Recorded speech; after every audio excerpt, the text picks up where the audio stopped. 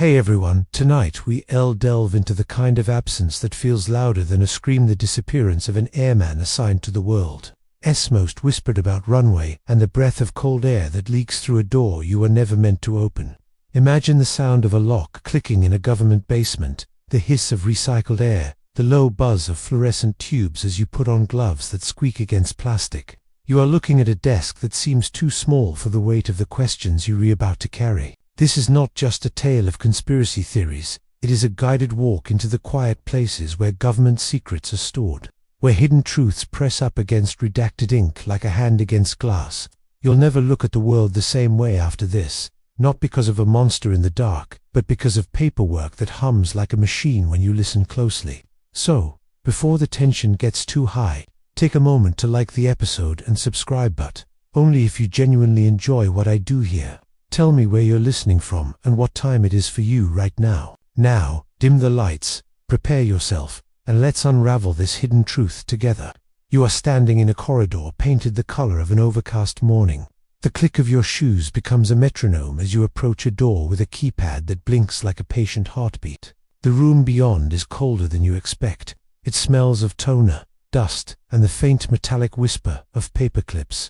A cart waits beside a reading lamp, stacked with grey archival boxes labeled by year and an acronym you recognize instantly. NTT, Nevada, Test and Training Range. You let your breath out slowly, listen to the small fireworks of static when your sweater touches the chair, and pull the first box toward you.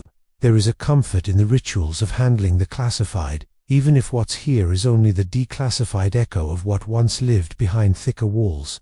Each folder is a door. Each staple is a lock. You turn pages to the soft percussion of paper on paper, watching black rectangles of redaction float like blackout curtains across photocopied memos. Somewhere between the hum of the lamp and the rhythm of your heartbeat, you notice the first mundane detail that shouldn't feel as heavy as it does. A roster sheet, a daily personnel roll call, with one name typed and then crossed out in a different pen. No incident number, no reason given.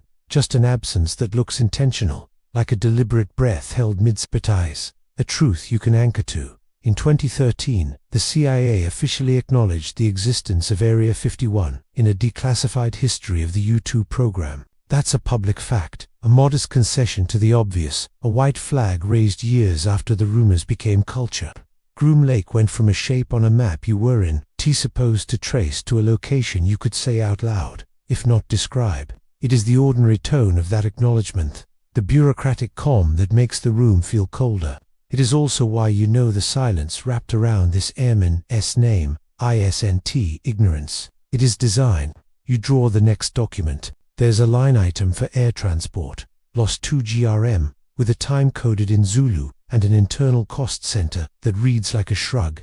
If you've ever stood near Gate 44 at the northwest corner of Harry Reid International, you've watched the unmarked 737s with the red cheat line, the Janet Flights board, in silence. Workers joke the name means just another non-existent terminal. It's not official.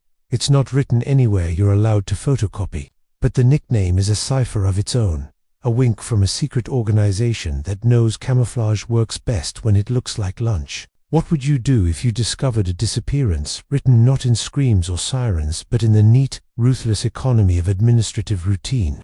You write down the time code, because the act of writing makes the room warmer. You tap the table softly, 1, 2, 3, like you're calibrating yourself to the rhythm of the place. The airman's trail is not a road, it's a faint seam in the plaster. You turn to an inventory sheet. Fluorescent bands flicker, and you hear, faintly, the coil spring cough of an old microcassette player from a nearby desk where someone else has left theirs running. On the page, a highlighter has smeared under a number, leaving a yellow bruise. Visitor chair repairs, cafeteria vending restock, solvent disposal, printer drums. Nothing dramatic, yet all the more terrifying for how unstirred it is. You see the way a life can fold into maintenance and deliveries, the way a person can be hidden inside errands without leaving fingerprints. Your finger stops at the smallest thing, a stapled slip, a phone extension scrawled beside it in graphite, half-erased, like the hand that wrote it changed its mind. The psychology of handling secrets makes you notice your own body. Your shoulders draw in as if trying to become a narrower target. Your throat dries out. You become an archivist and a suspect at once, aware of how silence can shape a mind.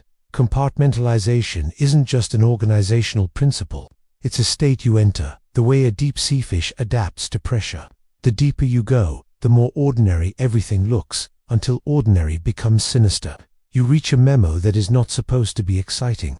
It is a reminder about badge protocol and escort requirements after hours. A line reminds staff not to discuss non-acknowledged assets off base, even obliquely. The term makes you pause.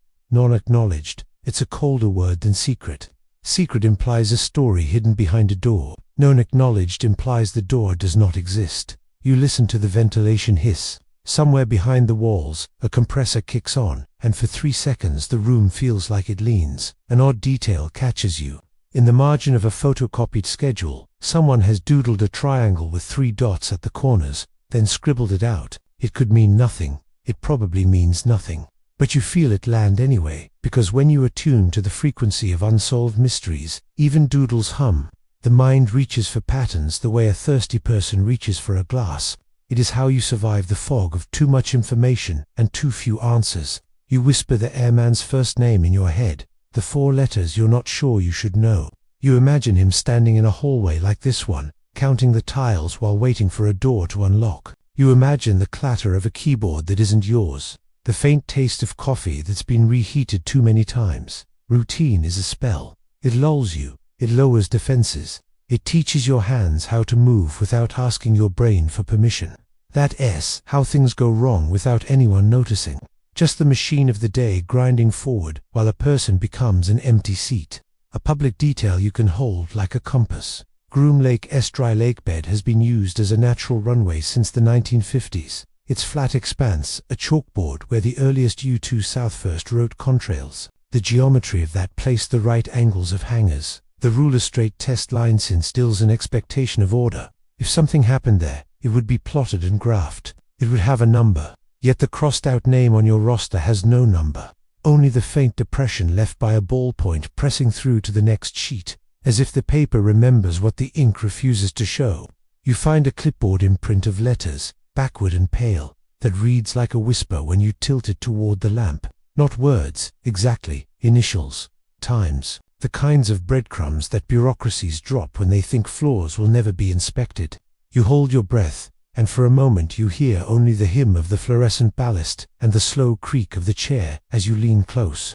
Wherever the airman went, it was not one big step into darkness.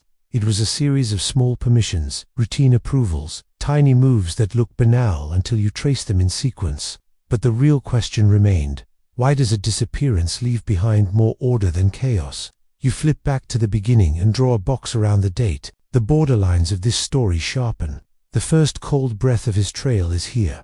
The roster sheet, the transport code, the dull memo, and the doodled triangle that stares at you as if it knows how this ends. You feel the lane markers brighten along a runway you can't see yet. Somewhere, a phone will ring when it shouldn't. Somewhere, a badge will blink red and then green.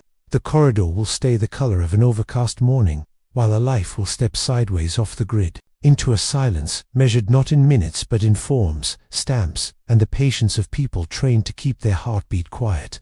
You slide the folder shut for just a second and rest your hands on the cardboard, listening to your own pulse. The door you were never meant to open is open, and the room feels different now, as if the air itself has learned your name. Out in the desert, the wind is carving new lines on a lake bed that has seen everything and told almost nothing. A page waits in the next box. A night waits on the next page. The roster holds its breath, and then lets go. Somewhere between the hum of the lamp and the whisper of paper, a routine night will become the last known trace. You follow the hum of routine the way a tracker follows a faint crease in sand, assembling a night so ordinary it becomes suspicious. The last evening on the airman's calendar doesn't glow with warning. It ticks. You hear the soft buzz of a wall clock over the drone of ventilation, the clack of a keyboard where someone reconciles hours, the low scrape of a chair at 1803. There is a cafeteria receipt with a time stamp and 2 items, meatloaf and coffee numbers, that mean nothing until you realize they are the last confirmed transactions in a life that will vanish while everything around it keeps humming. You pencil a line through the timeline.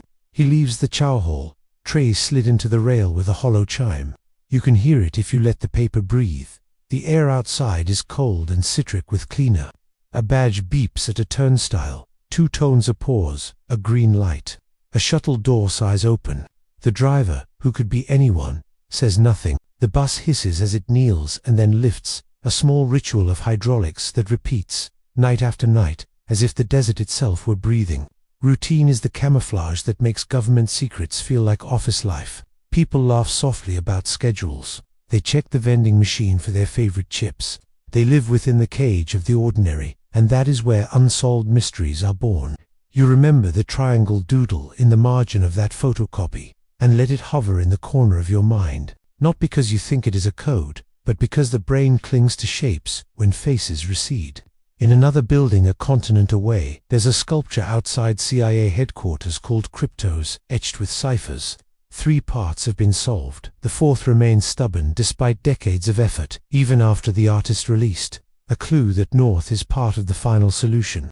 Secret organizations cultivate puzzles the way gardeners train vines, letting them climb walls to distract the eye from locked doors.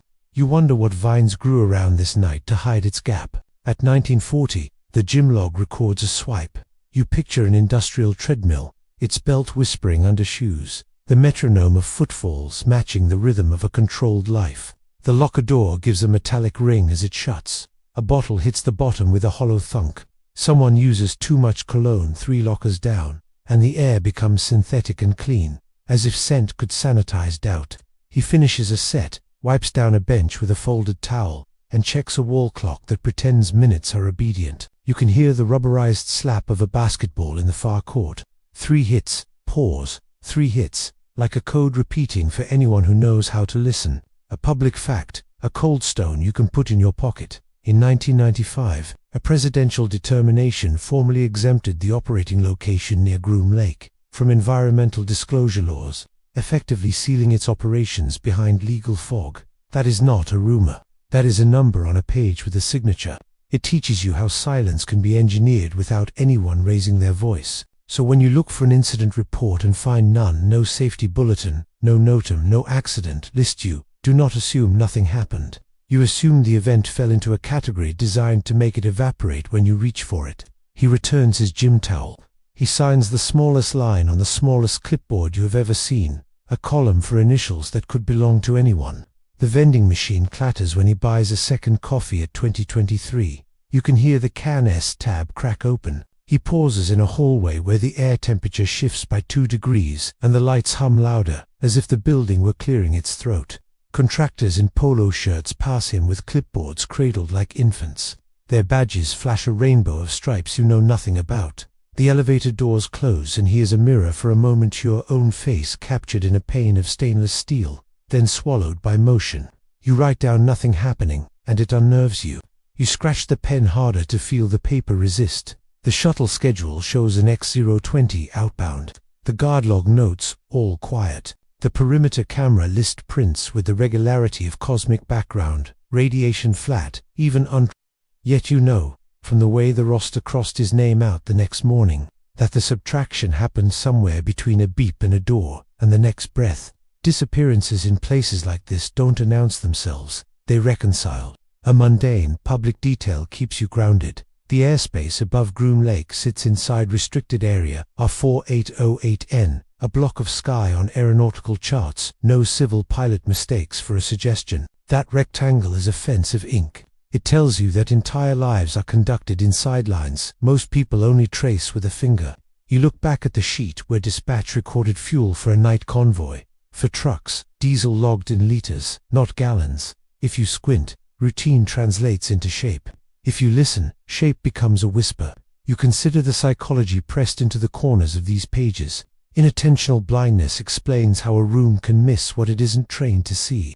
When workers expect nothing unusual, the unusual stands in the open, mistaken for a shadow. Compartmentalization means the night shift custodian can clean a hallway that is the last known corridor of a human being, and remember only the scuff that wouldn't T-buff out. SEER training, survival, evasion, resistance. Escape teaches airmen to withstand pressure. It also teaches them, quietly, how to become smaller when watched. A person learned to bend like that could vanish without leaving a ripple, if the water were already moving. You replay the last verifiable ticks, 2105, a security badge ping at a stairwell near the flight line. The sound isn't loud, it is a subdued chirp, like a bird that refuses to sing brightly at night. 2241, a janitor's work order closed. 2307, a coffee pot goes dry in the break room, the warmer clicking like a cicada. Midnight comes the way it always does in classified places without fanfare. People yawn on couches that no one admits exist. Radios murmur in clipped brevity. Outside, the desert turns its face to the stars. The only anomalous note you can certify is absence. There is no incident number. There is a missing rung in a ladder of reports. On the personnel tracker, a column that should say departed is blank. Blank is not neutral here. Blank is a decision. The ink stops because the hand decided it would, and the hand answers to a policy that speaks in the passive voice. Actions were taken, notifications were made, assets were reallocated. The passive voice is the lullaby of hidden truths. You lay your palm on a page, as if heat can coax out the shape under it. You are not hunting drama. You are listening for static that changes pitch. At 019, a phone extension dials out for 6 seconds and then hangs up. You know because a billing ledger for internal calls bills everything even if nothing was said. 6 seconds could be an error. 6 seconds could be a breath. The last known move is not motion outward, not a gate opening, but a call trying to become a voice and failing. The quirky detail refuses to leave. The great intelligence campuses decorate their own silence with riddles the way Cryptos hides messages in copper, the way unit morale patches render secrets as jokes in Latin. You're not at the patch yet. That will come. For now, consider how people surrounded by the unspeakable practice saying things sideways. Consider how a symbol on a corkboard might stand in for a person no one is allowed to name. Consider how a triangle with 3 dots, quickly erased, could be an anxious hand asking a question it isn't allowed to write. But the real question remained. If a night, this ordinary swallowed a person whole, did it do so by design, or did the ordinary turn predatory all by itself? You slow your own breathing until you can hear the lamp. You imagine the airman doing the same, not because he is frightened, but because routine teaches you to pace your pulse to the room. Somewhere in this timeline, a key turned in a lock that shouldn't have been there. Somewhere, a door counted as a wall opened like a mouth. You make one more note, a next of kin contact form with a number written twice, as if the writer anticipated their call being missed the first time. You look at the shape of the digits, the way the 7 carries a crossbar, the way the 9 hooks downward like a question mark learning to become a number. You reach for your phone, hesitate, then dial. Not because you expect to be welcomed, but because silence has formed a pressure around your ears that only a human voice can change. The line rings once, twice, a third time. You hear your own throat tighten as if you're about to step onto an unlit stage. Somewhere, far from the hum of fluorescent lights, a person who shares the airman's last name fumbles with a handset in a quiet kitchen. Your outline crinkles under your hand. The roster with the crossed-out name waits on your table like a witness that refuses to testify unless you ask the exact right question. The call connects, and a voice says hello. The voice that answers is steady in the way people get steady when they VA had to explain the same strange thing too many times.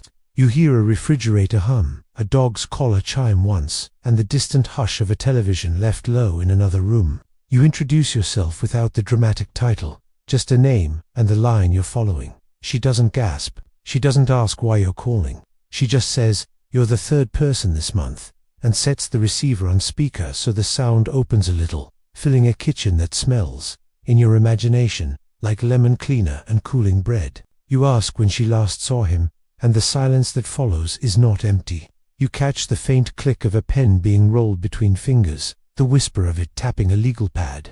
"A year," she says, almost exactly. He never made plans far ahead. That's how the job was. She breathes out, a measured exhale, and then gives you the hinge you didn't know you were waiting for. "I found a note," she says, "and a patch. If he meant to leave me something, that was it." You feel your spine lengthen, as if a string at the crown of your head just went taut. You ask her to describe them, and paper rustles as she unfolds a sleeve around a plastic bag. "It came in a small manila," she says. "No return address." The postmark looked like Indian Springs. The ink was smudged. Indian Springs is the small town beside Creech Air Force Base, home to the 432D wing, where remotely piloted aircraft crews train and fly, a public fact that feels like a gear clicking into place, not a smoking gun. A texture. She tears the tape on the bag, and the microphone picks up the mild rip of adhesive releasing. The note was on a sticky, she says. Yellow, the cheap kind. 3 lines. She reads them, the words falling like stones into a quiet pond. Don't call the base. Wait for Wednesday. Keep the scorpion. Terse imperative. The kind of language that assumes obedience. The kind of brevity people learn inside classified rooms, where anything longer becomes a risk. A squeak of her chair. It was stuck to the patch. You close your eyes to listen harder. The patch has that whispery fabric sound when fingers brush its embroidery. She is careful describing it, like a witness trying not to lead herself. Round, she says, about 3 inches. Blackfield, a scorpion in silver thread, tail curled over a 5-pointed star. No numbering, no unit name, just a border addend, a little Latin maybe, or fake Latin. I took a picture and searched, but couldn't find it on any official list. You picture thrift store light on nylon. The scorpion's tail arcs like a question mark, the star unblinking. You have seen things like this before. Researchers have catalogued the secret world's wry habit of morale patches, black triangles, desert owls, Latin mottos that are more joke than grammar stitched inside programs that officially don't exist. It's a mundane truth with teeth. Secret units often design emblems for themselves, a private heraldry that says the unsayable with thread. You ask what the motto says, if she can make it out. Vigilance umbris, she reads slowly. A trained ear hears the wrongness. The grammar leans, not quite Latin, the way in-jokes lean. I think it's supposed to say, watchful in the shadows, but I'm not a scholar. You write the words down anyway. Patches are stories we can hold, and sometimes they leak. A public, almost touristy fact floats up like a beacon from a different world. Nevada State Route 375 was renamed the Extraterrestrial Highway in 1996, and the state planted signs that quickly became souvenirs: stolen, replaced, stolen again. The road skirts the ranges that sphinx around Groom Lake. People take photos in Rachel, buy alien patches at the Little Isle Inn, drive home with a grin. It is a postcard layer lacquered over something bone deep. Listening to the sister, you feel both layers at once, the kitsch and the quiet. The government's secrets are never where the t-shirts are. She sets the patch on the counter, and the sound is a soft click, like a coin. What do you think it means? She asks, with the tone of someone who already knows you won't answer. You don't. You ask about the notes, handwriting instead. His, she says, without doubt. He loops his G like a figure 8 that fell over. And he always prints his W with 2 sharp points. It's there, she inhales, but the paper isn't from his house. We don't use that brand. The adhesive is weak. It peeled up when I touched it. You ask if she kept the envelope. She did. The stamp bears a flag, the ink bleeds grey, and the cancellation mark is uneven, like the machine was tired. You ask about anything else unusual, and the conversation edges into the uncanny valley where ordinary objects tilt. There's a line on the note where the capitals don't make sense. She says, "See, don't call the base. Wait for Wednesday. Keep the scorpion." He wouldn't capitalize base or scorpion. But Wednesday, yes. You picture his pen hesitating, toggling the uppercase like a blinking cursor. You write the capitals down in a Roby WS and let them sit there, not pretending they solve anything, only acknowledging that unsolved mysteries sometimes announce themselves in the grammar of a day. The quirky detail your mind refuses to ignore blossoms here. In 2012, an entity calling itself Cicada 3301 began posting recruitment puzzles, online acrostics, steganography, dead drops under paper posters with a cicada emblem in cities around the world. No one ever proved who ran it. Intelligence, hackers, a game. The puzzles tricked the brain into wanting more, each breadcrumb promising admission to a deeper room. The scorpion and its coy Latin hum with that same energy and invitation that might be nothing, might be everything. Secret organizations, you realize, often cultivate the aura of a puzzle as a security measure and a morale tool. It filters, it binds. You ask if the patch could be a joke, a novelty from a swap meet. She doesn't bite. He would make jokes with me, she says, but not like this. Not the day before she doesn't finish. The dog's collar chimes again, a soft, dissonant bell. and then the dog's nails click on tile. You imagine a kitchen table mottled by sunlight in the day and by lamplight at night. The patch sitting on a placemat like a coin from a country that refuses to admit it exists. The legal pad scratches as she draws the scorpion for you. The tail crosses the star. She says, not above it, through it.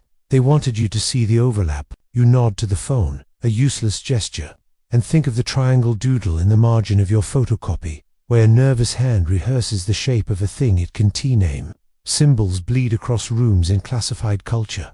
A triangle in one hallway becomes a scorpion in another, becomes a whispered word that recurs at odd hours until you stop hearing it and start being it. You ask about Wednesday. Which Wednesday? She doesn't know. He wrote it last spring, she says. I waited that week. Nothing. I waited each Wednesday for a month. Still nothing. I started to hate Wednesdays. Her rueful laugh is small, unwilling to grow.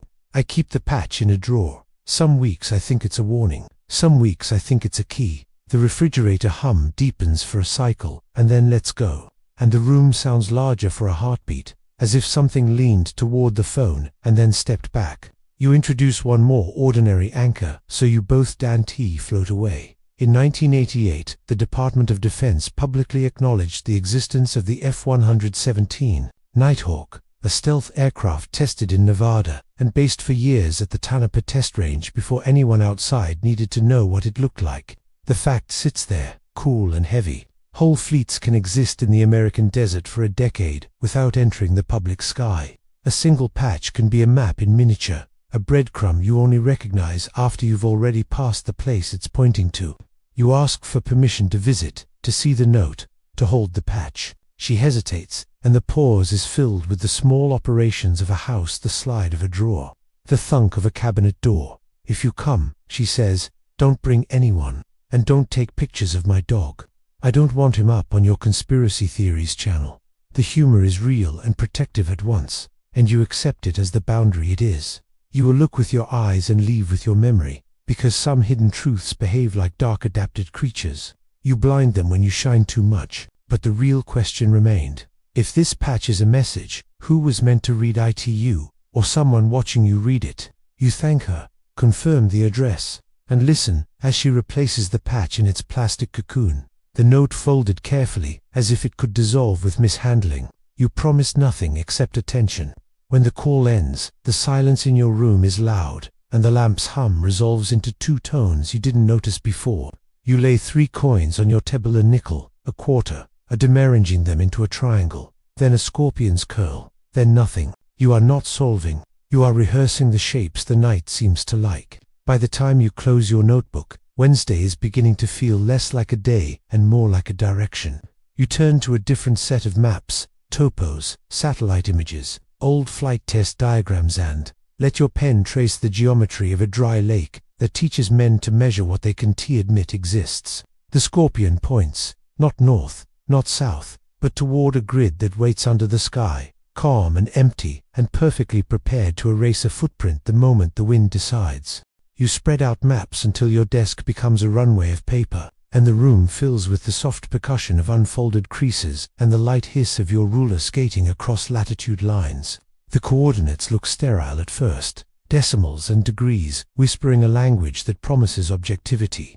But you know better. You tilt a lamp and let the light slide along the grid until the lake bed's pale oval emerges Groom Lake, a chalk-white pupil staring back. You tap the keys, the clack steady, as you pull up satellite images anyone can see and layer them with a schedule no one is meant to keep. The sound of your own breathing sets the tempo as you start translating numbers into motion, a life into lines. The dry lake reflects sun so hard you can almost hear it, a brittle shimmer, like static trapped under glass. Runway numbers tell you what the wind tells pilots. 14, 32 numbers that are not arbitrary but magnetic headings rounded to the nearest 10 degrees. You trace them with a finger and feel the sensation of walking a path at night, guided by paint you can't see until headlights find it. The paved strip lies like a blade, the lakebed runways like ghost roads that expand and contract with seasons. You imagine the hush of tires on cracked white crust, a tone lower than speech.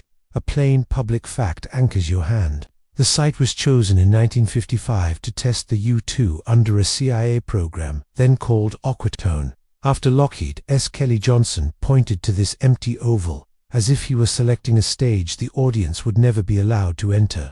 That origin is printed in declassified histories now, but it doesn't make the place less silent. It only tells you that from the beginning, the geometry here existed to make hidden truths look like desert. You lay a transparent overlay on the map and thread a red pencil along taxiways, counting hangar mouths like teeth. You don't name any yet. You just note their spacing, how they look like measures in a bar of music. Note, rest so regular your shoulders relax, even as your stomach tightens. You let the triangle doodle from the margin of that earlier photocopy rest on the corner of your mind, a metronome beat. The scorpion's tail from the patch curls at the edge of your vision. Symbols are graffiti the subconscious leaves in the classifieds. And tonight you read everything for meaning because the night keeps giving you shapes. You listen for wind as you imagine standing on that lakebed. The desert plays percussion with patience. A low rush, a dry reed rattle from saltbush, grit ticking against boots. If you've ever climbed Tikaboo Peak, the legal overlook 26 miles away, you know the way sound seems to halt in that air, how even a far-off engine becomes a pencil line sketched across silence. Spotters come with long lenses and sandwiches, and the patience of astronomers. They watch the geometry for changes, because in places like this, change is an admission. You draw the known runway lengths with a conservative hand, unwilling to overclaim what a pixel can distort. Even as you honor caution, you can feel the itch to sketch what others whisper, the old stories of a lakebed strip so long it could land anything that fell out of the sky. You hear the whisper in your ear like a late-night radio signal you're not sure is meant for you. Conspiracy theories don't start with fantasies. They start with silence that invites a story to keep you warm. A mundane aviation detail serves as your compass. Runway numbers drift over decades because Earth's magnetic field wanders. And repainting digits is maintenance, not mystery. You let that fact keep you from falling in love with shadows. You note that paint crews must roll stencils across a surface no tourist will ever photograph up close. Someone orders the white paint. Someone orders the black. Someone knows exactly how long it takes to dry in a wind that smells like gypsum and heat. You print a scale bar and listen to the little lasers whir like a distant insect. Then you begin to reconcile the red pencil world with the paper trail you carry. Cafeteria timestamps, shuttle timetables, badge pings. You place pins on your overlay. Late meal, gym, stairwell near the flight line. You draw a thin line, barely perceptible, connecting them like the faint seam in drywall you noticed on the first night. That seam crosses a taxi line at an angle that shouldn't matter, but your hand hesitates, as if to ask whether the angle is a message or just geometry playing its old trick. You introduce a strange companion to the desk to make sense of the urge. The Beale ciphers, early 19th century numbers that supposedly conceal the coordinates to treasure in Virginia, decoded by a key text no one can agree on. The part that allegedly works used the Declaration of Independence to map numbers to letters. The rest refuses to yield. You don't need the treasure. You need the discipline. Coordinates aren't places. They're invitations. They ask you to bring a reference and a willingness to be wrong without giving up. The night is like that. The Airman's path is like that. Everything you hold is a partial key. You pin a note at the edge of the lakebed where a faint grid shows scoring lines, calibration marks, maybe, or lane markers, maybe, or historical artifacts from tests long folded into the dry map of government secrets. Your pencil rests on one square just north of the main paved strip, and you listen to a memory that isn't yours. The buzz of a light cart generator, the clunk of a wheel chock, a mechanic's laughter swallowed by open air. You do not let yourself invent the Airman there. You let the grid be a grid until evidence insists on a face. A public, seemingly trivial detail keeps your boots on the ground. The NTTR is a patchwork of restricted boxes on FAA charts, and pilots' file routes that bend around them like water around stones. Even if you've never flown, you've seen those rectangles in flight trackers as commercial jets arc wide over Nevada's emptiness. They are polite fences, the kind that say do not disturb, with a bureaucrat's smile. The fences operate at scale, but the acts behind them are small boots on pedals, pens on forms, coffee cooling on a wing route. The quirky thing that refuses to leave the room sneaks in as a coin tossed on your map. An NRO launch patch from a decade ago, the one with an octopus draped across the globe, and a motto that confessed more than it meant to. Nothing is beyond our reach. It was real, too real for comfort, and the public saw it and shivered. Secret organizations joke in Latin. Sometimes they forget how the joke reads outside the room. The scorpion you hold in your notes doesn't grab the world. It curls on a star like a patient question. Still, the lineage is there. Thread and emblem as quiet speech. You let the rulers settle and write down distances with the sincerity of a surveyor. How many minutes at walking speed from chow hall to stairwell?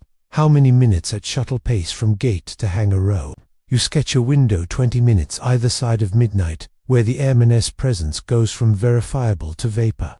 The lines on your overlay begin to look like staff notation again, measures with a missing beat. Your pen hovers over a space in the grid that feels like a rest written on purpose. You notice a subtle asymmetry on the imagery, a set of rectangles painted paler than the lakebed, either new or pressure-washed. It could be nothing more than maintenance, the endless chore of keeping dust from defeating order. It could be everything, a mark of a place, scrubbed cleaner because it held heat recently. You close your eyes and hear an older sound. In 1962, oxcart taxi tests left long, thin echoes on film as the earliest A12s edged across this very chalk. The birth cry of speed carried in quiet footsteps. It's public history now, but the image still chills, you a needle moving where nothing should. You jot one more mundane truth that keeps you from floating. Runway-edged lights would be low intensity in a place that prizes dark. The lakebed itself is a night vision paradise. You imagine boots avoiding lights on purpose. A walk planned along shadow edges the way a burglar plans the creakless steps in an old stair. The scorpion's tail flicks in your mind. Wednesday lingers like a siren you can't triangulate. You adjust your chair and it groans, a confession of weight. The map stares back. The grid is not a maze. Mazes want to trap you. The grid is a question paper, waiting for someone to show their work. You sharpen your pencil and listen to the single, delicate rasp of graphite against wood. Then you circle a square, exactly the size of a small office, and write a time next to it. You have no proof he was there, only the kind of convergence that keeps analysts awake. Timetable, line of travel, a blank on a roster that matches a blank on the map. But the real question remained. Are you mapping the Airman's last steps or following a path someone laid to make you believe you are? You slide the overlay aside and watch the lines drift over the lakebed like transparent contrails. The room is so quiet you hear the toner fan spin down to a stop. Out in the desert, dust is moving in sheets no one will remember. The runway 14 marker will still point where it always has tomorrow, even if the earth nudges the compass a fraction. Your pencil lies across the scorpion you absent-mindedly sketched in the margin, the tail just touching the red star you drew last night without admitting it. You steady your hand and write 3 letters in the corner of the map, BWS. You don't know why yet. You only know the grid felt different after you did. You file the first request with a measured click, the kind that sounds like you replacing a small offering at the door of a very old temple. The foyer portal loads with the lethargy of a system that doesn't flinch for anyone. You type your scope like a spell date's locations, a person whose name you abbreviate out of habit and superstition. The air conditioner exhales. Your keyboard answers with a steady clack, and you start the slow weather of a Fuya storm. Emails to Nellis, to the Air Force Civil Engineer Center, because facilities hide stories, to base services because food leaves paper, and to any office whose acronym has ever brushed against the Nevada Test and Training Range. You date your letters. You write the clock into your notebook. The law says 20 working days, but you know that time in this world is a rubber band. You request any records of an incident, or a security irregularity, or a personnel action that might place a person in a hallway near a flight line on a Wednesday that will not tell you which Wednesday it is. You include the cafeteria, because routine leaves receipts. You include utilities, because lights and air are footprints too. You include shuttle dispatch logs, because a bus breathes data even when nobody speaks. The first replies arrive like rain in a desert, thin, stray, and freighted with meaning. Your request has been assigned, control number. The number settles on your desk like a tag pinned to a specimen. You keep your voice low as you read, because whispering to paper helps you hear the subtext. Due to unusual circumstances, we will need to consult with another component. Your request is placed in the complex track. Complex. The word lands like a door settling into its frame. You listen to your own pencil scratch the margins, note the date, breathe out, then the black bars begin. Scanned PDFs arrive with all the warmth of a photocopier left on too long. You open them, and the room changes temperature. Whole paragraphs are struck out, heavy with the black of permanence. Redaction codes sit like neat little tombstones in the margins. B1, for classified national defense information. B3, for information exempted by Statute 50 U.S.C. 3024. I1 rests there without flourish, guarding intelligence sources and methods, like a polite but unmoving bouncer. You recognize the rhythm. The pages whisper that they have been seen by someone who will never say your name out loud. A letter arrives that wears a specific old magic. The agency can neither confirm nor deny the existence or non-existence of records responsive to your request. There's a legal history to that phrasing, and it is not urban legend. The Glomar response was baptized in case law after a journalist asked about a ship that wasn't supposed to exist for EPV, CIA, mid-1970s, and the phrase has been guarding doors ever since. You hear the ship's name rumble under the letter like a submerged engine. Hughes Glomar Explorer, a cover story so ambitious it needed a new verb. To Glomar is to make a question disappear in plain sight. You put the letter down and reach for the next envelope, as if you're re-picking up a shell and hoping the ocean is still inside. Food services, contracts, the quiet machinery of routine. You open the packet and hear the crisp rip of paper that didn't he expect to be touched this way. And there it is, an invoice, as beige as a waiting room, full of numbers no one would memorize. But the numbers hum because you know what you're listening for. The vendor line is ordinary monthly base dining services itemized down to the napkin. A line reads, after hours meal, swipe reconciliation, tied to a machine ID that maps to a location labeled only as DINEX03. Another line, quieter but bolder, lists cashless transaction verification employee meal. 20 hours, 23 minutes and 11 seconds Z, with a 4-digit code for the badge. Your stomach tightens. You cross-reference it with your notes. 2023 was the vending coffee you already had in your timeline. This is the cafeteria's ledger telling you that at 1958, and again at 2023, a specific badge used a meal entitlement inside the fence. The name column is redacted, polite black, but the associated cost center points to a building code you've seen before, circled on your map where your pencil hesitated. You listen to the paper. Receipts are the unstated biography of a place. Cups, trays, refills, a drumbeat of the human machine doing what it must to keep running. The invoice is dull by design, and that is why it is valuable. It cannot help but date stamp a presence in a room where presence is supposed to be a rumor. Your finger lands on the machine ID again. You hear a chime in your minder beep in a cafeteria that no tourist will ever photograph. You write the code twice, because once feels like superstition and twice feels like method. A public fact steadies your breath. FOIA sits at 5 USC section 552, and it promises you a kind of sunlight that doesn't always feel warm. Agencies must reply, even if the reply is absence wrapped in reason.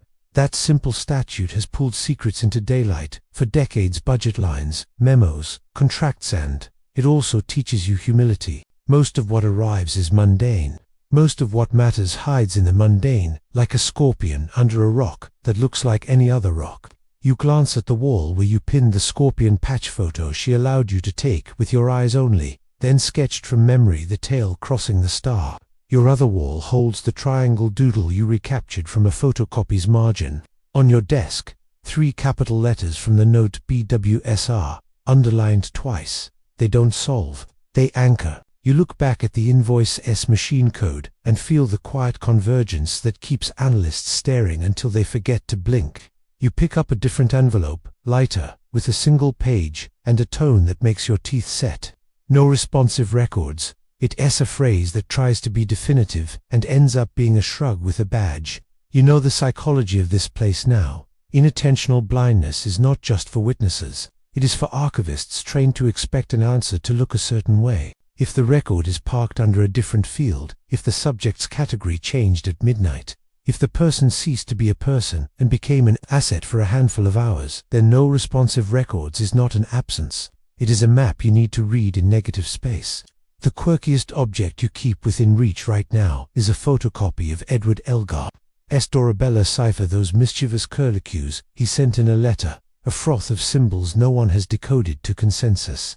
It is not the same as a foyer page drenched in black, but your mind recognizes the kinship, a message you can see but cannot read, a shape without a key. You let your eye trace its loops once, and then return to the invoice, because the invoice doesn't need solving. It only needs to tell you that someone ate meatloaf and drank coffee at a base facility labeled DINEX03 on a night when your timeline goes thin. The email that follows is practical and bored. A base utilities report confirming a brief draw on emergency lighting in a corridor at 2106 due to a scheduled test. It's a mundane pulse, but it stops your breath. At 2105, you logged a badge ping at a stairwell near the flight line. At 2106, a light test turned a hallway into a theater of shadow and reveal. The coincidence is almost offensive in its neatness. You write it down and refuse to love it too quickly. The black bars march across another PDF, like a parade of orderly crows. In the margin, someone has initialed the declassification review, the pen dug deep. The indentation is a ghost on the back page. You tilt it to the lamp and see the faint scar of a letter you can identify. It could be a B, it could be your mind wanting a B. Your chair creaks. The fluorescent hum in your ceiling resolves into a two-tone buzz again. The same musical interval that shadowed your first phone call to the sister, as if your room has learned to reflect your anticipation back to you. A small thrill of practicality returns when you notice a line at the bottom of the food services packet that nobody thought to black out. A maintenance request for a broken latch on a cafeteria door, stamped 014 with a signature that looks like it was signed on a moving vehicle. The door latched again at 039. You let the numbers sit on the table. They don't point, they glow. You draft your appeal letters with a tone like a scalpel.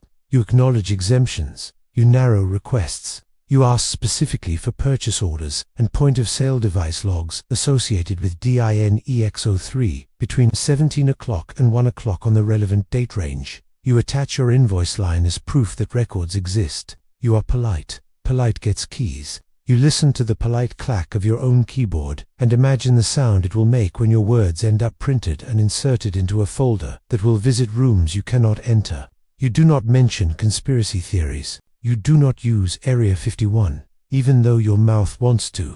You speak in the language government secrets, understand line items, control numbers, date ranges because hidden truths respond to the gravity of specificity.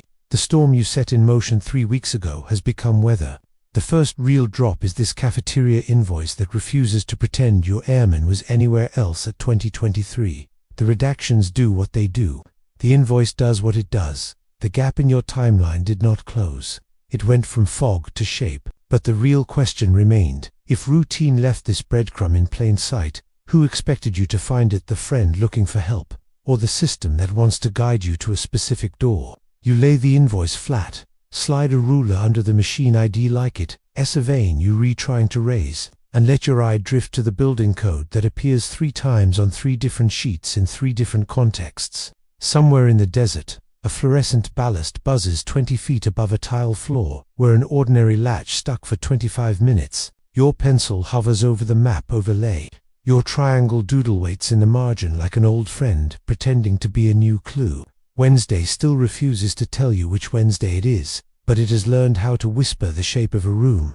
You unroll the schematic with the care of someone decoding a weather front. The paper exhales a long, crisp sigh as it flattens, and the room takes on the faint smell of blueprint Inca mineral tamps, like wet stone and old promises. Your fingertips drum once, twice, the soft tap a metronome for concentration. This didn't arrive with a flourish.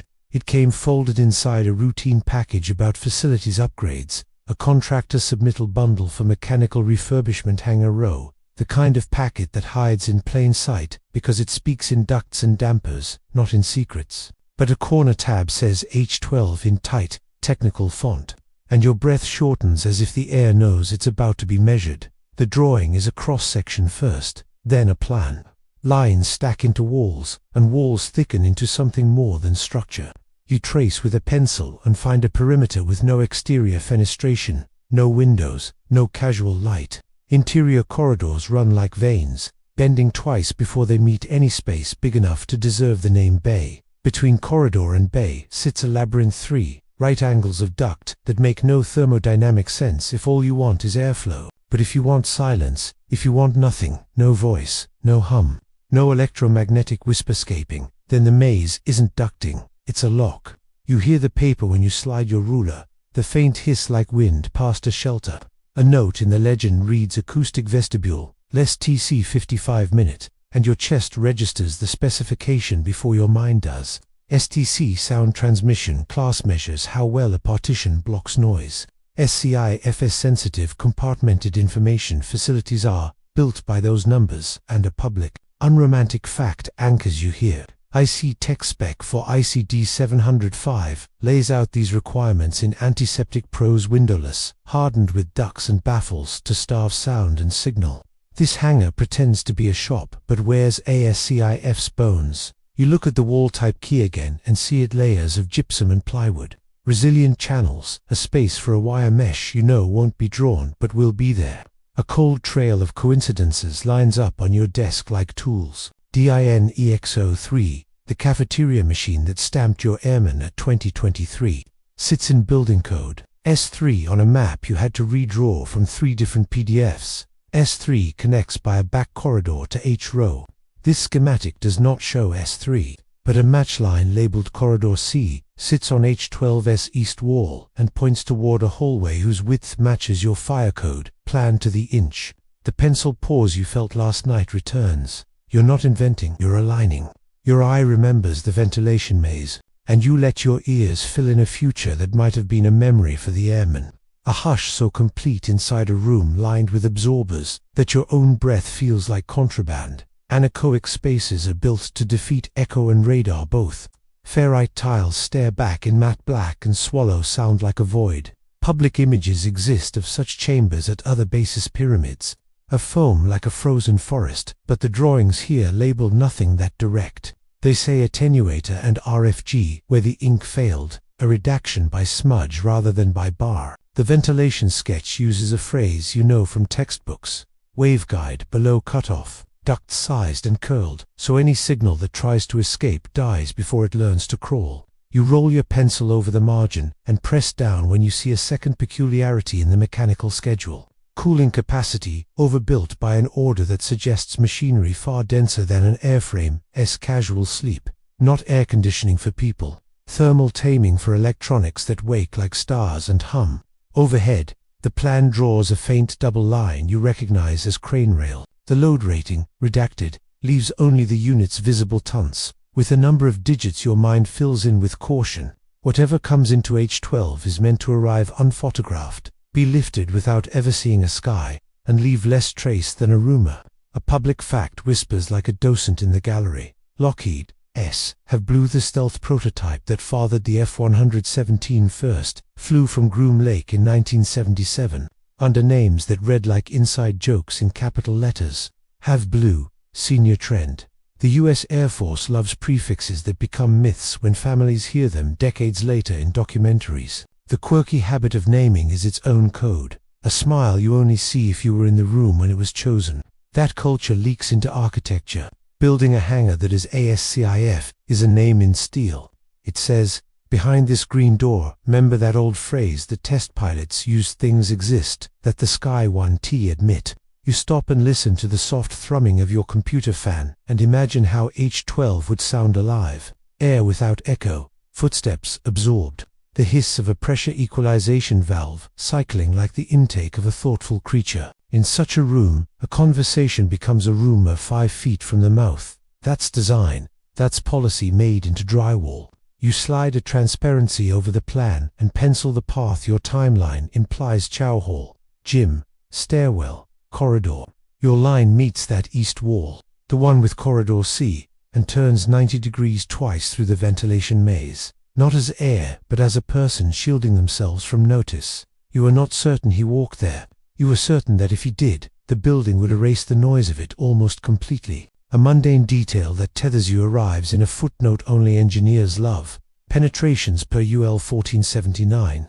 Maintain rating, fire stops, putty pads. The bland phrases that make a wall hole after a cable tries to defeat it. Bureaucracy expresses itself exquisitely at the scale of screws.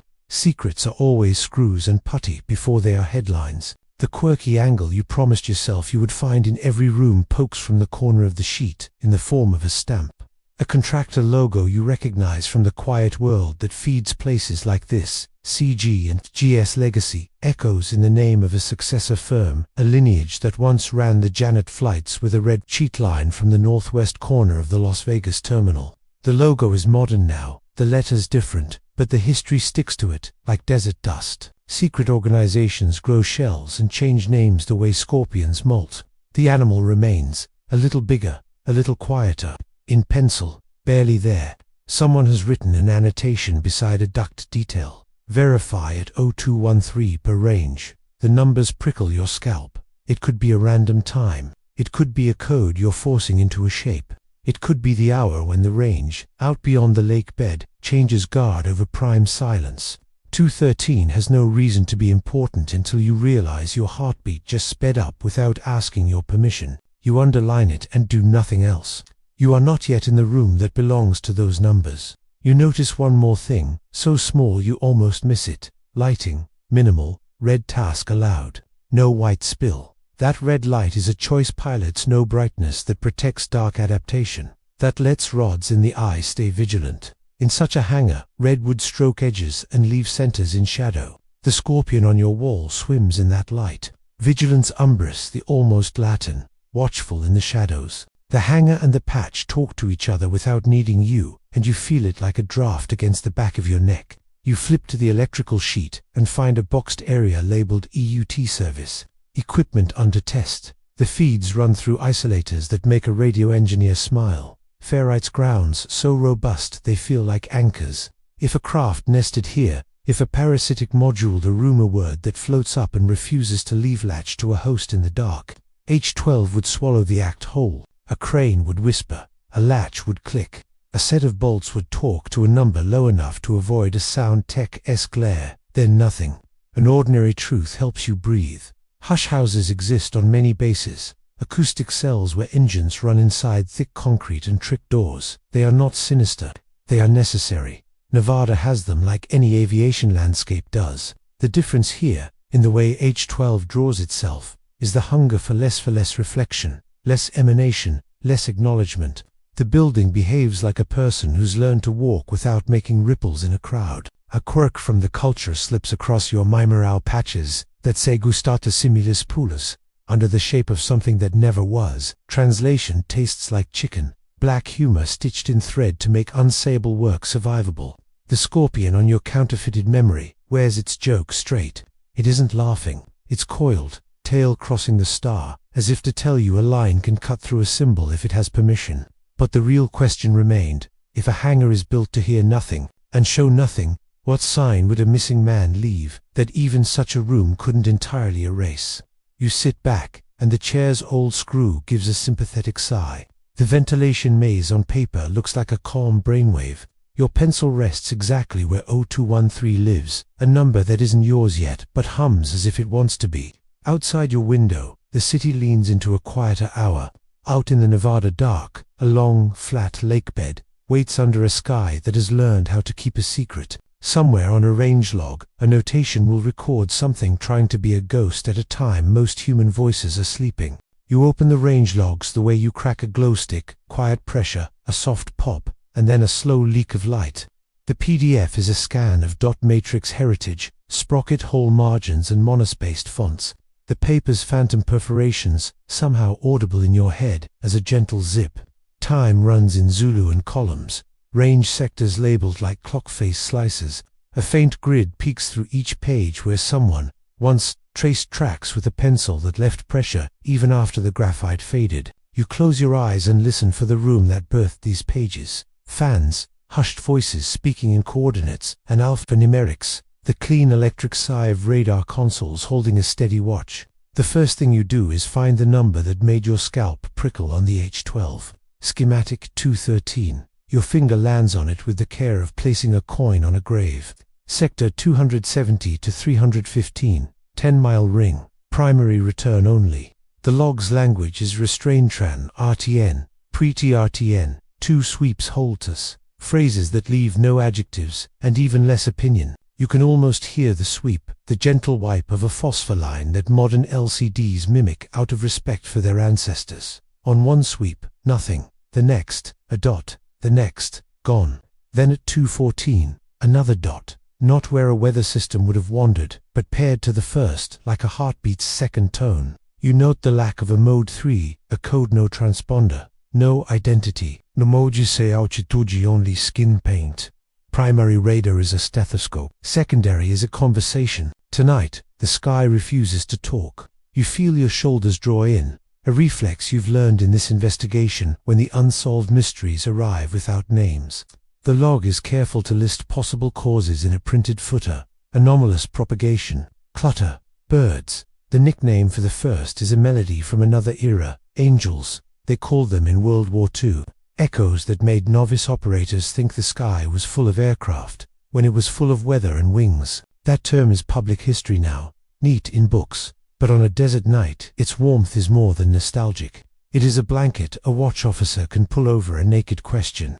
You write down the cadence: 2 sweeps, then dark, 2 sweeps, then dark. The range radar's rotation, rate 6 seconds, judging by another line, turns this into a rhythm you can count with your pulse. 12 seconds, quiet, then a breath, then quiet. If this were just birds, you tell yourself, the dots would smear. If this were just ducting temperature inversion bending beams toward ground, and back the returns would paint arcs and blotches that wander with the physics of the air. These are not blotches, these are pebbles dropped into a precise pond. A mundane anchor keeps you from leaning too far toward wonder. And TPS-75 is a deployable US Air Force radar. A public fact you can read about without seeing any secrets. Range instrumentation also uses dedicated tracking radars that can lock a single target and ignore the rest. You are not claiming which set spun tonight. You're saying only that the watch had tools, and that the tools logged what they saw in a hand as calm as a metronome. You flip to the polar plot sheet, and it makes a soft, papery sigh. Concentric circles for miles, spokes for bearings, pencil marks that have faded to memory. Someone once traced this by hand, and their hand had the discipline to lift the pencil when the return died, to set it down again when the world flickered. At 2:13:06Z, a point, at 12 miles, bearing 301, at 2:13:12Z, gone. At 2:13:18Z, back at 13 miles, bearing 298. The pattern is not a straight line. It's a scallop, a series of shallow, deliberate arcs, like a swimmer, pacing just below the surface, rising only enough to take a measured breath. A voice, decades old, threads in from a different room and a different time. In July 1952, controllers over Washington, D.C., reported radar returns that made newspapers burn with headlines and turned government secrets into midnight radio. The Air Force held a press conference. The explanation leaned on temperature inversion bending radar waves, an effect that is real, documented, and deeply unromantic. You write that fact down because it is solid ground. Then you look back at your log and confess to yourself that 2:13 feels less like weather and more like intention, teaching itself to be shy. The quirky habit of secret organizations to test minds with puzzles glints here. GCHQ once sent a public Christmas card with a grid that birthed layers of ciphers, each solved revealing a deeper key, an institutional wink that said, if you enjoy this, maybe you enjoy the rooms we inhabit. You think of that card as you trace the dots on the polar plot, because the pattern does what good puzzles do: it offers just enough order to make your brain reach and just enough noise to humble it. You could call 2:13 a coincidence and stop. You're not built for that. You let your ears lead. Imagine the radar room at that hour. Low voices. The click-tick of a keyboard entering a mark command. A coffee cup settling on a coaster with a controlled lack of sound. The operator's rested monotone. Transient return. Sector 301. 2 sweeps. No mode 3. No mode C. Negative IFF. The supervisor says Roger the way people who have said it 10,000 times do, shorter than the word deserves. More definitive than silence.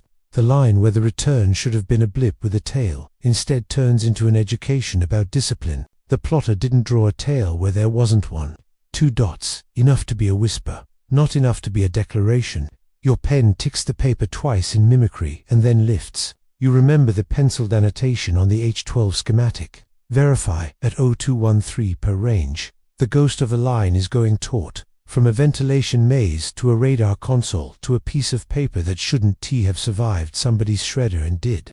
You weigh the sensation that you are being shepherded. When government secrets want to remain whole, they present noise and drown you. When they want to shape your trajectory, they present pattern and starve you. You flip to the next page. 231. Another pair of dots, different sector, same cadence. You taste the metallic edge of coincidence again. Range notes reference CHAFF, elsewhere in the nitre training debris of glittering metal that makes radar blossom like fireworks but chaff blooms. Drifts, expands. It does not hold pairs of beats, 12 seconds apart, like a submarine practicing how to be the tide. The public fact that keeps your boots in the hallway and not in the sky is simple.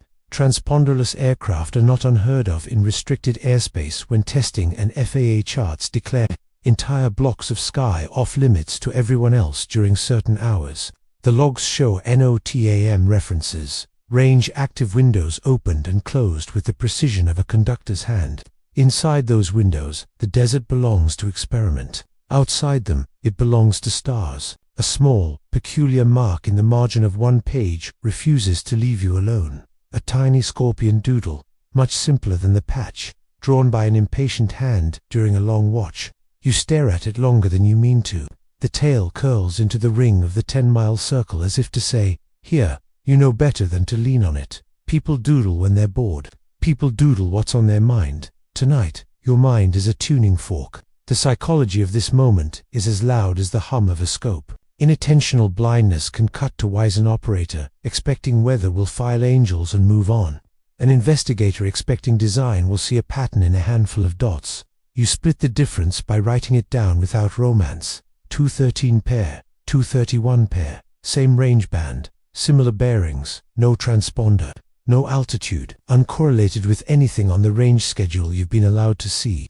You pin it to the timeline like a timid moth, but the real question remained. Were the 213 returns the breath of a test article, keeping itself just below naming, or the air itself, learning a new way to lie? You let the pen rest on the desk and listen. If this were weather, it would want to smear your neatness. If it were a craft, it would want to erase your curiosity. Either way, it would choose red light over white and let the room do the silencing. Your eye wanders to the crane rail drawn in H12 and thinks of a small thing nesting under a larger thing, learning to be quiet by hugging a belly you will not speak about for years. The rumor you read not ready to say out loud yet wriggles at the edge of your notes. Parasitic, docked, a sidecar to something bigger. The logs close with a lulling cadence of range bureaucracy. Watch relieved. Sector quiet, scope clear, and the paper stops making noise. The room you imagined goes dark. Out on the lake bed, the night resets to its baseline hiss. Your ear is left holding a rhythm it didn't ask for and now cannot forget. The dots at 213 teach you that sometimes the sky shows its secrets, not by shining but by blinking, a minimal confession in an ocean of denial. You turn your chair slightly and look at the wall where you've tacked the scorpion sketch, the triangle doodle, the letters BWS. The next step is not to chase ghosts, it is to learn where ghosts learn their manners. To understand why an echo at 213 could carry the posture of intent, you have to understand the lineage that taught machines to be shy. You reach for a shelf where you keep books about a shop in Burbank where things were built faster than the world. His ability to explain them, a place whose nickname became a promise to those who entered and a riddle to those who watched from the fence. Your finger lands on a spine that smells like oil and old paper. The cover is simple. The stories inside are not. Somewhere in those pages, a geometry was invented that trained the desert to keep a straighter face than any map. You open it, and the room learns a new kind of hush. You turn the spine that smells faintly of cutting oil and dust, and the page crackles like thin ice. You are looking at the lineage that taught deserts to swallow noise. Lockheed's Skunk Works, a shop that hid extraordinary programs behind ordinary faces, and did it so well that the paperwork often reads like grocery lists. You hear the soft slide of a photograph out of a sleeveman in shirt sleeves under a corrugated roof, a handwritten caption, Burbank, 55, a coffee mug clinks, a pencil ticks. You feel the calm of method settle, because tracing the family tree of secrecy is how you learn what shape the present prefers. The U2 comes first, thin and high and improbable. A public fact sets the room's temperature. On August 1st, 1955, Tony LeVere lifted the U-2 off Groom Lake for its first flight under the CIA's Aquatone program, a test that began the tradition of using that white oval as a drafting board. The public was allowed to see. The story reads like an instruction manual for how to make unsolved mysteries look like logistics. A dirt strip, a lake bed, a shop in Burbank whose nickname started as a joke. An engineer answered the phone, Skunk Works. Riffing on a Lyle Abner Comics moonshine still, and the name stuck, domesticated into Skunkworks, with a little cartoon skunk that winked through official memos. The quirky truth of secret organizations. They salt their own dread with humor to make it livable. You run your finger down Kelly Johnson's rules, 14 of them, clipped and clean. Small teams, short lines, one boss, one page of specs when a book would drown you. The rules look mundane, almost folksy, until you realize they are tactics for compressing time, which is the rarest fuel in programs that rely on classified silence. You hear a drafting pencil whisper over vellum. You smell hot dope on fabric and a whiff of JP7 somewhere down the hall, even though the Senior 71 isn't here yet. Under your hand, the years stack like laminaceous. Then Oxcart arrives. The A12 sleeker, faster, black where the U2 was silver. A page notes another public fact you can anchor to a date. April 26, 1962, Lou Shock takes the A12's first official flight at Groom Lake. You picture the sound more than you dare describe. It's a rising metallic roar contained in a bowl of white silence. Shock diamonds staining the memory of people who couldn't talk about them for decades. The program's vocabulary hardens. Article 4, airframes, numbers that depersonalize risk. Titanium becomes the quiet protagonist, and you write down the part that still feels like a magic trick, even though it documented history. The CIA used shell companies to purchase Soviet titanium for American airframes designed to outrun awareness. Government secrets love ironies that can't be admitted until they're old. Your pencil pauses over a photograph of the M21, a modified A-12, with a saddle on its spine, and the D-21 drone perched like a dagger in its sheath. Parasitic docked, launched at speed to fly where pilots should not. You feel your scalp prickle with the rumor that keeps brushing the edge of your noteside car. A word you haven't earned yet, but one whose ancestry you can now feel in your fingertips. The M21's story carries a cold stone of a fact. In 1966, a launch accident broke a crew into the Pacific, and one drowned in a survival suit flooded by a Coutre Torix. Name sits quiet, respectful. The program pivoted to be 52 launches after that. When you study how hidden truths evolve, you learn the way risk teaches doctrine in rooms without windows. The Senior 71 pages are darker and smell more like varnish, as if the ink sat heavier on them. December 22, 1964, first flight from Palmdale, Mach 3 across a map that refused to hold it. Official histories repeat to numbers like a prayer. Above 80,000 feet, around Mach 3.2, though pilots smile at the elasticity of around. The mundane detail you write down to keep your mind grounded is almost domestic. JP7 fuel so thermally stubborn, a Match 1T lighted, injected with trethylbarane to make engines start with a green flash. On the ground, the Senior leaked because heat in flight would expand the aircraft and seal it. A mess by design, a riddle with a checklist. You listen for the Skunkworks voice under the headlines though. Way managers called Palmdale Plant 42 and treated the Mojave like a back room the way workers talked about going to the ranch, and meant a place without an address. Even the labels practiced misdirection. Procurement forms might describe avionics enclosures when what they bought were the walls of a secret. You feel how your cafeteria invoiced DNX03, machine IDs. Cost centers belongs to this lineage of ordinary words doing extraordinary work. The camouflage isn't a tarp, it's tone. You reach for a binder whose rings squealed like a small confession and find the page where Half Blue gets a paragraph to stealth prototype that seeded the F-117, first tested in that white bowl in 1977. You already touched it earlier, but here the lesson is sharper. Geometry as a moral choice. Planes that bounce radar away like a magician's scarf. Surfaces designed to answer politely to radar's call with silence. The mathematical underpinning, echo reduction seems bloodless on paper, and then you remember your 213 dots. The way they blinked, like a shy pupil under a lid that wanted to stay closed. Machines inherit posture. You pause and let your ear fill with shop noise, that ice and tea there. A rivet gun, riveting heartbeat. A crane chain rattling in its track. The rubberized squeak of a dolly turning under a shape that the public would not see for 10 years. In Burbank, the skunkworks famously kept a wall that was part sheet metal, part fog. A culture of close the door behind you and don't ask beyond your lane. Compartmentalization isn't cynicism, it's carbon fiber. It makes the structure light and strong, but it also means a person can vanish inside it and leave only the impression of a weight being shifted from one hook to another. You fold back to a page that lists the program names like Talisman's Aquatone, Oxcart, Senior Crownend. You hear how the syllables train the tongue to talk without saying.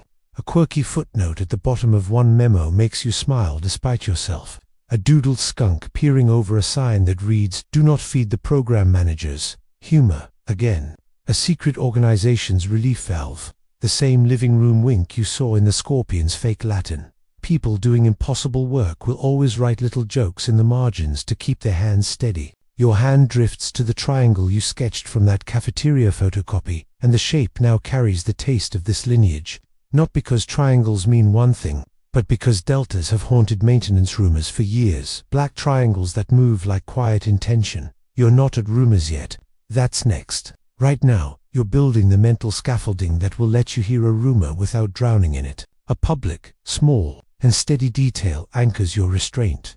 Skunkworks published Kelly's 14 Rules, open to anyone curious. A management gospel that fits on a single page and changes lives when leaders actually obey it. You touch that page like a token to remind yourself that the grandest conspiracies often ride on the back of legal memos and bullet lists that look boring on purpose. Power prefers paperwork with no adjectives. You let another oddness into the room as a reminder that puzzles are part of the air you're rebreathing. The last section of the CIA's crypto's sculpture remains unsolved, decades on, even after clues like Berlin and clock were given by the artist. The endurance of that unsolved cipher in a courtyard full of people trained to kill. Riddles is a quiet truth about secrecy. Sometimes the unsolved is left in place to remind everyone that certainty is a narcotic. You feel that reminder steady your hands as you close the binder. You stack the pages square and feel the short friction of paper aligning with paper. You have learned that the genealogy of hush includes parasitic craft, windowless rooms, fuel that won't light until it's told to, and managers who prefer phone calls to emails because thin air carries fewer subpoenas. Your airman walked in that ancestry's shadow. H12's ventilation maze makes more sense now. A room that is both hangar and hush. A place where small things climb onto larger things, and the only record at 2:13 is a pair of dots that refuse to be weather. But the real question remained. If the skunkworks taught the desert how to wear an ordinary face, which face is it wearing? Tonight, the one that engineers see, or the one that whisperers describe as a black triangle moving without sound? You rest your palm on the map overlay where your pencil paused at the maintenance row. In your ear, you hear a quiet, practiced phrase from a crew chief you haven't met yet. It was just an avionics test array. Procurement forms, love those words. So do people who need to explain a shadow without lighting it. You exhale, and the room seems to swallow your breath, the way a good anechoic chamber would. Then, like a rumor walking down a hallway in steel-toed boots, you hear the next thread arriving from the maintenance balo voices. The smell of hot resin, and a shape that technicians call a triangle, because it's easier than saying what it really is. You hear the rumor before anyone speaks, yet the way a room goes quiet around a word, it has learned to fear.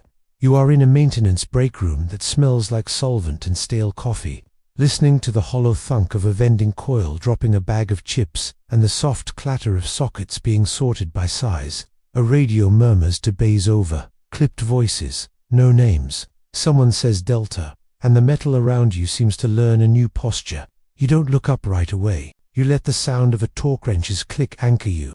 The exact metronome of 65 in pounds. The reassurance of spec in a world that keeps trying to be myth.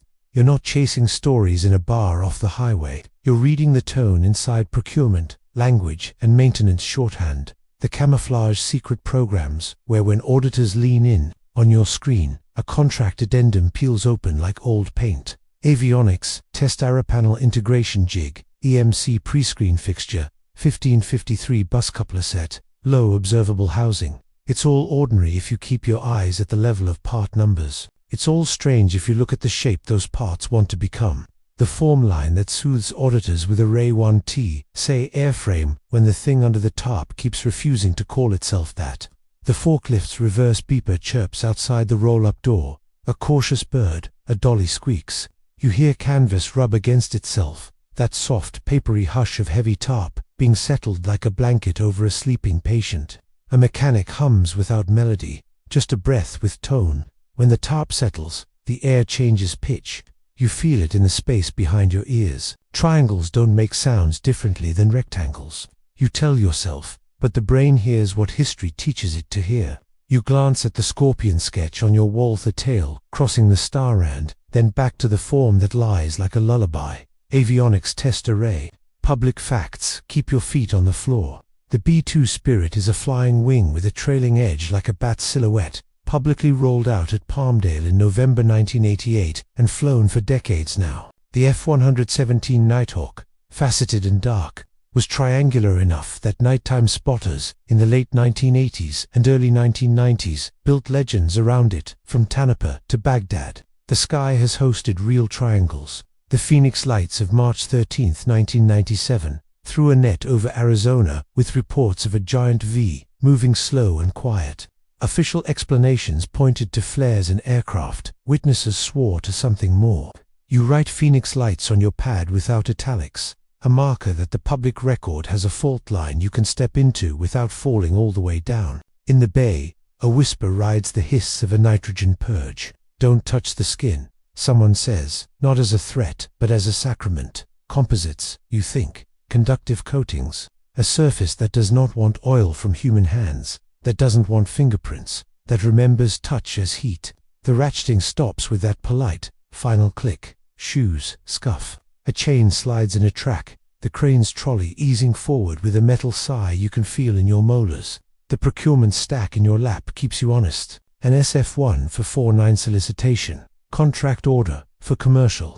Items lists a vendor with a CAGE code you recognize as a long-time supplier of quiet hardware. Fasteners with heads that hide. Adhesives that cure without outgassing. Cable harnesses in match sheaths. Each line item wears a national stock number like a dog tag, impersonal and precise. Nothing here says triangle. Everything here says care. Care is how the desert makes a rumor live long enough to matter. A mechanic snaps a Tyvek sleeve, and the room rustles. You catch two words spoken too quietly for comfort. Jack points. 3 of them. A triangle around a center of gravity that doesn't want to tip. You write Jack points dry, and immediately circle it, because even if triangles are common in the dictionary of load, the timing sits too close to the murmur you're tracing. You remember the H-12 schematic S crane rail and the maze that taught sound to die before it reached a wall. If a thing as wide as a room wanted to enter without looking like it arrived, it would glide on air pads or soft wheels, under canvas, in red light. It would hold still while hands you'll never meet did a dance they practiced until it looked like sleep. The quirky truth that makes you smile without comfort eases in on the back of a patch. Big Safari. The Air Force's Rapid Mod program wears a cowboy hat on one of its emblems, an inside joke sewn in thread by people who custom fit aircraft the way a tailor fits a suit while the client keeps walking. There's another odd fraternity too. Roadrunners into the Veterans, group of U2 and a 12 hands who once met in Las Vegas with name badges shaped like blackbirds and stories that only shed their redactions when hair had gone all the way gray. Secret organizations decorate their own gravity. They pin humor to a corkboard so their rooms don't sink. You listen for your own bias. Apophenia is the brain's hobby of seeing constellations in the scatter. Anchoring bias makes the first whisper set the tempo for everything that follows. You heard delta, and now triangles grow in your ears. You turn back to the innocuous avionics test array. A phrase procurement officers adore because it invoices without pointing. Arrays can be wings. Arrays can be panels on carts. Arrays can be an excuse that lets an item live in a warehouse that is also a hush house. The shop's radio hisses, clears, and the phrase that follows rides on a breath not meant for you. Skin returns. In radar, A skin return is primary paint, energy bounced off the outside of a thing. In maintenance slang, skin returns sounds like a joke about a coating doing its job too well. The laugh is brief and small. A socket drops, dings twice, and is caught. You let in one more public anchor to keep myth from sprinting. MILSTD 1553 is a venerable avionics data bus used across airframes for decades. Robust, redundant, boring until it isn't. Bus coupler set. Low observable housing lives in your contract packet, like a person in an unmarked building real plane, and a little too careful. If someone wanted to test a new shape's nervous system while pretending the shape didn't exist, they'd feed it a bus that speaks the language other airframes already know, wrapped in a box that refuses to shine. A mechanic coughs, the kind that blames solvent more than smoke. You imagine the tail of your scorpion patch curling over the star, crossing a symbol as if to say geometry obeys the hand that draws it. Someone at the far bay hisses phones down, and the rustle of pockets answers. This is not a melodrama. It is a rhythm. You stare at a line on your procurement form that reads consumables, anti-static matting, matte black, 100 square feet, and feel your breath slow to match the metronome of a torque wrench 2 rooms away. The psychology you promised yourself to honor keeps you from sprinting past the fence of proof. Inattentional blindness could hide something triangular in plain sight if everyone expects rectangles. But expectation cuts both ways. If you expect triangles, you will shave the corners off rectangles until they qualify. You write in your notebook like a pilot logging a night landing you can fully see. Rumor, delta, under tarp, data, contracts say array, place, h-row, time, after midnight, witness, ears, more than eyes. The quirky cipher that drifts across your mind like a moth to a red lamp is unsolved, and old Hephaestus disc. Spirals of stamped symbols from Bronze Age Crete. A message that refuses to choose its alphabet. Every field has a disk it can't read. In aerospace, the disk sometimes looks like a shape you can't say. A craft you're not supposed to agree exists. A tether you can feel under your fingers in the dark but cannot hold in daylight. Your room holds 2 of your own. The letters BWS from the Airman S note, and the triangle doodle that popped up where it didn't belong. But the real question remained. Were the whispers about a black triangle the sound of a real object moving through H12 or the echo of procurement, language training you to hallucinate a shape where an avionics test array wanted to be the only sentence? You close your eyes and listen to boots crossing a seam in the floor. That sounds different from concrete, maybe an air pallet, maybe memory. A supervisor's voice glides under the radio. Let's button the blanket, lights down, red only. Canvas hushes again. The roll-up door rattles softly and then seals with the rubbery thump of weather stripping, seating into steel. Your own phone, face down on your desk, hums once, then twice, a third time. Not a call you expect, not at this hour. You flip it and see no name, only a number that has learned how to resist being known. You wait 1 beat beyond comfortable and touch accept. On the other end there is a delay, a hiss, and then a single word that could be a breath or a coordinate if you teach it how to be. Latitude. You hold the phone like it might bite. The line isn't empty. It breathes. You hear a faraway hiss, a soft, seashell roar that suggests distance you can't measure. The word arrives, as if carried through gauze, a whisper that both leans in and leans away at once. Latitude. It rides a half-second delay, the kind you feel in your jaw. Latency, that reminds you of satellite circuits or encrypted voice, opening and closing like a cautious eyelid. You wait for a degree, a minute, a second. All you get is the smallest, clipped inhale, as if the mouth at the other end just hid behind a hand. You ask for the rest. Latitude what? But the line murmurs with its own life. In that murmur you think you hear crosstalk distant keys, a chair's rubber foot skidding. Something that could be the faint 400 Hz whine of an aircraft ground power cart bleeding. Into a space where phones shouldn't sing. The voice returns like a rehearsed ghost. Latitude. Then another pause, slightly longer, like a metronome being forced to miss beats. You catch a fragile chime. 3 descending tones you recognize from years of wrong numbers. The special information tone that precedes a recorded message when a call can't complete. The tones are out of place, tucked in as if the call is borrowing a path it shouldn't. The line clicks, not a slam but a lightness vanishing. You stare at your phone as if it owes you the rest of the coordinate. Your breathing sounds too loud, and you match it to the desk's hum until you can hear again. You press play on the call's recording. The hiss is there. The word is there. The gap is there. You loop it. On the third pass, a faint undersong appears beneath the whisper. A double pulse. Not heart, not engine. More like the slow-to-beat of ventilation dampers, cycling to keep pressure steady. You picture the H1 to ventilation maze on your desk, the waveguide, below cutoff, bends designed to starve sound, and you let the image hover like a moth in red light. A public anchor you can touch with both hands steadies the room. The Defense Switched Network (DS) is the U.S. Department of Defense's worldwide telephone backbone, a utility with its own area codes and exchanges, often bridging to commercial trunks when it must. Officially, it is ordinary. In practice, it can make calls behave like apparitions, blocked caller ID, odd delays, the feeling of talking across a lake at night where you hear yourself come back a hair late. If a voice climbed out of DSN and into your civilian handset, it would arrive with the scent of classified access on its breath. You call the sister, because a single whisper in your ear means nothing without a second like it in another room. Her voice is calmer than yours. Yes, she says, as if you're asking about weather. Late, always late. Sometimes just the dead air. Sometimes that word. She lays the phone down, and the room on her side expands. You hear refrigerator, white noise, and the dog S-tag chime against ceramic. It started months after the note. She says, usually Wednesday, sometimes Thursday if a holiday got in the way. The first time I thought it was a prank. The fifth time I thought it was him. The eighth time I started to hate the sound of my own phone. You ask if she saved any, and she says yes, one. By accident the machine caught it, a leftover from when people let cassettes swallow their evenings. She plays it, and a narrower hiss enters your ear, the tape's life crackling on the edges. The word is the same and different, more air, less syllable, as if someone stood in a vent and hoped the grating would hide their teeth. In the background as the tape runs past the word and into the emptiness that follows their S, a sound easy to miss unless you've been living in rooms like yours. A low march of static that swells for 2 seconds, then thins, then repeats like an operator keying a mute switch on and off in uncertainty.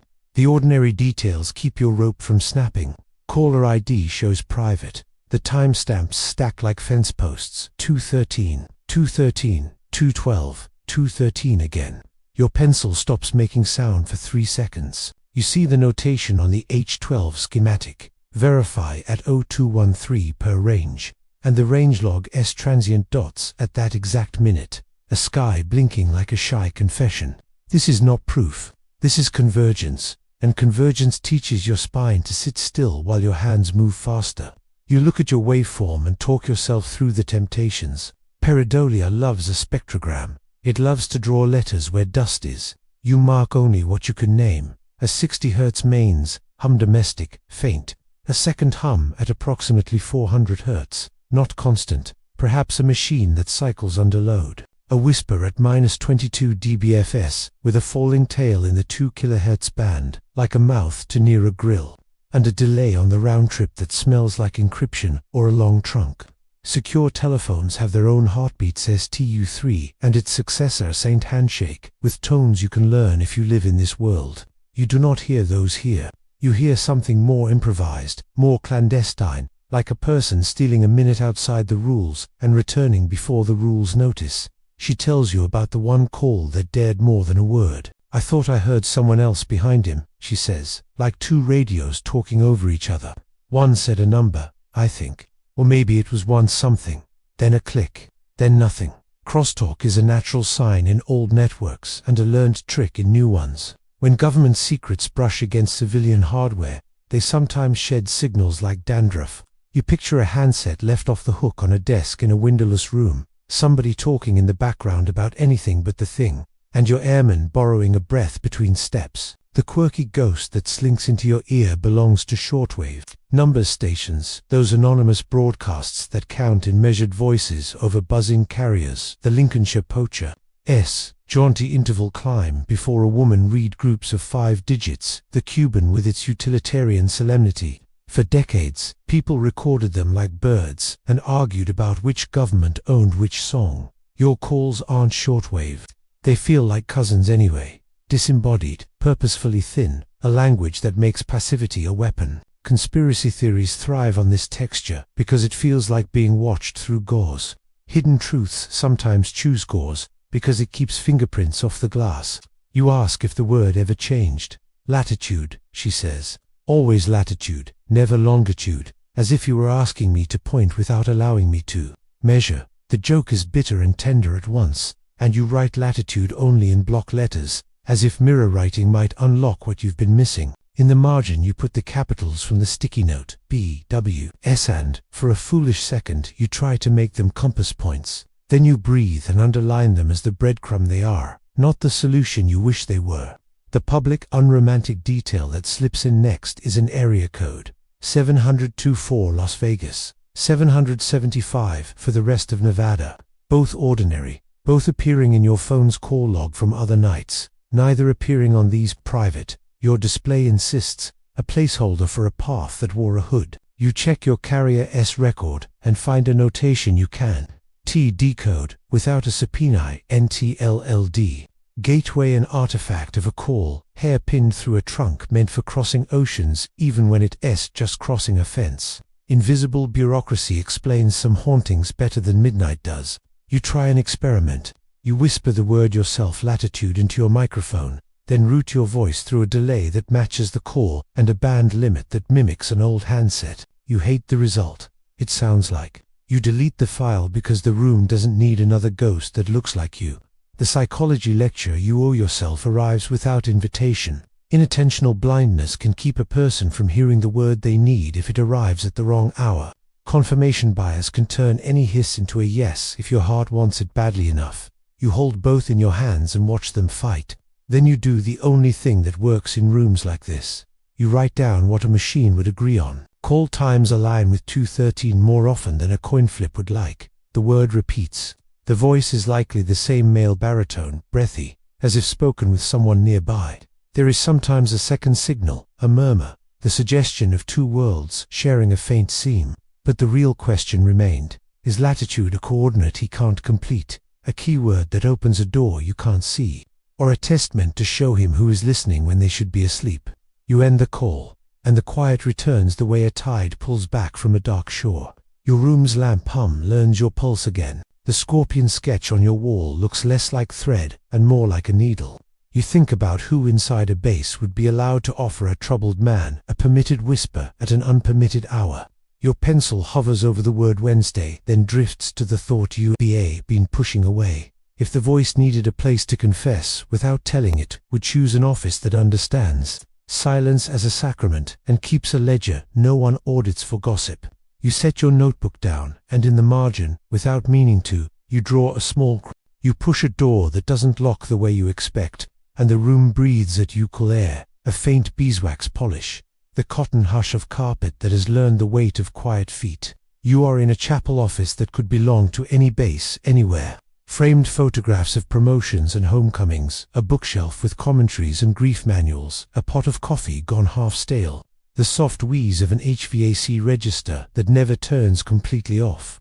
Somewhere beyond a thin wall, a piano holds its breath, and you imagine the felt hammers as patient as sentries. You are here because the word latitude, docenti, go to the duty desk or the Commander S inbox. It goes where people go when they need a door that docenti make a record. The chaplain, you have to earn the room. You do it with respect and with facts. You say that you know military chaplains are non-combatants, that they do not carry weapons, and that religious affairs airmen are the ones trained to protect them and manage the ministry, a mundane truth that sits in Air Force instruction, as matter of fact as a weather report. You say you know that communications to clergy are privileged under Military Rule of Evidence 503, a public rule in the manual for courts-martial that wraps confession in legal cloth. You say all of this softly because the office already knows it, and because you are asking to be shown only what can be shown without betraying a confidence or a code. He is older than your expectation, younger than your fear.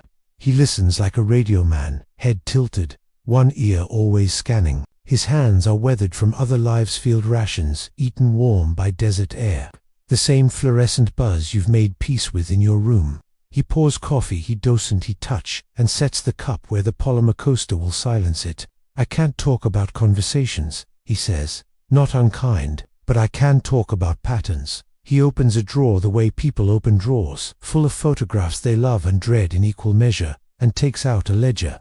The book is smaller than a regulation binder, and heavier than its size should allow. The way some pocket notebooks are like stones. He places it between you and the soft lamplight, and lets you hear the sound of its spine yielding a quiet crack, a sigh of paper.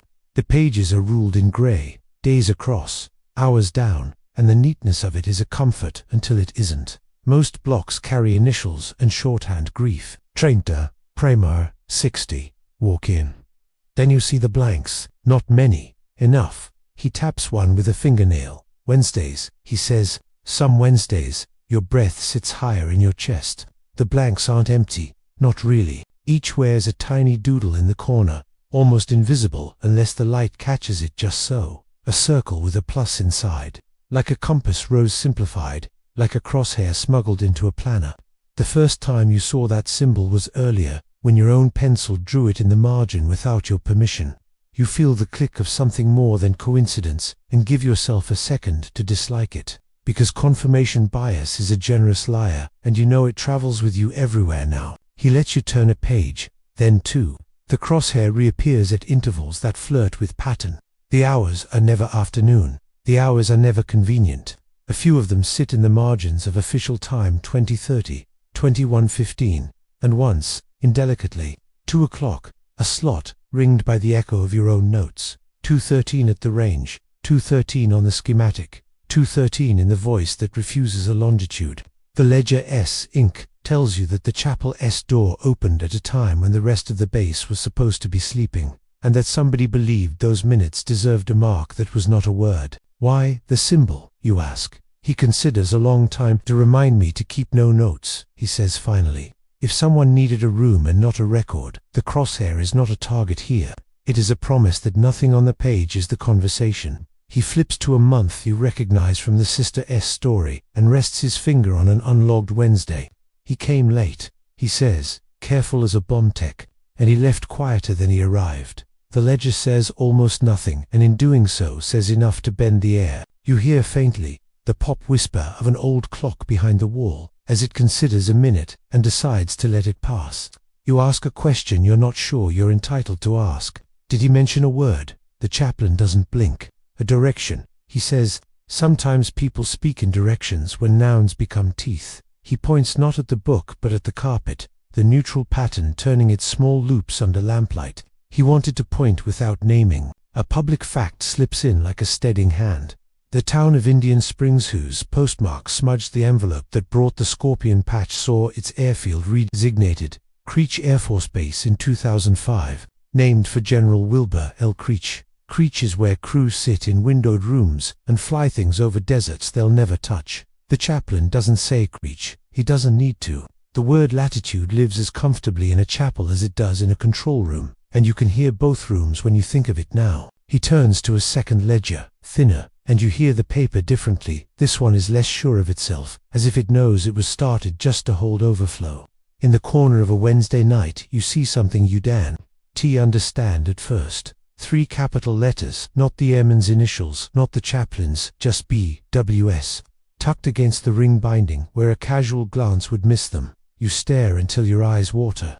The chaplain leans back, not surprised that you found them, not eager to explain. You say nothing about the sticky note, the patch, the capital letters you underlined in your own room. You let the ledger be a mirror that doesn't know you're looking into it. The quirky echo that the mind insists on bringing to chapel is unnerving. But you let it arrive because the symbol on the page invited it. The Zodiac Killer's letters used a crosshair as a signature, and one of his ciphers, the short C13, resisted solution for decades when longer ones finally fell. You are not conflating violence with grief. You are noticing a symbol's stubbornness, how a circle with a cross inside can travel from a madman S stationery to a chaplain S ledger and still mean only what the hand intends. In this room, the crosshair is not a threat. It is a cover over a confidence. You run a finger along the page's edge and stop where the paper fibers want to fray. Your ears pick up the chapel's tiny acoustics, the HVAC's sibilant exhale, a chair's felt foot whispering against tile in the next room, the organ bench flexing as it resettles from a morning nobody wrote down. The chaplain's voice returns, low enough that the ledger hears it, and no one else. He asked me what to do when a door looks like a wall, he says. I told him to pay attention to the hinge. You don't know what that means yet. You write it down anyway, because hidden truths often travel as metaphors a practical mind can unpack later. You ask if there was anything he left, anything that wasn't words. The chaplain's eyes narrow a fraction, not in suspicion but in recollection. He opens a second drawer. Heavier, and the smell of paper shifts from office to something older, the scent of ink that has sat long enough to become furniture. He sets a small envelope on the desk, manila turned soft at the corners, a rubber band, tired but not brittle. He rests his palm on it like a blessing. Found in the seatback of the family pew after a Wednesday. He says, no name. A request scribbled inside, hold for the sister. I didn't mail it, not because I'm cruel, because I was told not to move what wasn't mine until I knew where it should go. He breaks the band, and the sound is a dry snap, tiny thunder in a small room. Inside is a pocket notebook, the kind pilots favor, the kind that fits a flight suit. Dog ears, willingly, drinks sweat without complaint. He opens it to the first page, and the scratch of paper on paper is a sound you will remember later in the night when you need something human to hold. 3 lines sit there, not sentences, not words, but pairs and digraphs, written in a careful, blocky hand that loops its G like a figure 8 fallen over. The letters refuse to be English if you read them straight. They begin to hum if you remember what a World War II field manual once taught about turning letters into coordinates with a square. You do not need to name it yet to feel its shape. Playfair, the old soldier of ciphers, wearing a new coat. A public detail you can carry out of the chapel without breaking anything is as simple as a printed schedule thumb, tacked to a corkboard by the door. Services at 110 and 1700, an interfaith meditation at lunch. A strong bonds retreat sign-up sheet, folded under a pushpin. A paper basket holding crayons for children who draw while their parents remember how to breathe. The ordinary keeps the extraordinary from getting drunk on itself. It also makes the extraordinary lonelier. The chaplain closes the ledger. The crosshair marks vanish when the book shuts, as if they were sounds and not shapes. He slides the pocket notebook toward you and lets it stop barely in reach. I will not read it, he says. A vow as much as a statement. If it is what he meant for her, and she meant for you to see, you will take care. You nod. Because the only proper answer to a trust that feels like a corridor is to walk carefully and only as far as the lights your permission provides. But the real question remained. If a man carried a cipher into a chapel because he couldn't carry his secret any farther, did he mean to ask you to solve it door to prove that you would try? You hear again the whisper on your recording. Latitude, as your fingers lift the little book and its elastic squeezes your palm like a pulse. The pages whisper, thin and trained, as you turn to the lines that refuse to be words. The scorpion's tail crosses the star on your wall. The triangle doodle waits on your map. The ledger's crosshair cools in the closed book like a stove gone dark. You step out of the chapel into an afternoon that pretends to be innocent. The sun ringing on a bell of heat, and you carry a pocket-sized riddle that started its life as a flight note and decided to become a door. You sit with the pocket notebook under a lamp that hums like a distant inverter, and the paper feels thinner than it looks. Flight suit stock. Sweat. Tolerant, with fibers that whisper when you turn a page. The 3 lines are blunt, block letters written with a careful hand that loops its G like a fallen figure 8. You copy them onto graph paper to hear the scratch of your pencil better, because sound makes thought behave. Each line is even length, no spaces, no punctuation, as if the writer wanted to starve you of footholds. You clap the edges of the notebook once, the way you do to settle a stack, and the room absorbs the small report as though it were a confession. You don't read letters at first. You count. Playfair ciphers, the old field workhorse. Love pairs digraphso. You count in 2s, tapping quietly. 1, 2, 1, 2, 1, 2, even. No orphan at the end. You spot the telltales that seasoned operators leave without meaning to. Doubled letters never sit together because the Playfair rule splits them with a filler, often X, sometimes Q. Your 3 lines have no obvious doublets. A lone X appears like a brick in a stream. It could be a bridge. It could be a stone that means nothing. Your pencil makes a small circle around it and waits. You hear the room lean toward the page when you sketch the 5-5 key square. Playfair compresses the alphabet J Mary's I, so you write A through Z, without J and light pencil on a spare page to warm your hand. The key must come first, a word or phrase with duplicates stripped, then the remaining letters in order to complete the square. You glance at the wall where your scorpion patch sketch hangs, the fake Latin motto you spoke out loud once already. Vigilance umbris, watchful in the shadows. Close enough to Latin to pass in a hallway, wrong enough to feel like a wink. You write vigilance umbris across the top of a clean grid. Strike the second I, the second S, and let the rest of the alphabet fall in behind like recruits. The square looks like a crossword that refuses to be friendly. You whisper the rules so the room can hear them. If both letters of a pair lie in the same row, take the letter to their right. If the same column, take the letter beneath. If they form the corners of a rectangle, take the letters at the other corners in the same row. Unsolved mysteries aren't always monsters. Sometimes they're rectangles teaching you to think like a machine. You draw faint lines across your square to mark rows and columns, a prison of 25 boxes that feels, perversely, like freedom. You test a pair from the notebook's first line. The pencil lands on the first two letters and taps digraph 1. You find them in your square. Not same row, not same column. Rectangle it is. You drag your pencil to the opposite corners and write the two resulting letters beneath.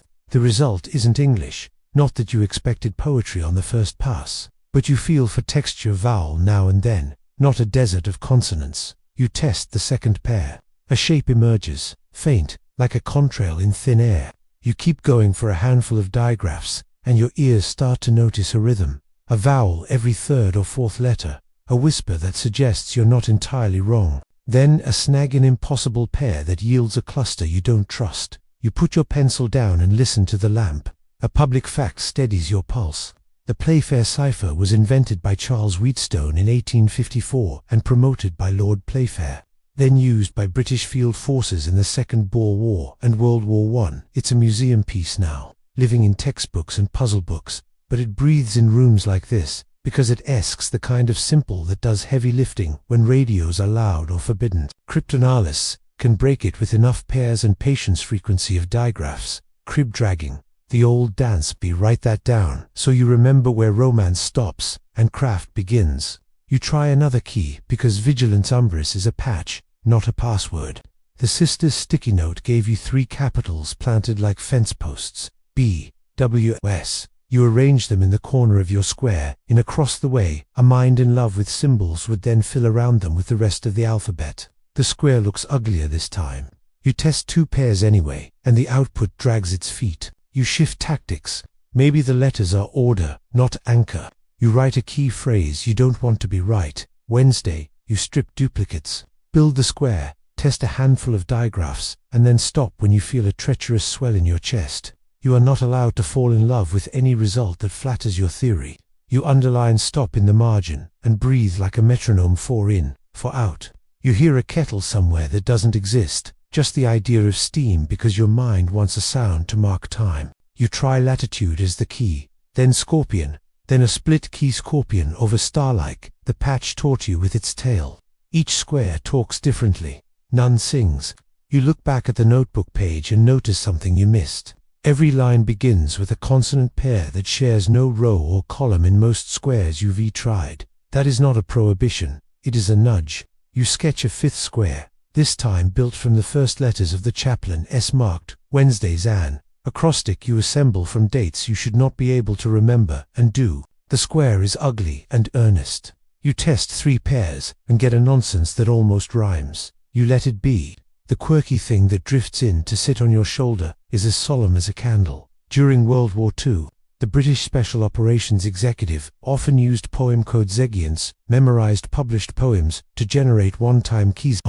The practice proved dangerously predictable. Leo Marx, SO's chief cryptographer, began issuing original poems to agents instead, including The Life That I Have, a spare aching piece later woven into the story of Violette Chabot. Poetry is key. Grief as mathematics. Secret organizations borrow the familiar to hide the lethal. You stare at your 3 notebook lines and wonder if they are a poem pretending to be a flight plan or a flight plan pretending to be a poem. You write the digraphs in 2 columns and read down instead of across. Playfair likes to be read in the order you feed it, but people in trouble sometimes turn the page sideways. The first letters down form a cluster near the middle of the alphabet. Then the next column skews toward the front. Not helpful yet. You try the hill climber in your head, a cryptanalyst's patience trick. Nudge the key, measure the Englishness, repeat. Your brain is not a computer. Your pencil can pretend. You swap 2 letters in the square and test a few pairs. Better, then worse. Then something that looks like an E appears where you don't deserve one. A mundane, almost domestic anchor keeps your shoes on the floorboards. The chaplain's office smelled like beeswax and coffee. The ledger's crosshair was a promise to keep no notes. The cipher found in that pew-sized envelope is allowed to be stubborn, because it was never intended to be solved by anyone but one person. You are trespassing with permission, and permission still has edges. You close your eyes and see the altar, the careful straightening of hymnals, the crayons in the basket for children's hands. A code left in that space carries weight that room knows how to distribute without dropping. You return to the squares. Cryptos lives in your head like a bell that hasn't stopped ringing since you first mentioned it. Its final section, K4, remains unsolved despite clues. Berlin, clock, offered by artist Jim Sanborn. You are not Sanborn's audience tonight. You are an airman's. You write Vigilantimbres one more time, then sneak BWS into the square by swapping letters in a pattern only you will remember. An indulgence you let yourself because your hands need to move while your mind decides whether to risk hope. The second pair you test falls out as an L when it has no right to. The 6th becomes an A. Your breath tightens. The 8th turns into a T, and the 9th loses its nerve. You stop and underline once, without comment. LAT. The sound that rises in your ear is not triumph. It is the shiver you felt when the phone whispered latitude and then fled. 3 letters do not make a map, they make a dare. You press your thumb into the notebook as elastic and feel the drag against your skin like a heartbeat. Somewhere in the Nevada dark, runway numbers change slowly as Earth's magnetic lines drift degree by degree over decades. A public maintenance truth that feels like theology when you're this deep in classified air. Letters drift, too, until they decide to spell something. You lean back, and the chair answers with a soft wooden sigh. The room's silence blooms into the sound of your pencil rolling an inch and stopping against a paperclip. Remember that cryptic whisper you heard. It's in your chest now, not on the tape. A breath that wants to finish a word. You resist the narrative gravity that conspiracy theories tug with. You keep your hands on facts and your ear on the cadence that government secrets favor when they try to appear as hidden truths. The cipher is an invitation, not proof, but the real question remained. If the key is vigilance ombris, or Wednesday, or a word you keep refusing to say out loud, what happens the moment you choose one? Does the page unlock, or does the room you're in blink in a way you can't explain? You cap your pen until it clicks, a small final sound, and let the notebook rest. The letters LAT do not promise anything except that someone wanted you to hear a direction without handing you a destination. You listen to the lamp's thin hymn and feel, more than decide, that the next thing to test is not the page but the place where pages become witnesses. The machinery that watches hallways and records how the dark decides to move when no one is supposed to be awake. You roll the jog wheel under your thumb until the timecode marches like a ticking metronome, and the room answers with the softly granular hiss of compressed video breathing in your headphones. The file name is as bland as breadsy AMO 4_C__0212 Xi'an internal training clip that arrived in a facility's compliance packet, anonymized, timestamped, the kind of administrative artifact no one expects to be interesting. On the screen, a corridor waits under low red light, its painted cinder block calming the camera's auto-exposure into a steady hum. A soft fluorescent buzz threads the audio. A mains hum that you know is 60 Hz without checking because your teeth tell you. You nudge the wheel. The clock rolls toward the minute your notes have taught you to fear. Camera 4 is mounted at a corner where corridor C bends twice before it reaches the sealed vestibule you traced on H12's schematic. The lens is wide, its barrel distortion making the far wall bow toward you like a confession. A painted line on the floor tells you where carts shouldn't cross. A badge reader's LED blinks to a rhythm that ties itself neatly to the power frequency. Tiny, dependable, unromantic. You pin the audiometers in your peripheral vision and push through the minute before the minute. 2 hours 12 minutes and 55 seconds, because anticipation is greed in rooms like this. The blink arrives like a flinch you can't control. One frame vanishes. Not a fade, not a drop to grey, but a single missing heartbeat. The screen cuts to compressed color black and returns in 33 milliseconds. The time an NTSC-derived 29.97 frames per second system takes to tick once. Audio pops, a single pulse like a finger flicking a microphone, and then the hum of the room returns thicker, as if a blanket were thrown over the fluorescent ballast for 2 seconds and then yanked away. Your timeline says 2 hours 13 minutes and 0 seconds. 0, and your throat tightens because you believe in round numbers that behave like omens until a wheel in your hand teaches you to. You roll back and forward, watching the blink like a lighthouse. On either side of it, nothing dramatic. Empty corridor, a handcart's shadow, a ribbon of red light spilling under a door that docently admitted as a door. You play the audio over and over, and your ear stops listening for the pop and starts listening for the undertone after. The hum that deepens by a semitone, the room that seems to grow a chest and exhale more slowly without changing anything visible. You know what causes hum? Ground loops, ballasts, transformers singing the key of the grid. You know what causes blinks, dropped keyframes, PO sags on IP cameras, when a door strike pulls current, IR cut filters toggling and confusing exposure. You list them out loud, not to banish superstition, but to leave it with fewer places to hide. A public unromantic anchor settles your shoulders. The NTSC color subcarrier that once governed American video sits at 3.579545 MHz. A detail so ordinary it's printed on test gear and modern. IP cameras still honor the cadence of 29.97 frames per second out of respect for a system built when vacuum tubes glowed. Fluorescents flicker at 120 Hz, double the mains frequency. And cameras solve that with quiet math, unless something asks them to forget what they know for one frame. Your pen makes a single note, 29.97, 120 Hz in the margin to keep the room honest. You step the timeline frame by frame and feel the hairs at your wrist lift when the blink repeats to hours, 13 minutes and 12 seconds. 2. Another cut, another pop, the hum deep again for 2 breaths, then back to baseline. You keep going in case your nerves are writing checks, your eyes can't cache, and you find it again at 2 hours 13 minutes and 24 seconds. 4. Then 2 hours, 13 minutes and 36 seconds. 6. A pattern you can hang your hat on until you admit you prefer hats to numbers. No figure crosses the frame at any of these instants. But when you widen your window and let motion return, you see the shape of a shoulder clip, the left edge a beat later, a person moving. In red light past the badge reader with a pace you didn't know your body remembered until your heart matched it. Your earlier timeline puts the Airman at this corridor on other nights by badge ping and cafeteria code. Tonight, the camera refuses to show you his face and instead gives you the sound of its own confusion. You rewind farther, 2 nights the ledger marked with a crosshair and nights it didn't. The blink is choosy. It loves Wednesdays, it ignores Tuesdays. It favors the hinge minutes around 2:13, the way the range logs favored that time with their shy dots.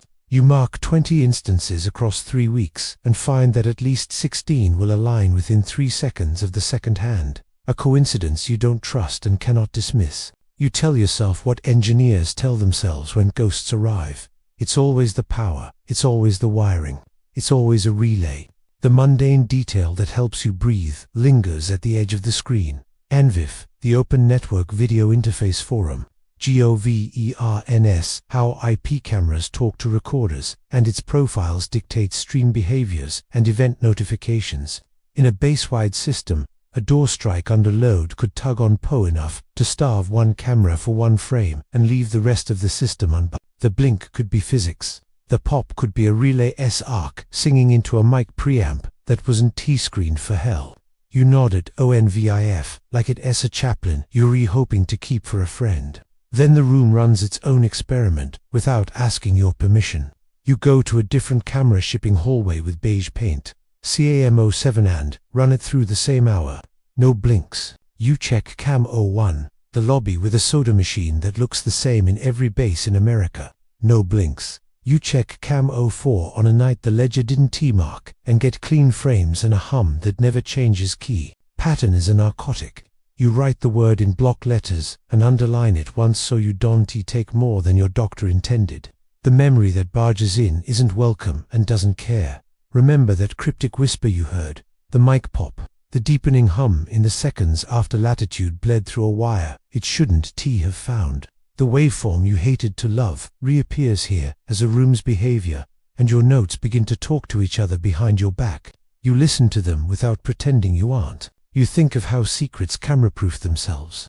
A public fact arrives like a witness to the room's competence. In the 1980s, the 4,477th Test and Evaluation Squadron, Red Eagles, flew Soviet-built fighters out of the Tanapa test range and trained US pilots against them. They flew at night, cloaked their movements in schedule and geography, and taught a generation how to fight a silhouette America wasn't supposed to admit it owned. The desert has practiced making cameras blink. The quirky cipher that drifts into your ear belongs to a dead man found on a beach in 1948 with a scrap of paper in his pocket. That read shud, "It is ended," torn from a copy of the Rubaiyat of Omar. The book it came from turned up with a code scrawled in the back. Letters in lines like your notebooks, forever argued over and never conclusively read. Investigators circled groups, drew arcs, made bold claims, and the paper stayed mute. Your single-frame blink feels like that slip-one gap torn out of a larger thing, a hint pinned to a corpse of footage that otherwise pretends to be alive. You jot the possibilities as you hear them, not as you want them. Pose sag, synchronized with a door strike. Ground loop induced by a badge reader coil at the precise phase angle to make the camera preamp sneeze. Ear cut filter toggling as the camera wrestles with red-only light, an infrared spill from a motion detector no one remembers. The Ute in H-12 equipment, under test waking a subsystem that whispers into the building. Ground for half a second at regular intervals while a small thing climbs under a larger thing. You move the jog wheel again, and at 2 hours, 13 minutes and 48 seconds, 8 the blink returns. The pop taps your eardrum, and a shadow shoulders past the edge of the frame, faster than your brain would have called walking. You freeze and roll back a frame at a time. Nothing in the black cut to stare at. Nothing in the return frame to catch, except the echo of your breath. You force yourself to be dull. You measure, you log, you correlate, you do not narrate. You take the timestamps and lay them into the same column that already holds a cafeteria code. A badge ping, a ledger's crosshair, a range log's dot, a phone's single word, and a notebook's first syllable. But the real question remained. Was the one-frame blink an accidental heartbeat of a building under strain, or a deliberate erasure, timed to let a man pass a lens without becoming proof? You press stop, and the screen goes calm in a way that doesn't help. The squares of the video mosaic look like a map you can't quite read. Each camera a sector, each corridor a grid square waiting for a bootprint. You take off the headphones and the room's own hum returns, plain and loyal. Outside, the night is the color of radio silence. If a frame can go missing in a hallway built to erase echo, a footstep can go missing in a desert built to erase everything else. You find your field notebook, draw a boxy grid, like Larace cam tiles, and write sector letters in the corners. The next step won't be pixels. It will be sand. It will be tumbleweeds tagged like suspects, and soda cans logged like coordinates. The screen gives you a rhythm. The desert will tell you if it's a song. You step off the shoulder where the asphalt gives up and the desert begins to speak in gravel, and the radios around you crackle with that soft, dry squelch that always feels like a throat clearing. The Civil Air Patrol crew leader runs a gloved hand along a laminated map that shines briefly in the sun, then clips it to a board. You hear the click of carabiners, the rip of Velcro, and the metallic clack of a handheld GPS, acquiring sats one by one. You are west of the Papoose Range public land, not the fence staring at a grid someone drew with even patience. Sectors lettered left to right, numbered top to bottom, a crosshair pinned, where your hunch and the chaplain's unlogged Wednesdays overlap. The wind moves low and constant, brushing creosote until it smells like pencil shavings and rain that refuses to fall. The cap crew works like a metronome, 10 meters between walkers, line abreast, eyes down, flags ready. Orange tape slaps softly against dowels like quiet applause. You note the ordinary fact that makes this scene feel sane. Civil Air Patrol is the civilian auxiliary of the U.S. Air Force, founded in 1941. And even now, its volunteers handle the majority of inland search and rescue missions in the United States, working under the same incident command structure that governs wildfires. They are not here for rumors. They are here for what the desert keeps. Your boots find the rhythm of their spacing. 10 meters, scan. 10 meters, scan. The ground answers with the small music of grit and the occasional glass chime underfoot where a bottle died long ago. A handheld aviation scanner on someone's chest harness burbles with nothing, and then with a gust of static, someone jokes about the old 121.5 ELTS, the emergency beacons that, until 2009, still pinged satellites. Howcat planes used to chase false alarms from hangars where a beacon had rolled under a toolbox. It's a public marker in the dust. On February 1, 2009, the Cosper-Sarset system stopped monitoring 121.5, 243.0 MHz. 406 MHz became the standard. Your ear caches the date and lets the wind carry the rest. Today, no beacon calls you in. Today, you have to find the shape that doesn't belong. The line advances. The swish of denim. The click of camera shutters when someone finds something that might matter. You mark tumbleweeds because you are marking everything. Their root crowns look like nests at first glance. They are not nests. A soda can glints, half buried, its label bleached to a ghost. You bag it anyway. Each flag driven into the sand sounds like a soft drum hit, an improvised rhythm section that keeps you honest. You call out coordinates because coordinates are the vocabulary of not getting lost. 3661.5 north, 11538.2 west. The handhelds chirp in agreement. The air tastes like dust and aluminum. You glance up at the papoose range and then down at your grid, and feel the way your notes have been teaching you to hear patterns. Remember that cryptic whisper you heard. Latitude. The word hangs in front of you like a taut string. You're walking an east-west line, letting your shadow angle itself into the morning. You catch yourself counting not steps but seconds, pacing without trying to. 12 of them between each flag, like the radar S2 sweep, heartbeat you lived with at 2:13. You tell your feet to stop being poetic and keep scanning. The first anomaly is humble. It hides under a crescent of sand, like a secret someone half forgot. You kneel. The ground smells faintly sweet from crushed sage. Your gloved fingers brush away grains until you uncover a square of reflective tape the size of a postage stamp, stuck to a shard of composite. Matte black, edges too clean to have been here long. The radios fall quiet in a way they're not trained to. Your own breath gets loud. The piece could be aircraft. It could be a crate. It could be a toolbox sticker that survived where the plastic it rode died. You bag it with the ceremony small things deserve when they behave like a hinge. Another flag goes in where a lattice of footprints crosses and confuses itself. 2 sizes, one heavier, one light, both erased by wind until they became intentions more than prints. You hear the cap lead call mark, and pencil scratches quick, practical lines onto the laminated map. It's the sound of people refusing to fantasize. Your eyes drift to the hills again, to a faint road that switches back and then fades. You keep your head down because your line needs you to. The quirky thought your mind sneaks into the heat belongs to a stone garden an ocean away. The Shugbrew inscription, letters carved beneath a relief of Arcadian shepherds, wove of, bracketed by D and MN, unsolved phrase that has stood for centuries despite scholars and poets taking their best tools to it. Standing in a desert grid with letters in your pocket and flags in your hand, you feel the kinship between landscapes and ciphers. Both hide messages in plain sight. Both punish overeager translators. A volunteer to bodies to your right holds up a length of wire. It is ordinary in every way except context. You bag it. The sun hardens. The ground answers with tiny pings as grains strike your boot leather.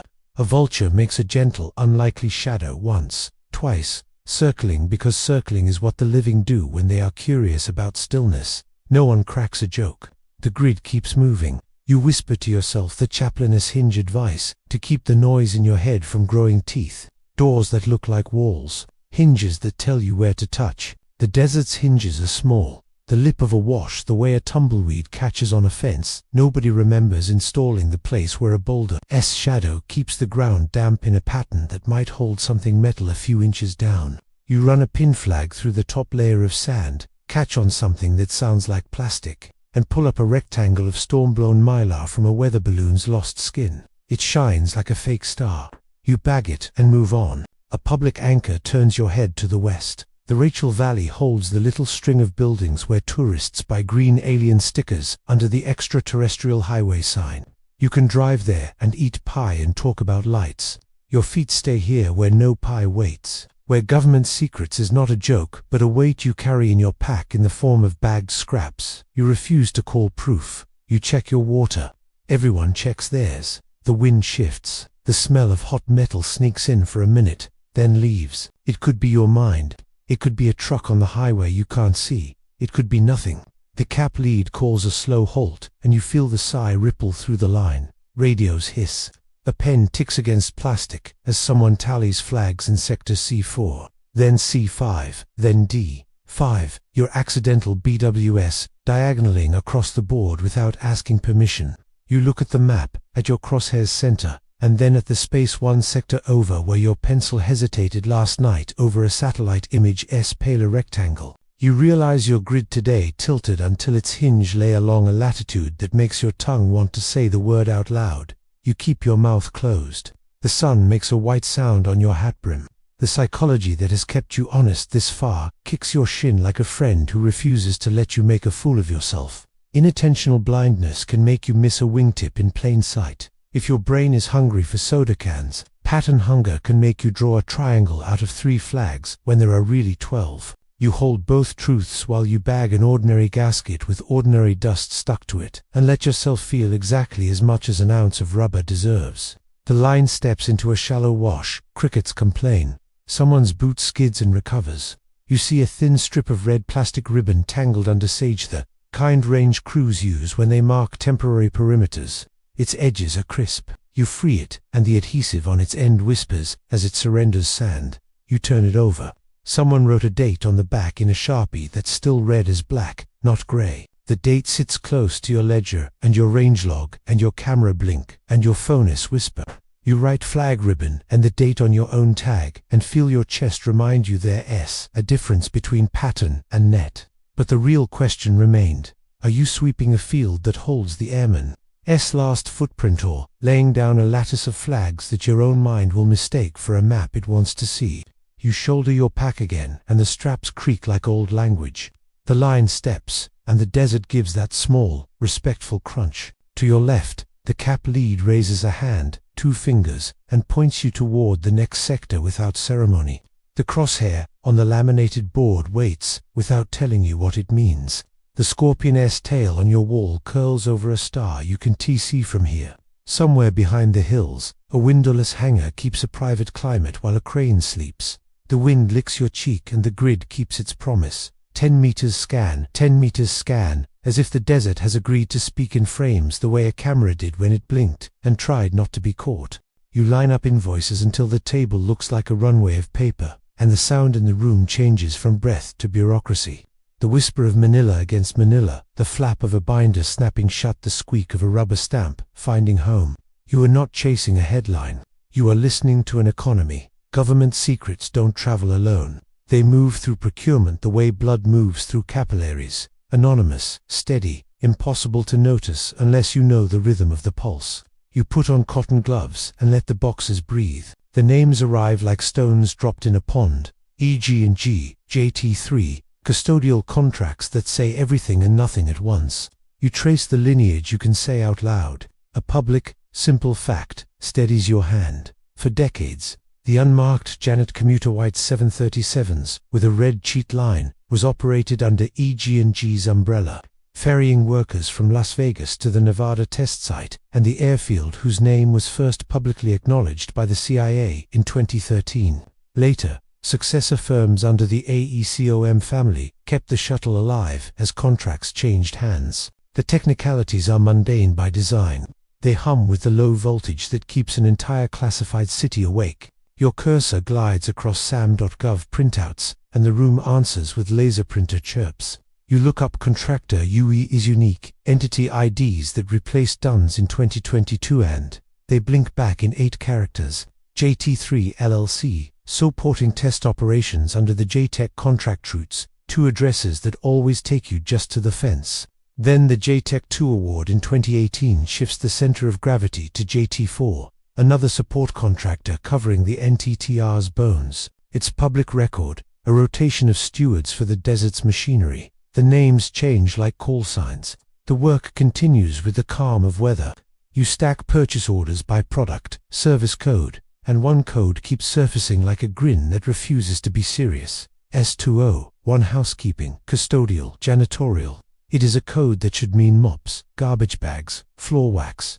Your eyes track the dates and see S201 line items blooming on nights your notes circled Wednesdays that refused to name themselves, corridors that blinked at 2:13. In a base where a windowless hangar needs to breathe without making noise, custodial can be a polite word for no questions. You touch the S201, stack with your pen and listen to the paper keep a straight face. The addresses behave like mirages. One invoice ships S201 supplies to a warehouse in Mercury, Nevada Gateway, to the Nevada National Security Site, then forward ships under a code that maps to a box inside a base that doesn't admit it receives boxes. Another routes to an innocuous suite on Highland Drive, Las Vegas, a location that has hosted contractors who never print their names large. A third bills to a Delaware LLC that shares a corporate agent address with more companies than your calculator cares to count. The quirky truth you can say aloud lands with a bureaucrat's smile.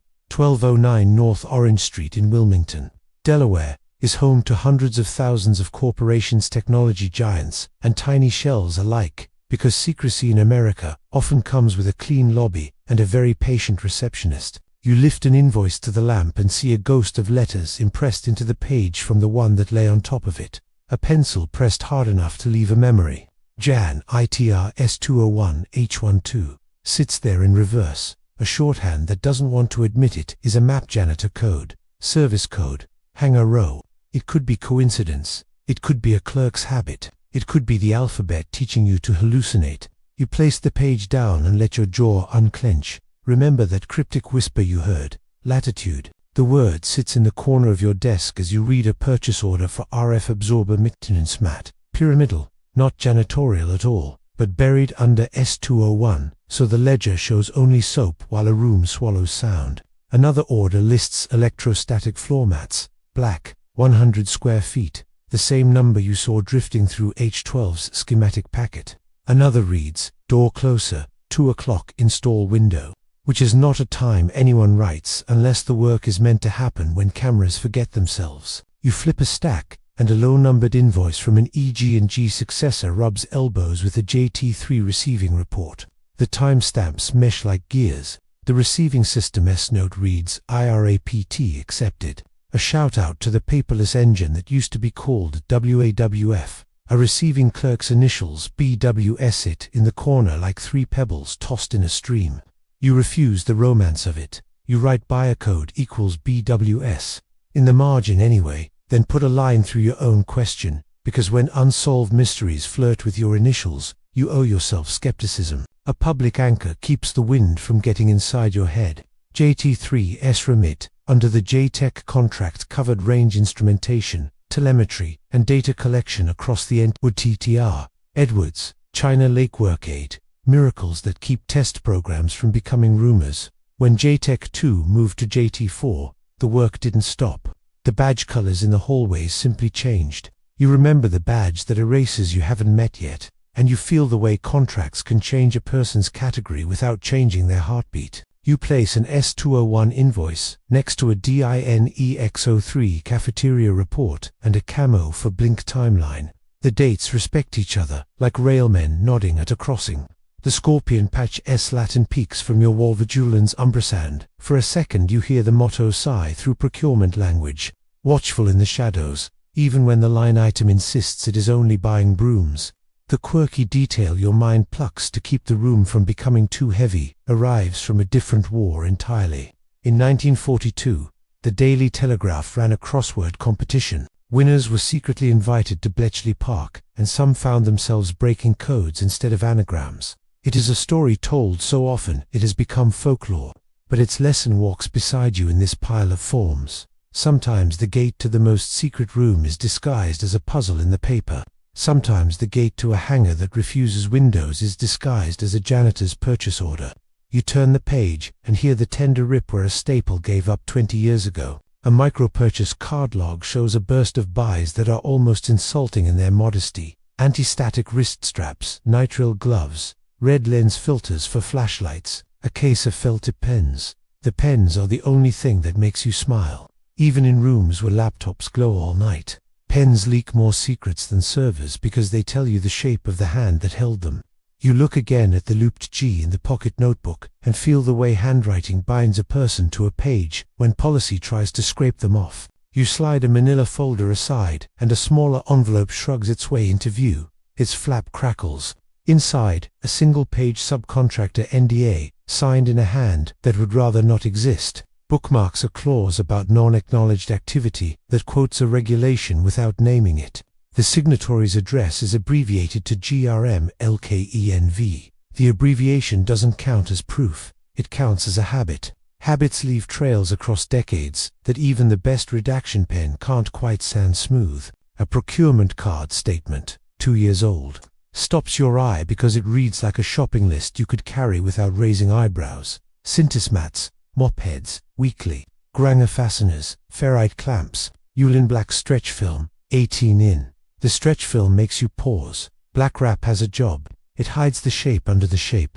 You write black wrap on a sticky and tack it beside the scorpion. The tail crosses the star. The wrap crosses a crate. Your breath remembers the whisper of canvas settling over a form the size of a room. The psychology of this pile begins to show its hinge. Compartmentalization isn't just putting walls up. It is building lanes in an accounting system so narrow that items can move at speed without bumping into a name. Inattentional blindness at scale looks like S201 codes multiplying. While nobody asks why the janitor needs RF absorber mats, people inside the room are trained to see their silo as the world. People outside are trained to accept janitorial at face value, because the codes were written by the same minds that wrote the silence. The quirky cipher that drifts across your mind like a paper moth isn't ancient, it's modern corporate speak. Evergreen, level of effort, non-advocate review, language designed to make edges smooth, hidden truths like sharp corners. The smoother the words, the less likely your finger is to find a burr and tug. You tug anyway. But the real question remained, if the supply chain is engineered to look like mops and coffee, while moving a hush the size of a hanger, what part of your mind does it want to manipulate first, your trust in routine or your fear of seeing patterns that aren't there? You stack the S201s and the DINEX and the camo for printouts into a single tidy pile. The staples face the same way. The corners align. You listen to the paper, make that brief sandpapery sigh when edges agree, and you feel the weight of the pile as a kind of temperature in your hands. Out past the fence, trucks with badges for faces are rolling toward a lake bed that writes its own minutes in dust. Inside the fence, a purchase order for janitorial is paying for a change you can't see. Your pencil taps once on your notebook, twice, 3 times. Then you turn the page to the only place that can explain why ordinary things, multiplied carefully, become a machine that makes a man disappear without a number. The way minds protect themselves when their days are made of classified work. You sit still enough to hear the filament in the lamp whisper and the HVAC breathe, and you let the room become a classroom where the syllabus is pressure. You have been following Crumb's cafeteria codes, a ledger's crosshair, a corridor that blinked at 2:13 whispered that said latitude, and now you need to understand the weather inside the human head that lets government secrets survive long enough to look like ordinary life. Your pencil taps once, a soft wood note, and you begin with a trick the brain plays on itself that is so public it feels like a parlor game. Inattentional blindness. In a famous experiment, people told to count basketball passes watched a video and missed a person in a gorilla suit strolling through the scene, thumping their chest. The eye saw, the mind triaged. The gorilla walked through classified territory and left no incident report. You picture a base hallway at 2:13, red lights, a badge reader blinking like a rural radio tower.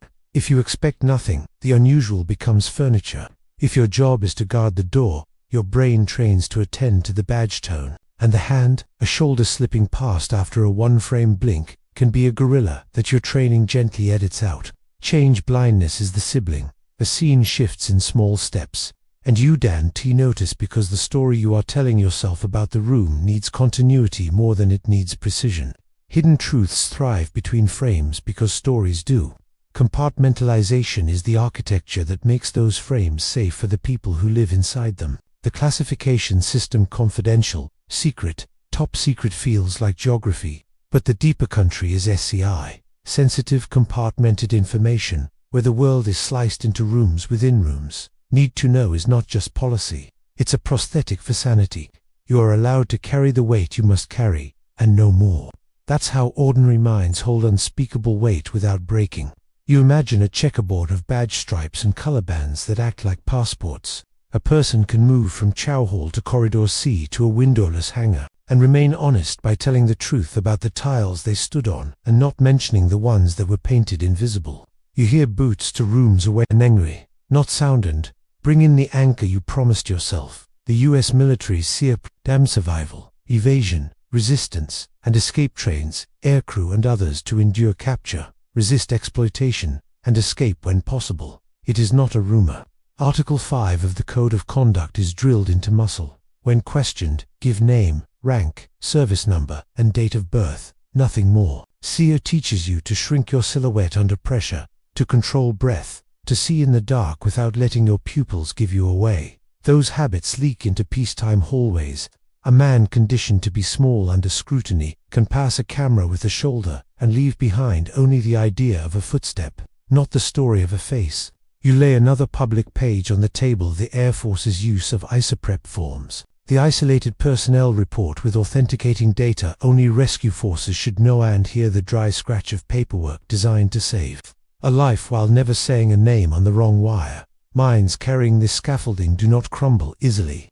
They compartmentalize themselves. They learn which words not to think. They become geology. You slip in a quirky artifact, like a coin with a hole. During World War II, the British MI9 smuggled escape tools to pose hidden in Monopoly game silk maps, tiny compasses, real currency tucked under play money. The story survives because it symbolizes how secrets dress as toys to travel. SEER preserves that lineage with silk escape maps sewn into flight suits and blood chits. Fabric notes printed in multiple languages, promising reward to anyone who helps return the bearer. Humor and craft travel with dread for a reason. They make rooms survivable. You think about the ledger's crosshair, and how the chaplain said, "To remind me to keep no notes." The circle with a cross is both target and compass rose, depending on the hand that draws it. Symbols serve two masters here: focus and forgetting. The same is true of ciphers. The Voynich manuscript lives at Yale's Binnicky Library, a book of beautiful nonsense, or a language we cannot yet hear, whose plant drawings and looping script have seduced and frustrated for a century. In rooms like the one you're sitting in, a cipher can be a safe, and it can be a sacrament. Your pocket notebook's 3 lines, 2 but 2 letters that began to whisper, "Lot live in that space." They are both a door and a delay. You unpack the social gravity that keeps this all moving forward, without anybody sprinting toward a cliff. Ash's conformity experiments taught that people will give a wrong answer out loud, if everyone else does, even when the lines on the card betray the lie. Milgram's obedience studies showed how ordinary participants would administer what they thought were painful shocks when a lab coat told them to, though ethics now warn us away from the edge of those methods. You are not equating test crews to sadists. You are honoring the way authority tunes a room. A base is a city of lab coats. Without the lab coat, a hierarchy so embedded in its air that people feel it in their throat when they swallow. The chaplain's ledger shows how relief finds a path even there. The crosshair marks are pressure valves drawn in ink. You hear again the two-tone hum that followed the camera pop and the phone whisper, and you name it: cognitive load. When a person carries more than their working memory can juggle, they lean on scripts. Scripts are why checklists save lives in cockpits and operating rooms, and why scripts can hide a missing rung in a ladder of reports. All quiet, badge good, door secure, even when there's a hole big enough to swallow a man. The cafeteria routine, the shuttle kneeling, the gym towel return scripts. Hidden truths piggyback them, because scripts do not arouse suspicion in auditors, or in minds trained to status green their way through midnight. You bring in the sober public detail that keeps you from floating. The intelligence community's own building code for SIPs. The ICD 705 spec spells, outwave guides below cutoff, sound transmission classes, and door hardware in a tone so dull it erases adjectives. That dullness is anesthetic. It keeps adrenaline out of work that cannot tolerate tremor. It also trains eyes not to widen when a ventilation maze is designed less like ductwork and more like a lock. You consider moral injury when a person's values collide with what they must do or watch. It is less visible than trauma and more corrosive than secrecy alone. Chaplains see it. SEER instructors smell it. Squad rooms name it sideways. Your airman's note, don't call the base, wait for Wednesday, keep the scorpion, reads like someone rationing words to stay inside a promise without shattering. The late-night visits to a door with a ledger and no narrative are moral triage. Latitude is a syllable small enough to carry without betraying an oath. The quirky organizational tell that tiptoes in on felt soles is almost funny if it didn't. Tea hum so cold, an NRO launch patch with an octopus draped over the globe, and the motto nothing is beyond our reach. Thread will tell truths, memos won't. Black humor, Latin winks, mascots with too many arms. Secret organizations maintain morale with tiny rebellions sewn to Velcro. That culture explains the scorpion's tail, crossing a star thread, doing what the mouth cannot. Your pencil stops tapping. You feel your heartbeat climb and then fall to match the room.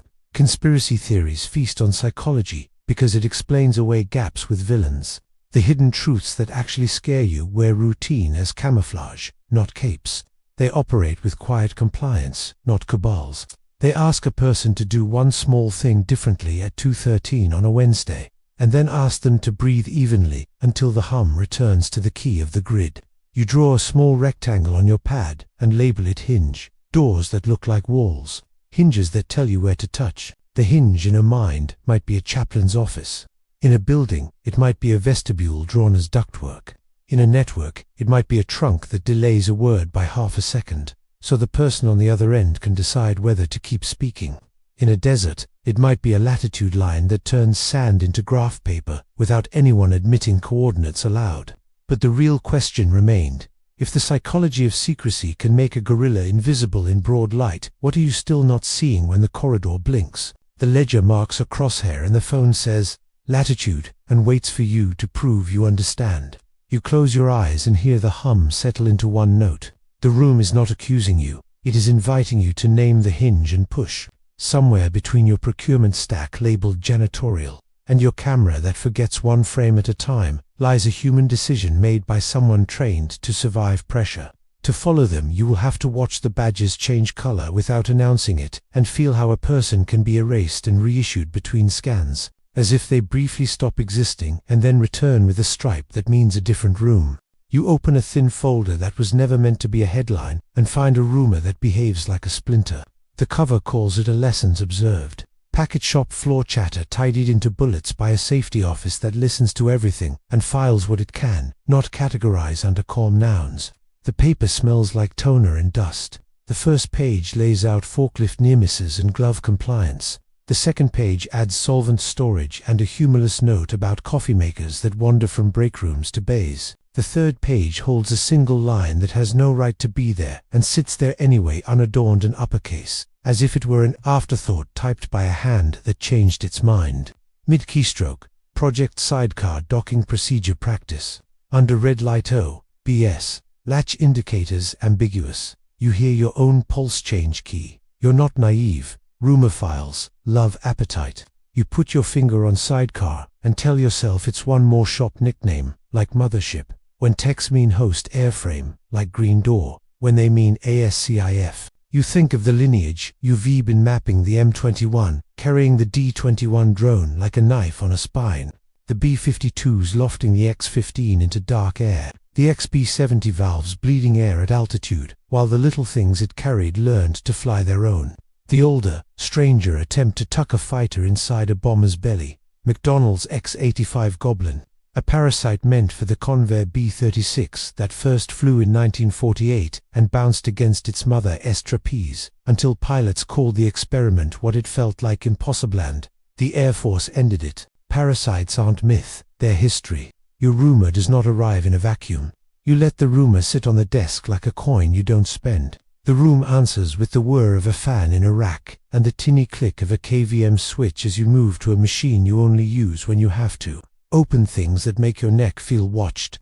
The screen fills with a maintenance export that looks like poetry to no one. Timestamps, discrete lines, bus labels, a staccato of words that anyone outside would mistake for misprinted barcodes. The first page is dull. The second page breathes. The third page, at a line that has learned your bad habits when it comes to minutes, grows a line in all caps that shouldn't be visible at all.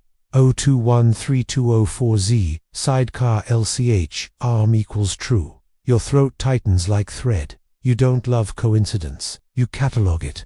The next lines behave like a checklist. 0213210Z, mother, safe lamp equals green. 0213212Z, doc CTRL bus equals online. 0213218, ZLCH, state equals lock. 0213224Z CMD, host ACK. The bus labels are deceptively ordinary. MILSTD 1553, and a rink words your hand already wrote on procurement forms, and yet the sequence hums like a drill you didn't know you knew. You slide a ruler down the page as if it can keep you from falling in. The word you learned to hate, latitude, sits in the corner of your room without speaking. The blink at 2:13 becomes a relay in your ears again. Remember that cryptic whisper you heard, the one that arrived with a mic pop and left a deeper hum behind. The maintenance log sings in that key. A public anchor sits down beside your spiral. At Edwards Air Force Base, a mate-to-mate device towering white steel was built in the 1970s to hoist the space shuttle on and off its 747 carrier. In 1977, the shuttle Enterprise performed approach and landing tests, a piggyback, and partying watched by cameras and crowds. Parasites, riders, Sidecar's America has mated vehicles in public daylight. The difference between that and what this log describes is not physics, it is policy. One is a parade. The other is a whisper in a windowless hangar that refuses to draw a window even on paper. You scroll, the log speaks in little words that pull hard. Sidecar PWR bus equals live. RF silence equals on. At SYNC equals captured. You feel a smile you don't trust tug at your mouth. You have seen silence in the H12 schematic as a duck's dogleg. Seeing it here beside RF feels like a room telling you what its lungs learned to do. You force your shoulders to relax. You mark each line, resist narrative, breathe on the beat of the timestamps the way a pilot breathes on short final. At 2:31, a second block of lines. Sidecar LCH arm equals true. Mother safe lamp equals green. Your range plot that recorded shy dots at 2:31 clears its throat in your pocket. You tilt the screen to the lamp and catch the ghost of a cursor under a smear, the artifact of a redaction that someone applied without checking how metadata clings. The log's header, barely legible, offers a label the room has already written on your bones. H12. Ute test EMI mate doc. Equipment under test mate. Doc. You set your jaw because the room will try to make you sprint. You stay seated. The quirky thing that flutters into your ear to keep you honest comes not from a hangar but from an office an ocean away. In 2011, the FBI posted images of notes found in the pocket of Ricky McCormick, a St. Louis man whose 1999 death remains unsolved. The notes were filled with letters and numbers no one has convincingly decoded. The Bureau asked the public for help. Armchair cryptanalysts swarmed. Years later, the notes still sit in that uncanny valley where ciphers go to dare and rot. Your 3 notebook lines from the chapel live there. So does Sidecar. Language that refuses to admit its language. Jargon that hides the plain act under a joke small enough to fit on a morale patch. You watch for your own bad habits. Apophenia will happily draw a saddle on any line and ride it until your pencil snaps. Anchoring bias will make Sidecar mean docking forever, even if a maintenance team once named a comms latch that and forgot. You pull the camera logs back on screen, lay them beside the avionics export, and refuse to narrate anything you can't tabulate. 2:13 camera blink, mic pop, to 13 bus, online, latch arm true. Doisy trezi latitude you whispered through a wire that hated you. You draw 3 thin columns and let the numbers teach you a rhythm. The room leaks sensory data that you do not want to love and cannot ignore. The audio in your headset hums a semitone lower in the seconds after the 213 spike. The rack behind you exhales a different temperature when the log crosses the timestamp. Your own hands cool the way they do when you read too deep into a thing that doesn't care whether you finish it. You force a mundane anchor into the moment like ballast. Bench avionics logging is boring. It records with blind devotion every change of state, every heartbeat of a bus. The words on your screen are not poetry, they are status. If they whisper, it's because your head hums, not because the letters are alive. You still circle them. The line, "Mother, safe lamp," equals green bends the room around its simplicity. Mother, safe green maintenance, slang pretending to be liturgy. The scorpion on your Waltail Crossing star looks less like thread, and more like an instruction. Small to large, latch to host. Silence first, then motion. The triangle doodle from that first photocopy learns a behavior under red light. It isn't a shape, it's a verb. You followed the log to a line you almost miss, because it is too dull to pretend to be an omen. LCHJMB gay lamp. Yellow, the rumor file. S, complaint. Latch indicators ambiguous, finds its twin in the log S boredom. A light did what lights do when a sensor sees a world that isn't quite binary. In a shop, that is an annoyance. In a conspiracy theory, it becomes a mystical maybe. You write maybe is engineering, because you owe honest rooms their dullness. A public, almost domestic detail keeps the floor under your chair. The JMPS, the Joint Mission Planning System, uses plugins tailored to each platform so crews can plan and load data. The rest of us fill grocery lists in apps that feel the same. Your log includes a line at the end that reads JMPS export equals complete, as if the whole act, whatever it was, needed a new plan to carry it into air. The last time you saw a line like that was when you watched a pilot finish a brief and clap his hands once to wake his blood. The quirky organizational tell that peeks around the doorframe and then vanishes belongs to an office that names programs like pranks. The CIA once flew a project codenamed Oxcart and chose a logo that looked like an airline tag for luggage. The Air Force loves senior prefixes that make monstrous things sound like high school. Sidecar fits the culture. It's not coy. It's not grand. It says the exact kind of small word you'd expect to see printed on a label maker strip, stuck to a flight case that holds a harness you can T-check out without two signatures, and a room that has learned not to echo. But the real question remained, was car the name of a craft that learned to hide under a larger bellior, the label for a humble latch, and a test procedure someone knew would mislead anyone outside the room who dared to read the log? You let the screen dim and the fan spin down a notch. The room returns to its default hum, the one you now know too well. In the desert, a mate-to-mate structure still stands where parades once happened in daylight. In a windowless hangar, a crane rail gathers dust when the red lights go dark. Your phone sits face down, so it can catch you with a word if it decides to. The ledger with the crosshair rests closed, keeping its promise. You press your thumb into the notebook S elastic and feel the subtle drag of resistance, the sensation of a latch that could lock if you ask it to. Outside, the wind draws a straight line over a lake bed that doesn't admitted as a runway. Inside, a log calls a mother safe and a latch true at 2:13. And your pencil draws a hinge on your map where a corridor pretends to be a vent. You load the badge ordered the way you open a drawer that is supposed to hold nothing but pens, and find, tucked beneath the ink, a single folded note. The export is vanilla CSV wrapped in PDF, columns in monospace, the sound of your own breath louder than the room. You scroll past the dull, reader IDs, door names, access granted, access denied, routine anti-passback, resets. Then the line lands with the weight of a glove placed gently on your wrist. 047, 12Z, cred revoke, reason, comp change. 3 seconds later, without any intervening human signature, 047, 15Z, cred issue, new ID, 57XXXX, AFL, CTR stripe, blue. It is the bureaucratic equivalent of a held breath, a heartbeat erased and replaced mid-beat. You know the system's grammar enough to hear tone behind it. Cred revoke is a blunt instrument.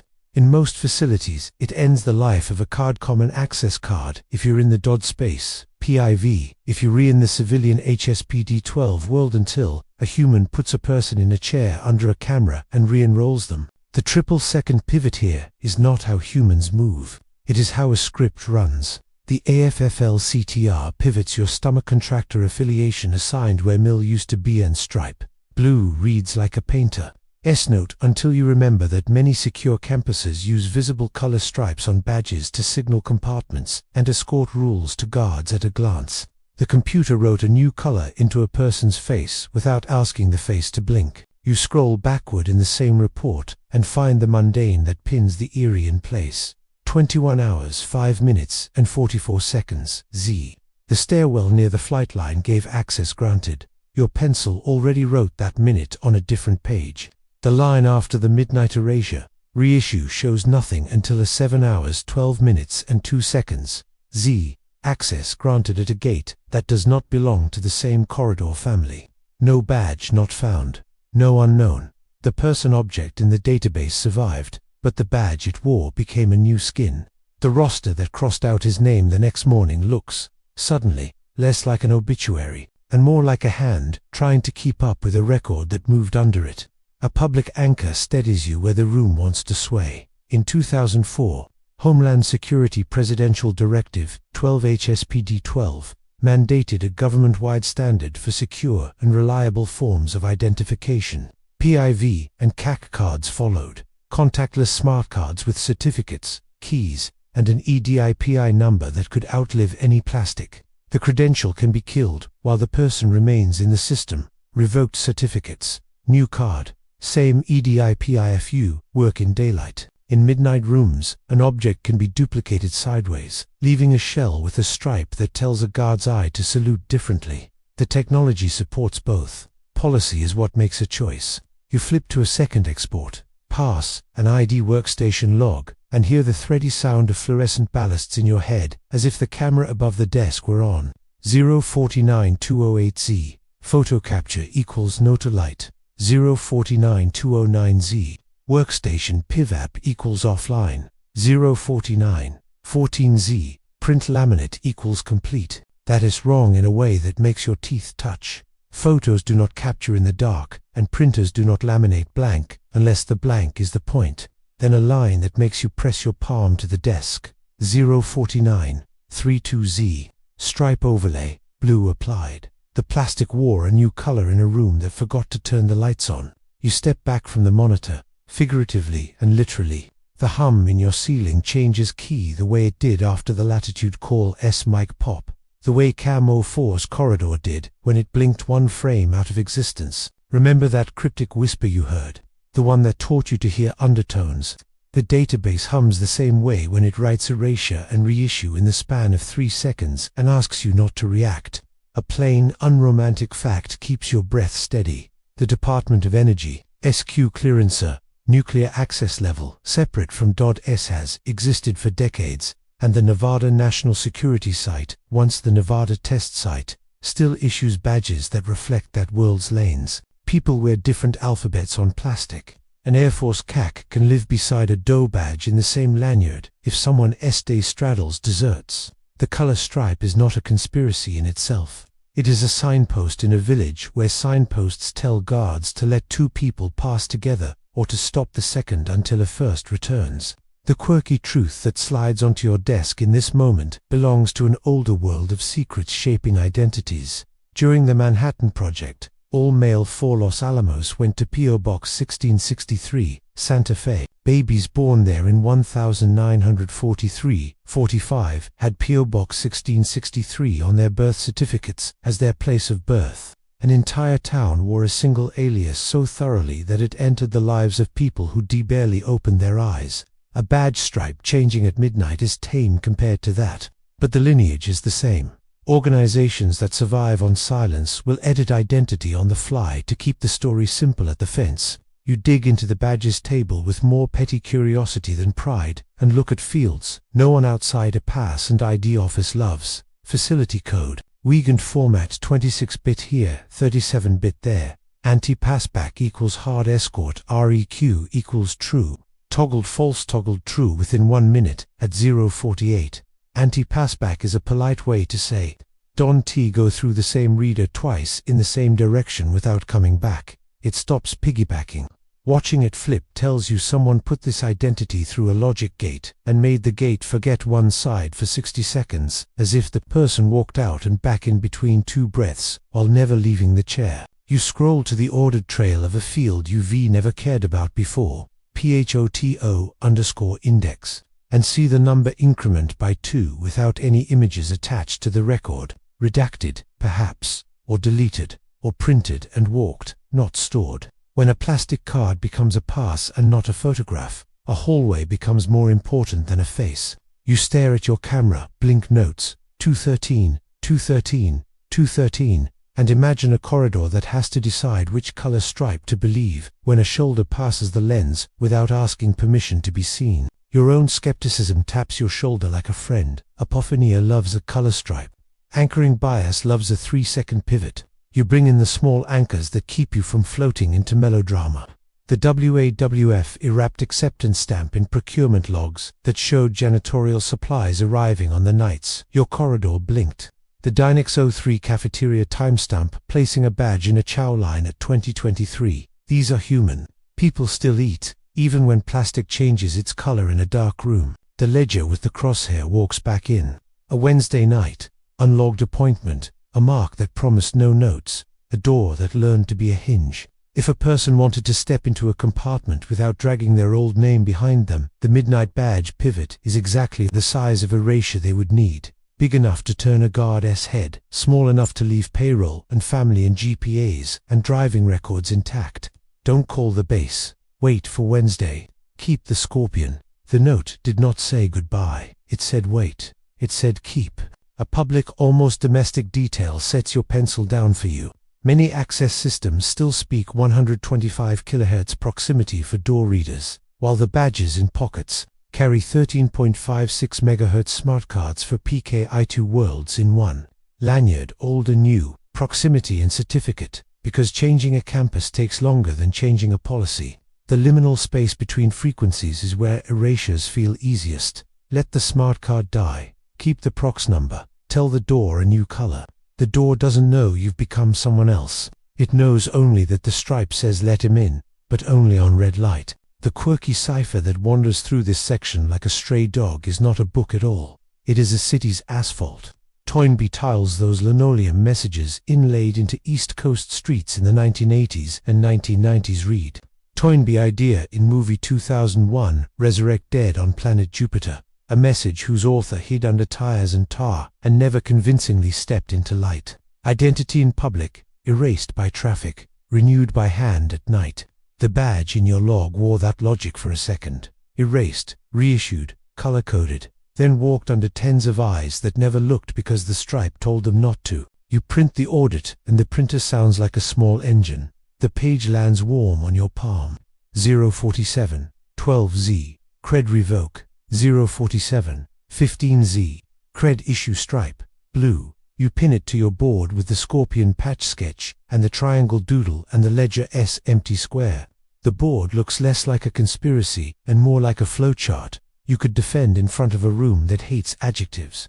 But the real question remained. Did the midnight stripe change mark a passage into a deeper room? The clean bookkeeping of a death that someone wanted the system to pretend hadn't happened yet. You let your eyes leave the paper and find the window. The night that wore 213 carried a weather, U-Haven honored yet katabatic winds. Slipping down cool slopes, temperature inversions, laying glass over sound so it travels where it shouldn't, and dies where it should live. If a badge can whisper and a camera can blink, the air can lie too. You reach for the range weather log, and the plastic in your hand makes a dry light sound as it flexes a small, almost cheerful noise that makes the room feel briefly less heavy as the wind in your notes learns to change direction. You open the range weather packet and it breathes like an accordion fan, fold paper clacking softly as you lay it flat. The dry creak of a binder, the faint squeal of a weather balloonist's neck caught in your memory, even though the latex isn't here. A windsock in your head snaps once, then goes still. The log speaks in a clipped dialect. Surface obs on the half-hour radio sandy climate OOS, then a Tethersynth profile pinned to the page like a dragonfly. All pressure and temperature and humidity stacked in tidy columns. You trace the line that matters with your finger. Near the ground, warm, 100 meters up, cooler. 200 meters, cooler still, then suddenly warmer. A lid set on the desert like a glass dome. Temperature inversion. You can almost hear the air decide to whisper. A public anchor leans a steady shoulder against your interpretation. NOAAS. Special Operations and Research Division SWORD. Provides weather support to the Nevada National Security Site and surrounding ranges. The institutional descendant of the Desert Rock meteorological teams that, during the nuclear test era, measured inversions and winds to predict shock and fallout. The maps and logs you're reading aren't myth. They're the boring heroics that keep aircraft honest and experiments safe. Groom Lake sits a little over 4,000 feet above sea level. At night, cold air drains off the Papoose Range and flows like water down. Sloper, katabatic slide that can feel like someone moved a door an inch without telling you. The radio sandy trace shows the physics hidden in folklore. Refractive index in the lower atmosphere falls with height. When that gradient steepens under an inversion, radar rays bend toward the ground instead of gently away. Engineers give the poetry numbers. Modified refractivity M, ducting when DMDZ turns negative. Superrefraction, words that sound like spells and act like excuses. On the night, circling your notes like a hawk. The M profile tucks into a shallow bowl around 300 meters. AGL just deep enough to build a surface-based duct where S-band and L-band radar can skate like a skipped stone, touching down and hopping off again, painting primary returns in pairs if the terrain cooperates. 2 sweeps, then none. 2 sweeps, then none. You hear the 213 cadence return as math, not omen. Sound obeys the same tyrant. A warm layer aloft bends waves back toward the ground, so a cough in one valley becomes a rumor in another, and a generator hum wears a cloak it doesn't deserve. It's a public humdrum truth. Pilots learn on their second night flight. Inversions carry noise too far and kill it where it should carry, depending on whether you stand under the dome or inside it. If you've ever been 20 miles from an airstrip and heard a reverse thruster, as if it were next door, you've met this trick. A base at 213 under red light could sound farther and seem closer at the same time. A whisper could ride the duct and hit your ear with the delayed softness of a pebble thrown across a lake. The log's windline murmurs katabatic northwest at 6 to 8 knots, shallow, persistent. That's not drama. That's the desert catching its breath and exhaling downhill. Stable air lies like glass over brush. The turbulence that chews up wakes in the day goes to sleep. Wingtip vortices, in that calm, can persist longer near the ground. Aviation researchers use LiDAR at big airports to watch these invisible ropes drift and decay. In radar, they're ghosts unless water, dust, or insects ride their boundaries. Tonight, dust has motive and opportunity. Your 213 dots 12 miles, then 13, then gone could be a ducted beam, catching a ridgewake or a heat plume and translating it into a blink that looks too intentional for comfort. Remember that cryptic whisper you heard, the mic pop, the hum that deepened under the word latitude. Temperature inversions pull the same trick on electronics by a different road. Cooling demands change, HVACs cycle harder, power factors tilt, line noise creeps. A door strike starts to sing in a preamp it never bothered before, and an IP camera starves for one frame, because a pose switch in a cabinet 10 doors away sagged exactly when a relay kissed its contacts. The hum semitone drop you swore you heard after the blink could be nothing more exotic than an inverter. Loading under rules the room forgot to write down. The range summary leans on an old, steadying precedent. In 1952 over Washington, D.C., temperature inversions bent radar beams and made controllers chase angels, drawing front-page ink and a press conference that became part of America's inventory of unsolved mysteries. Anomalous propagation was the phrase that cooled headlines. The phenomenon didn't stop when the papers did. Desert inversions are courteous to radar myths. They lay their hands on a scope and persuade even honest dots to lie about distance and height. A quirky radio ghost tiptoes in from another band to remind you how air turns into wire at night. UVB 76 The Buzzer, a numbers station that has droned since the late 1970s on 4,625 kHz, sometimes carries farther under a friendly ionosphere. Its clicks and voice intrusions hop by skywave to ears that shouldn't be able to hear it. Your calls didn't ride HF, and still the analogy pleases the mind. Layers above us make messages perform strange dances. Tropospheric ducting on VHF and UHF nets can carry a range schedule or a whispered latitude far beyond its design, wrapping sound in an acoustic illusion. While the map refuses to confess, the Tetherson's humidity line is flat in the lower 100 meters, then drops under the lid. Dry air aloft, a little moisture trapped near ground. If an RF hush system listens for dew point crossings to protect sensitive tests, a threshold might trip at predictable minutes as the katabatic slide deepens to 13, becoming a superstition written by sensors, not ritual. You scribble thresholds equals weather clocks and underline it because the idea offends how much you wanted intention to be the author of your night. You stand in the doorway of the room in your mind where sound behaves like theater. An inversion at night makes footsteps crisp in one corridor and absent in the next. A whisper becomes a rope. The walk past CAM04's lens after the blink shoulder grazing the frame, a beat late, could be nothing more than someone who learned to pace their breath to the red light's temperature to let the room hold them the way air holds dust under a lid. The range logs dots. The cameras hiccup. The phones lag. 3 instruments playing in a key the weather chose. A public, small anchor keeps you honest. The FAA's restricted area are 4808N, and its neighbors are printed on VFR sectional charts. Rectangles, no pilot mistakes for maybes. Inside them, range weather officers issue NOTAM references and range active flags that treat inversions like runway closures for radar.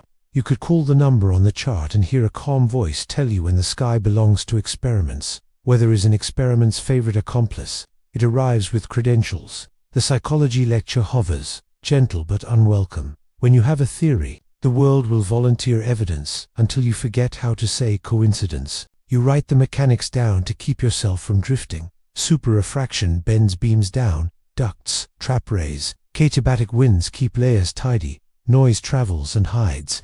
Radar paints what physics allows. Cameras obey power and firmware more than fate. You circle the trough in the refractivity plot, where ducting lives, and force your hand to print a P, not omen. Beside it, knowing you'll hate the note in an hour, the quirky cipher that bumps your ankle as you move to the next page belongs to an old Arctic riddle. The hum heard in Taos and other towns low frequency. Murmurs some residents swear to and others never notice has attracted engineers, psychologists and poets without yielding a single satisfying map. Acoustic environments can make honest people argue about what exists when inversions compose their own hum. Airports call it engine in the box. When you hear a phantom spool from nowhere, bases under lids call it just the plant. Your tape called it a deeper key after the blink. You look again at 2:13 on the weather sheet and see a note that plays like a metronome. Surface-based duct persists. Expect AP 240-260 nm. The range issued that to remind scope riders to keep their halos small. It also teaches you how a pattern you have loved as a signal can be a safety advisory.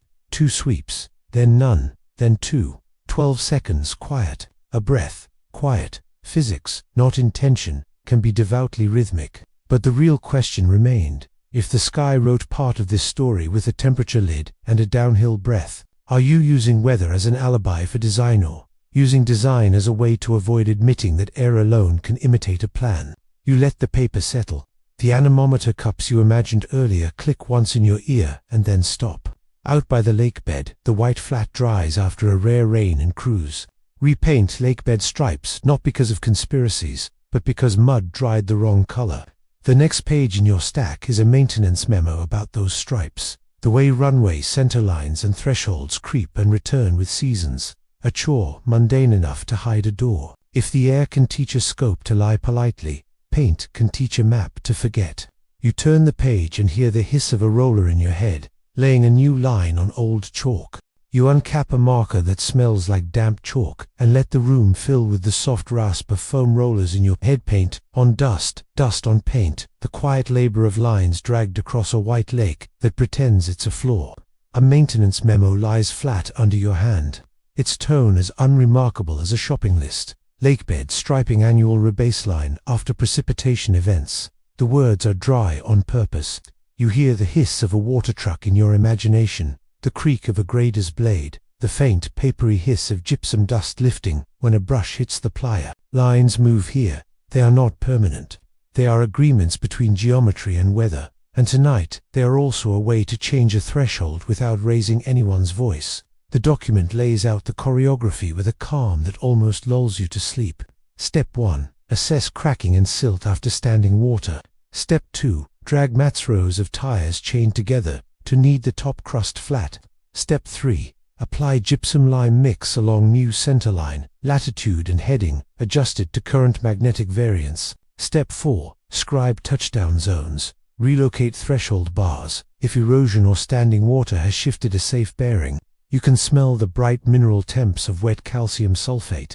You can hear a man in an orange vest slap the side of a roller and shout over a generator without changing his tone. This is janitorial writ large, S201 stamped on a purchase order, so nobody asks why a pallet of white goes out after midnight. A public anchor keeps your hands steady while your head wants to drift. Edwards Air Force Base, S. Rogers, Dry Lake, has done this in daylight for decades. Lake bed runways 0523 and 1735 repainted after rains, dragged smooth, numbers repainted when magnetic drift demands it. Columbia's STS-1 landing on April 14, 1981, ended on a lake bed stripe that had been groomed like a parade ground. It is ordinary to treat a desert as a chalkboard you refresh. Groom Lake inherits that choreography.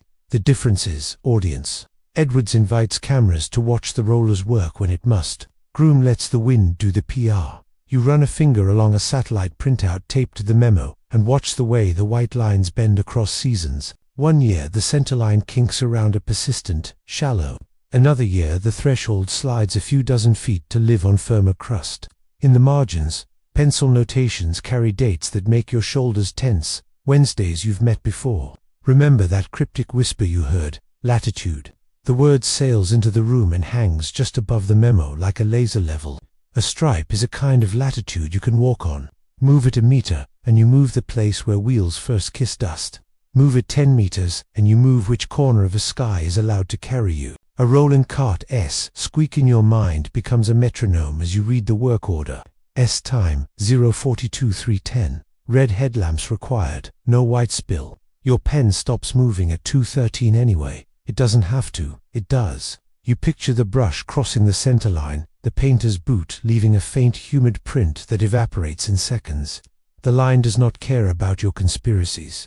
It points where it must, so that wheels find a temperate place to touch. And yet, a threshold relocated by 30 feet can turn a runway 14. That once aimed you into a different landscape into a runway 14, that now opens a slightly altered corridor. New outbound groove for a test article that should not climb over last year. S antennae, or a new inbound groove that kisses a hush house S, open mouth under red light. A mundane detail inside the memo hums like a low note. Temporary closure markers black wrap over old stripes until dust obscures. Black wrap, the same black wrap you wrote down from a procurement Cardiline stretch film, 18 inches. You hear the crinkle, you hear rubber gloves snap. You hear the brisk, paper-like tear of wrap pulled off a roll and smoothed over white dashes until an old centerline becomes a rumor and a new one becomes law. If a camera sees only monotone under red, black on white might be enough to turn an old path into a wall for a night. A wall with a hinge exactly where a new stripe will live by sunrise. The quirky thing your mind brings in to keep you from becoming drunk. On paint arrives on a stack of books instead of a runway. The Diagapai cipher printed in a 1939 puzzle book by Alexander de Gapiev, an enciphered message that its author later admitted he could no longer solve. It sits unsolved still a neat grid in a polite book that refuses to yield. Runway stripes carry a similar mischief when you look at them from a hill with a long lens. Straight lines that hide decisions. Rectangles that pretend to be rectangles. A crossword written in white on white that changes its clue set after rain. You lean into the oral picture because sound keeps the story from floating. A water truck's pump chatters. A brush drags with a stiff, whisking whisper across plier crust. A foreman's radio mutters. Threshold bars to forward. Repaint numerals. Copy. The numerals make a dull slap as stencils lift, leaving a wet 14 that will dry under a sky that never bothers to blink. Paint breathes like bread. Dust sighs. An owl writes its own bar across the dark. A human whistle cuts once and stops. Red headlamps bob. Two men laugh quietly at a joke about perfection on a surface that will crack again by August. Your pencil points to an internal map note that makes the room tilt a degree. Temporary thresholder, one for L North Lake, used when South Flat's saturated. It's banal. It's a lifesaver. It is also an admission that a runway 14 can be two different mouths of the same story, depending on the week. If you were trying to stage a quiet mate, dock under a roof that hates white light, you would love a threshold that can move like a whispered coordinate, not a latitude you say aloud, but one you walk with a brush, measured not in degrees, but in wheel tracks and red dots. You allow one more public anchor so you Dan T-float. Runway numbers change because magnetic north wanders. Repaints are paperwork with a roller, and pilots read what paint tells them with the faith of craftsmen. There is nothing ominous about repainting a threshold. There is everything ominous about realizing thresholds can be moved under cover of maintenance. S201 stamped in black, where a bolder code might have drawn a question. The psychology you taught yourself a section ago taps a quiet warning. Inattentional blindness could make a guard drive past black-wrapped stripes and see only closed for mud, not new path for midnight. Change blindness could let a spotter photograph a lakebed today and tomorrow and miss that the white ticks turn slightly, just enough to feed a corridor that ends underneath a door you have traced only on a schematic. You write hinge equals paint and circle it, not because you like your own cleverness, but because the chaplain said, hinges tell you where to touch. You lay the paint memo beside the badge audit from a night ago. 047 revoke. 047 issue. Stripe. Blue and feel how plastic and paint do the same work in different alphabets. They edit. They recode. They ask passersby to accept a new rule without words. Remember that mic pop, the deeper hum after the blink. The room behaves the way a lakebed behaves. When you lay wet white onto dry white and ask it to carry weight by morning, it holds, and it forgets that it moved. A dull, friendly line at the bottom of the memo. Initials printed in ink that bled slightly, refuses to stop echoing. Dynex 03 night meals for paint crew. 20 o'clock to 3 o'clock. Meatloaf, coffee, the numbers you wrote down the first night. The cafeteria knows where paint crews are. The paint knows where wheels will be. Paint doesn't keep secrets. It keeps promises to physics. People hide inside those promises because bureaucracy doesn't search there. But the real question remained. When a runway threshold shifts under the honest pretext of rain and dust, is it merely safety or is it also a map, redrawn that lets a small thing climb under a larger one and leave only a new stripe where an old one once led eyes? You set the memo down and let silence settle like dust. On your map overlay the center line you drew last week, nudges a degree closer to a valley that points west, toward the dark ribbon of US 95, where truckers ride the quiet between Beatty and Amagosa, with coffees that taste like nickel and late night, radio that sounds like the inside of a transformer. A witness you haven't met yet is about to see a V-lift, a slice of sky, and carry it north without bothering the air. The paint here will dry to white. The voice on ACB there will go low with certainty. The wind will keep pretending it has no opinion, and your pencil will find itself writing down an old word in a new column. Temporary altitude reservation. You hear the highway first US 95 laying a low, rubbery hum across the desert, then the thin chatter of CB squelch tapping like a fingernail against glass. The diner's door coughs on its hinge, the bell above it rings once and thinks better of a second, and a man in a faded ball cap leans on the counter with the patience of someone who trusts coffee to arrive even when time won. TIBT sits in the dark like a polite secret, a motel neon buzzing steady, a gas pump clunking, the desert just beyond the back lot, turning your breath into the smallest cloud. He tells you without flourish what he saw, and because everything else in this story has demanded you listen with your ears more than your eyes, you let the sounds build the shape. Stars went missing, he says, not all at once. In a V, like someone took a cookie cutter to the sky and slid it north. He measures with both hands. A triangle you've rehearsed in pencil, but haven't let a witness draw until now. No engine, no rumble, just a pressure almost. Ears didn't pop. Trinkets in the visor didn't rattle. Radio made a noise like it wanted to tune itself. His voice carries the gravel of 100 nights. Outside, a semi-downshifts, and the diesel's brake whisper rolls by like a wave. You ask where, and he points in a way that erases the map and leaves only a bearing. West of town, maybe mile marker 23, up from Amagosa, headed towards Scotty's before they closed it. It didn't hurry, it didn't blink, it just pushed stars aside. You hear his coffee spoon ding the cup once, the small chime that always makes a night feel inhabited. He doesn't ask you what you think he saw. He's done offering his words to people who shape them into what they already believe. He tells you the time to 14 by his dash clock, which runs a minute fast, and you feel your pen hesitate without your permission. Remember that cryptic whisper you heard? The one that tasted like delay and metal, and somebody leaning against a vent to hide their mouth. Latitude. The word drifts into the room and settles beside the trucker S triangle like a measuring tape that refuses numbers. You lay down your own anchors so you don't get drunk on shape alone. BT, Aviation K. BGT, Y sits east of town with one runway, 16/34, elevation just over 3,300 feet. Pilot-controlled lights that throw blue and white into the night when someone clicks them awake on 122.8. No one clicked the lights. No one reported traffic. You FOIA the NASA ASRS database on a hunch and get nothing for BT that night but birds and fuel caps. You call the flight service briefer and get the polite hum of no active TFRs. The en route logs from Los Angeles Center ZLA arrive with their own monospaced breath, and buried 3 pages down you find the line that Dosen T say aircraft and says everything anyway. AL, TRV, Activo, 200-0330, Seta at, CA, 180, 240 ZLA chord, ZLCC CAF. It's a public system wearing polite jargon. Altitude reservations, LTR-VSR, formal bubbles cut out of the sky for non-standard ops, coordinated through CAF, the Central Altitude Reservation Function, and wrapped in a TCAA air traffic control assigned airspace, so IFR jets never wander into someone else's rehearsal. No tail numbers, no flight plans, just a corridor of altitudes held in a closed hand. The FAA records ordinariness makes the trucker's certainty louder. He takes another sip and rolls the cup between his fingers, the way people do when they repersuading their body to agree with their story. I pulled over, he says. I know what aircraft sound like. This didn't sound like anything. It felt like he gropes, and you hear the diner's refrigerator motor kick on and add a baseline, like a barometer someone was adjusting, too slow to notice. It passed overhead. My dash clock ticked 1 minute.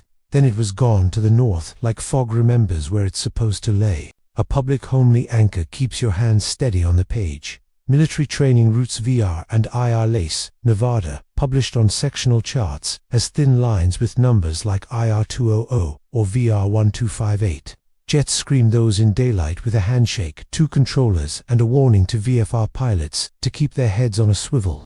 Tonight's line is not on the chart. It sits in the center's log as an agreed-upon absence, ALTRVATCAA, letters that translate to "we will not say who, but we will move traffic aside." You listen for the psychology that eats witnesses on long roads. Night illusions are generous and cruel. Scotopic vision rod dominant flattens contrast and starves color.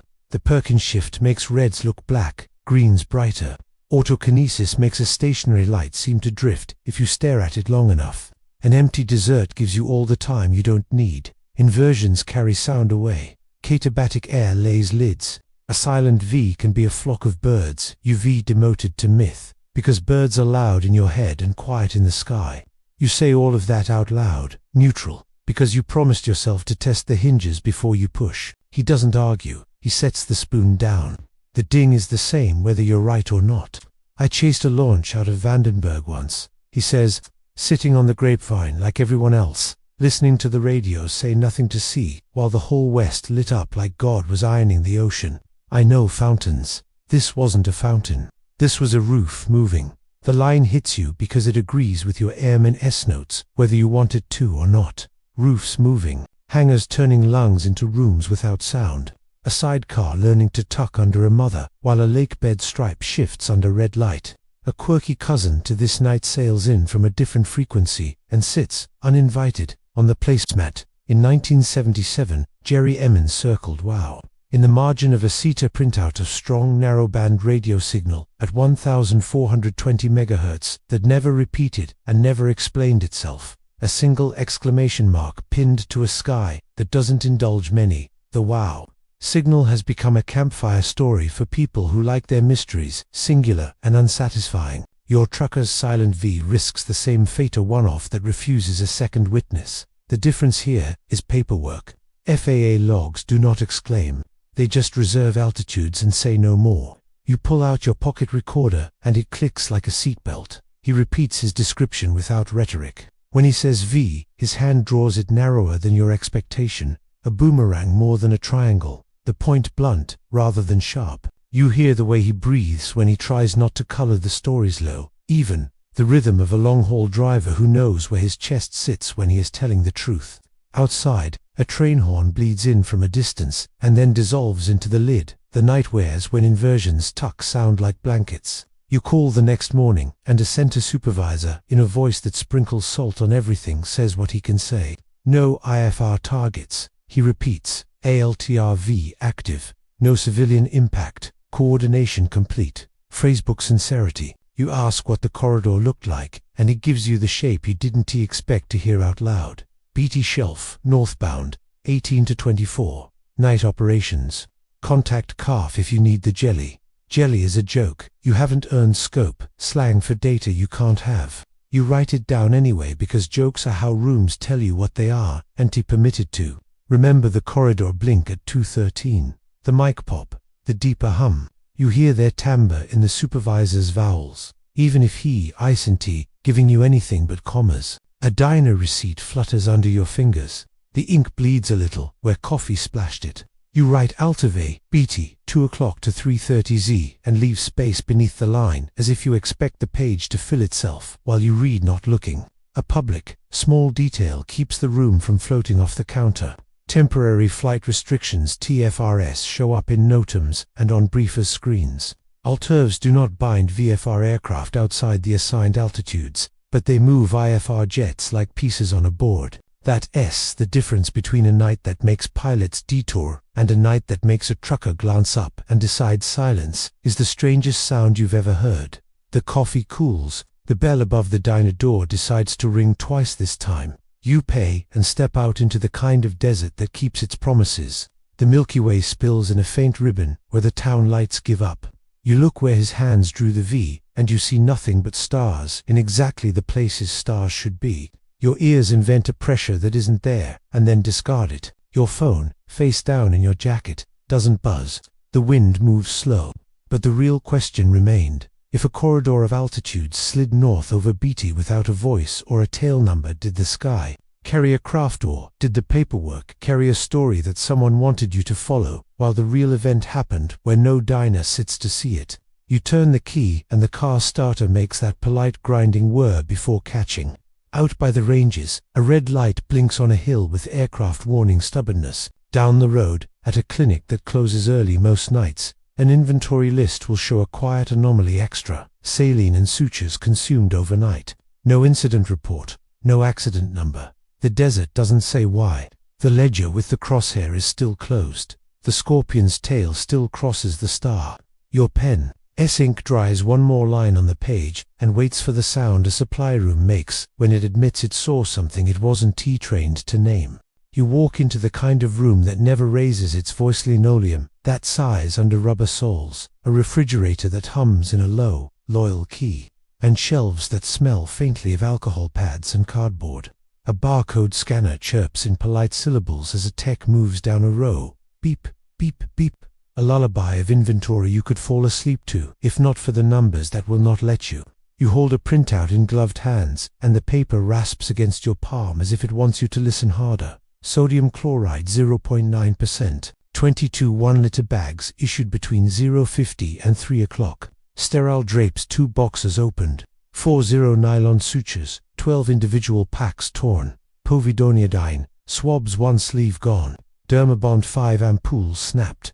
No trauma alert, no run sheet, no patient sticker. You ask for the logs the way you've learned too calmly, with control numbers and date ranges, and a redacted stack arrives that pretends to be asleep.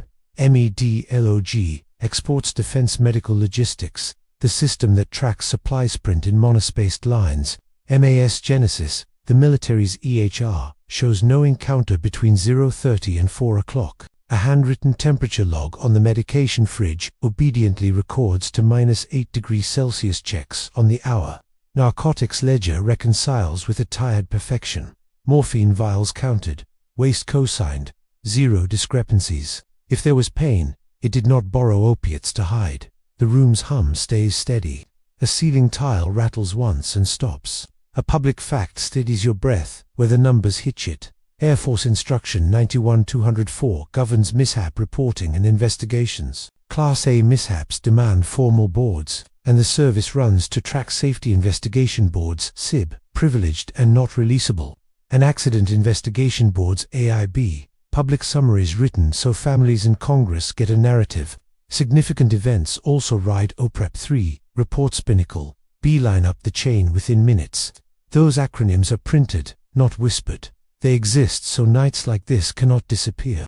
And yet, in the hours when a wall clock ticked too loud in this clinic, no OPREP 3 went out, no NOTAM warned a light, and the AIB calendar for the quarter sat unamended. The only place the night breathed heavier was the supply closet. You listen to the small noises that mark need. Plastic crinkles when a sterile drape opens. The foil on a suture pack hisses when torn. A liter bag slaps into a pressure cuff with a soft, rubbery thump. Tape tears with a crisp zzz. P. Those sounds live here without gossip. They tell you what a hand did. They refuse to tell you why. Your pencil traces timestamps until they look like a heart rate. 0:54, 3 liters, 107, 6 more, 129, 5, 214, 4, 231, 246, 2. Your eye hates the pattern because it fits too neatly into the rhythm you've carried from other rooms. To 13. To 31, remember that cryptic whisper you heard, the one that opened with latitude and left a hum behind. The clinic's receipts breathe in that key.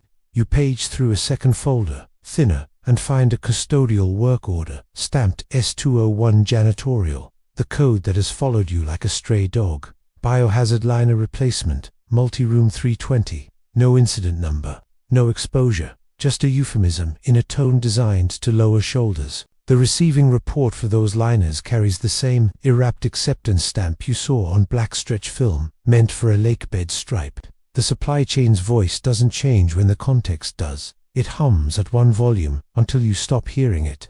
A mundane anchor keeps your feet where they belong. Not every use of saline and sutures is blood and sirens. Training dummies drink liters during practice. Lacerations that will never make a report eat thread and glue. But training blocks have rosters, simulation rooms, log mannequin hours.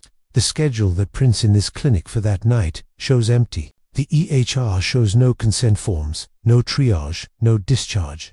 A clipboard near the door hangs with a single AF Form 600 on-equipment action request, bearing an annotation that lands too gently to be an omen and hums anyway. After hours use approved.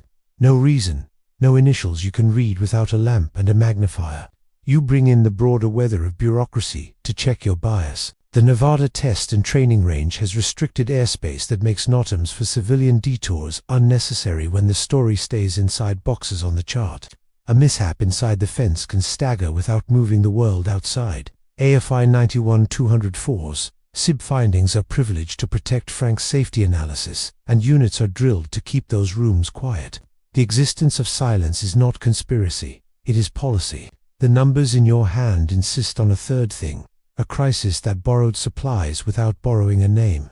The text barcode scanner chirps again, beeps landing like Morse. You look at the sticker pile on the counterlot numbers. Expiration dates, peel away labels meant for charts that do not exist for this night. The trash can's lid moans a little when it closes. The glove box rattles. The refrigerator's compressor kicks one tone deeper for a few seconds, then lets go. You write these down because sound helps you resist narrative speed. If a person lay on a table here, a cuff squeezed their arm and a warm bag poured salt water in.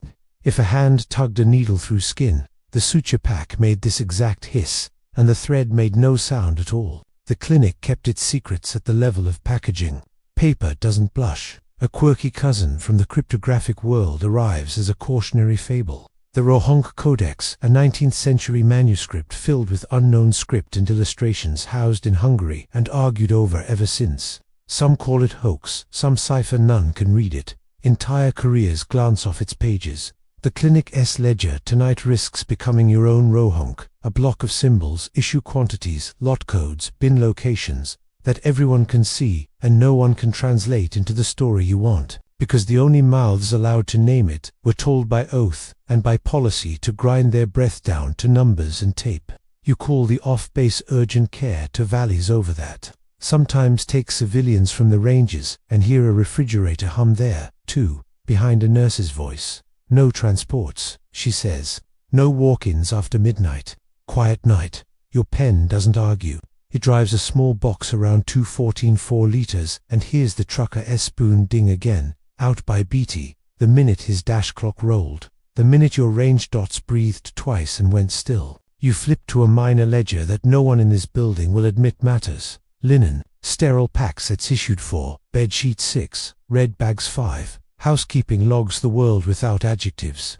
A line at 305 reads, floor autoscruber use Clinic A, and the model number whispers the same brand you saw on a base hanger's purchase order. The floor keeps its own confession until the buffer makes it forget. A public, almost domestic detail keeps you from floating too high. In the days when paper ruled, AF Form 978, the supervisor's mishap report wrote in triplicate to safety after a sprain or a cut. In the electronic era, the forms nest inside systems and emails, but the habit remains. There is no 978 attached to this night. If a person bled, the paper was told the story didn't exist. If a man was sutured in saline D and sent back through a door with a crosshair drawn beside its hour, the only witness that could bear it without punishment was a barcode scanner and a bin. The psychology you learned 2 sections back keeps you from writing a ghost. Normalcy bias lets staff call an emergency training so their hands don't shake. Diffusion of responsibility lets a room decide no one needs to write the report because writing makes a thing larger. Inattentional blindness makes a tech bag rappers without remembering faces. Compartmentalization turns an airman into an asset for an hour so the clinic can honestly say, no patient was seen. You write these mechanisms down so you can hate them in context, not in melodrama. You press your finger to the paper where the time to 31 sits and let the ink cool your skin. The room is patient. Outside, a janitor's cartwheel squeaks once, then learns how to move quietly again. You imagine a gurney's rubber bumper kiss a door jamb without scuffing. You hear the smallest hiss a syringe makes when someone expels air and taps the barrel. The scorpion patch on your wall is suddenly less mascot and more medicaltial crossing star, thread crossing skin.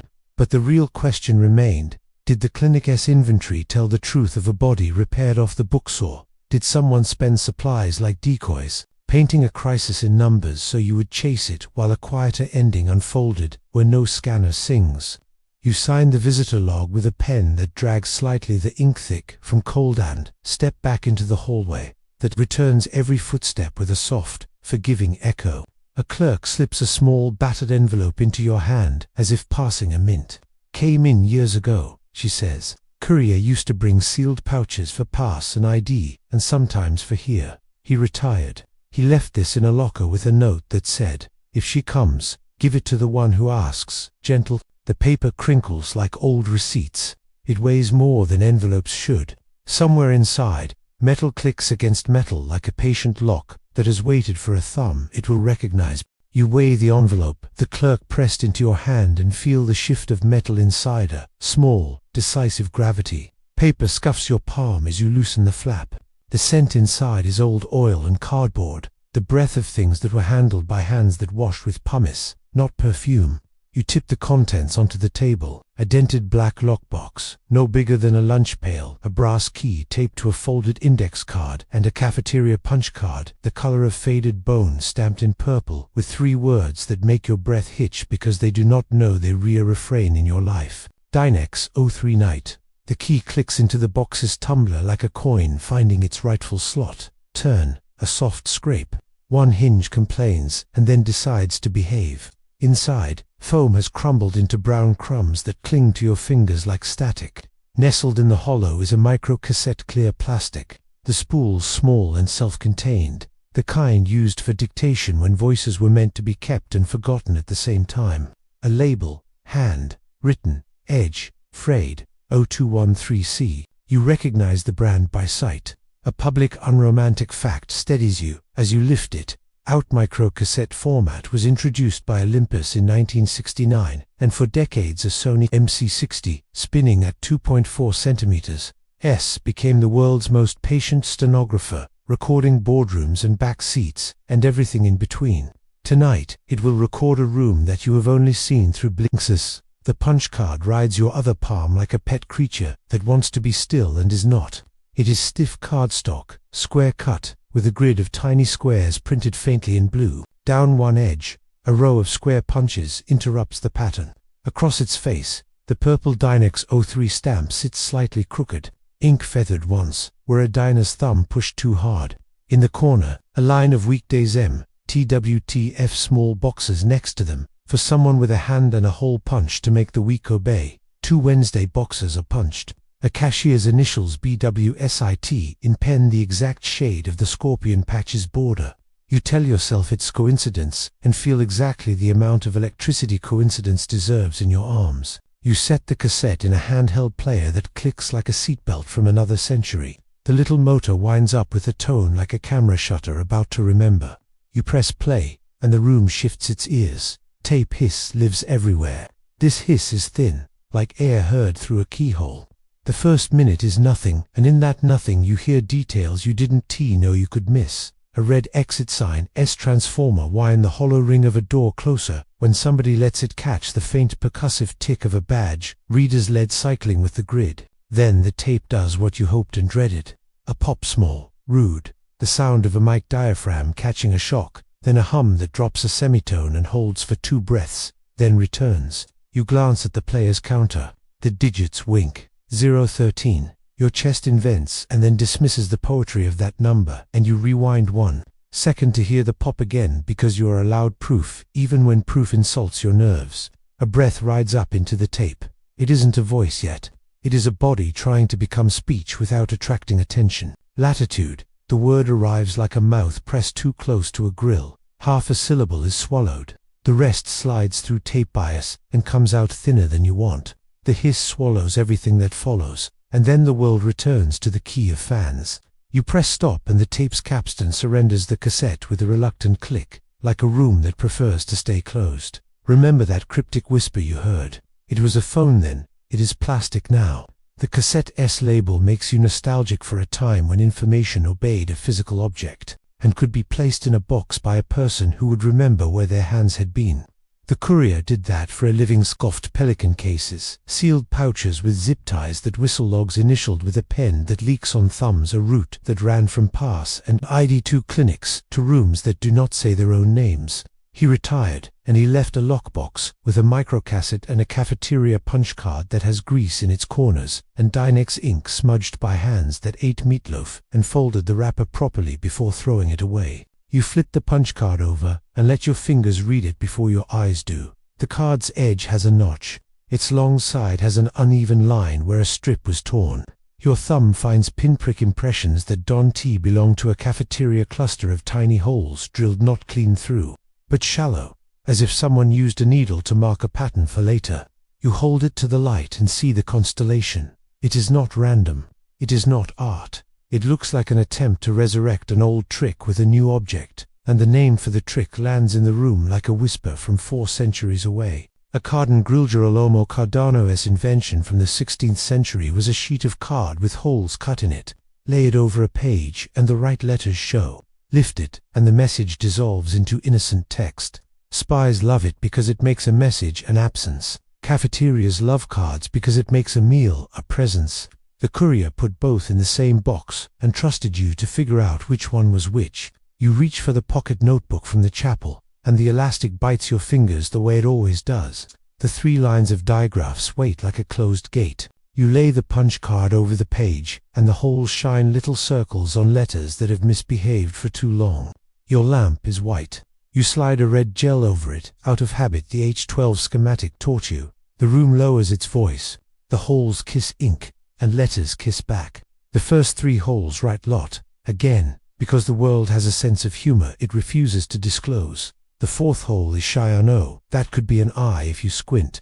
The fifth is a T that makes your pulse shorten. You see the start of a direction pretending to be a word and pull your eyes back like you would a hand from heat. The grill doesn't reveal a coordinate. It reveals an intention to teach you how to see latitude already on the page, as if the airman built a bridge between rooms without moving his feet. A public, unglamorous anchor keeps you from floating into romance. Military chow halls historically used paper meal cards that clerks punched for entitlement. In the modern era, those entitlements live on CAC chips and scanners that chirp the way you just heard in the clinic. But roving contractors and off-hour crews still carry paper slips and punch cards for certain weird corners of base life, where computers sleep and people still eat. DINEX03 can be a stamp and a terminal at the same time. You hold the card over the notebook again and hear the scanners beep in your head as if the past were checking in.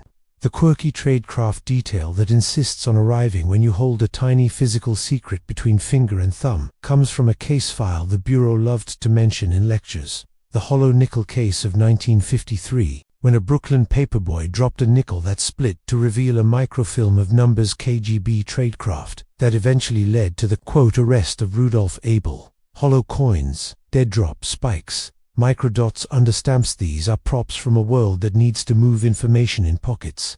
A microcassette and a punch card in a dented lockbox are almost quaint by comparison, and somehow they hum more loudly because of it. Secret organizations engineer Baroque devices when needed. Most days they use whatever the cafeteria prints. You thread the tape again and let it run past the first whisper to see if the cassette has another gift. Hiss. A door seal exhales. A faint 3-beat pattern appears. Not the Sit-Tones textbook 951,400ths, 1,800 Hz, but a cousin. Flatter, closer, as if a line supervisor's intercom opened and shut too fast for the cassette to decide whether to like it. In the distance, what could be a crane trolley wheel rolls an inch and stops. You hear canvas whisper over a corner. You tell yourself you're remaking goods out of noise and drag the counter back to 0 to prove it to yourself. The pop at the top of the minute refuses to change its clothes. You lay the punch card on the table beside the scorpion patch sketch. The tail crossing the star now looks like a stencil someone meant for you to use. You hold the card over the patch drawing and nothing sensible happens. This is not a children's maze. You lay it back over the notebook and move it a ½ inch, then another, and watch the holes fall on different letters with a rhythm that feels less like a key and more like a hand teaching yours to stop. The grill is a door, not a solution. It tells you which room matters without telling you what the room intends to say when you get there. Remember that triangle doodle in the margin of your photocopy. The courier's box is the first moment in this story where a shape becomes a tool. Triangles carried rumor. The Carden grill carries method. You tilt the card so that 2 punched Wednesdays align with the notebook's second line, and the holes fall on a small, deflating truth. Sometimes they spell nothing at all. You breathe out and let the disappointment save you from superstition. You pick up the lockbox and it shivers in your hands, metal against metal like a thought at ISNT finished having. Under the foam crumbs, your finger finds a small, folded cashier's duplicate pressure-printed paper, the kind with a faintly oily sheen. Meal swipe 158D, INEX03 crew. The last word is redacted with a line of pen so straight it had help from a ruler. Someone wanted you to see the hour, not the name. You log it and do not love it. A time stomp is not a confession. It is a gear returning to the tooth it knows. But the real question remained. Did the retired courier leave you the lockbox as contraband, kindness, an old man? As rebellion against a lifetime of sealed pouches, or as part of a design that needed you to align a punch card over a prayer and call it proof? You set the cassette back in its bed and close the box. The hinge is more compliant now, as if practice warmed it. The cafeteria card rides the notebook like a bookmark. Out beyond your walls, a room that eats sound for a living will cycle its fans at 2:13 because sensors demand it, or because people do. A ledger with a crosshair will stay closed until a Wednesday says otherwise. A lakebed stripe will dry to a hard white under a feelingless sun. The lock on your table clicks once soft as a throat clearing, and the silence that follows asks you to go to a place where jokes about Hangar 18 live like dust in corners. Not because jokes are true, but because secrets, when they migrate, leave folklore feathers behind that can tell you which rafters to look under without arresting your heart for trespass. You thread a strip of microfilm into a reader that hums like an aquarium pump. The lens clicks, and Ohio blooms in blue-gray grain. The frame resolves on a nameplate that carries more gravity than its polite font admits. Wright-Patterson Air Force Base. The room you're in, an archive corner that smells of ozone and old gluesums to lengthen. And somewhere in that imagined distance, a museum floor squeaks under rubber soles. Aircraft shadows pooling like quiet lakes. You are following an echo that conspiracies taught America to pronounce as a proper noun hanger 18, and you are doing it with a tone that refuses to raise its voice. Because folklore gets louder when you whisper. The film scrolls, and a public, unromantic fact steadies your hands. From 1951 to 1969, Project Blue Book operated out of Wright-Patterson, filing and closing more than 12,000 UFO reports before the Air Force shuttered the office on the strength of the University of Colorado's Condon report, which concluded no case threatened national security. That sentence, printed in 1,000 books, is a matter of record. It doesn't erase the hum that still hangs over this place. The base also housed the Foreign Technology Division FT Delta NAIC, now NASIC, the National Air and Space Intelligence Center, the shop that makes a living turning foreign wings and radomes into data. Wright Field's lineage runs back to T-2 intelligence in World War II. Cracked open Luftwaffe engines once bled their secrets here. Operation Paperclip flew scientists into nearby runways under names that were not the names their mothers gave them. Government secrets migrate like birds. They winter where roofs are long and paperwork is patient. You flip to a memo that has been photocopied until the toner looks like frost. It discusses FME, foreign materiel, exploitation of adversary systems, and reads like a grocery list. Then a pencil annotation in the margin betrays a hand's appetite for metaphor. Blue Room 18F, you are not naive. Blue Room lives in the folklore that grew over Wright-Patterson the way wind grows dunes. Rumored vault, rumored crates, rumored metal that remembers its shape. The base never authenticated the nickname. An entire 1980 film titled Hangar 18 taught Americans to pronounce the rumor as if it were a street address. You let the pencil marks be pencil marks. You listen instead to the paper's tone. It talks in transfer forms, DD form, 1149s, pallet numbers, courier chains that run like veins. You hear canvas straps tighten. You hear a forklift's reverse beeper chirp in a hangar so tall a cough hangs in the rafters for a blink before it remembers to fall. A public anchor keeps your feet planted on polished concrete. The National Museum of the United States Air Force sits on this base and displays in daylight the stealth F-117, the B to a Cold War MiG space gallery artifacts that touch orbit with their eyes. Wright-Patterson is not a ghost town. It is a city that hosts school buses and retirees, then drives them past hardware that once required rosters and red light. The city's other half, an ASIC, does not give tours. It wears a key and a lightning bolt on some of its iconography, the universal grammar of intelligence. We unlock, we strike. We do not say under which weather. You leaf through Defense Courier Service histories, and your thumb finds a line that tastes like soda. DCS flu-sealed pouches on scheduled routes between test ranges and analysis centers. A public utility with a badge and a secrecy doctrine. The non-commissioned bloodstream of programs that kept their breath shallow. You hear a metal stamp hit a manifest. Time 0215, DEPWTT, PDCSAC. The time is a coincidence that wants to be a pattern. You let it sit on the desk with the other two, 13 South, and refuse to crown it. On a desk beside you, a museum catalogue squeaks open, and a docent's voice, you will never meet, murmurs through the paper. Wright Field received crates during the war, marked "Do Not Open, Engineers Only." The phrase is a relic from better labels. Engineers only is how polite rooms say compartment without teaching outsiders the alphabet. You imagine the sound such a crate makes when a crowbar thinks better of itself. And you remember the hinge advice from a chaplain who taught you to hear metaphors as doors. Doors that look like walls. Hinges that tell you where to touch. Remember that cryptic whisper you heard. The one that only needed a single word to move this whole story forward. Latitude. At Groom Lake, it arrived with a mic pop and a deepened hum. In Dayton, it arrives as rearrangements, not syllables. A pallet that skips one warehouse and lands in another. a crate that wears 18F on a pencil's breadth, an 1149 that lists analysis support item, where anyone else would write what they mean. When government secrets migrate, they change labels the way birds change routes when weather leans. The geography stays, the lanes adapt. You let a quirky cousin sit down on the film reader's plastic hood, because ciphers love rooms like this. Linear Abron's age creates, script remains unread, its signs marching in right angles across clay tablets that learn to survive fire by accident. Scholars can sound out the symbols. They cannot tell you what the words mean. Hangar 18, blue room, 18F. Pick your variant functions, like linear A in American folklore. The strokes are familiar. Hangar, crate, key. The soundings confident. Wright Patterson, Roswell's shipments in rumor's sky. The meaning forever withheld. You are not here to decipher myth. You are here to watch how myths and manifests braid when people do not get to keep the nouns they need. A public homely detail keeps the room from getting drunk on its own echo. The base newspaper once ran features about museum expansion and runway maintenance. The commissary advertised pork chops. The chapel printed Sunday schedules, like the one you already know too well.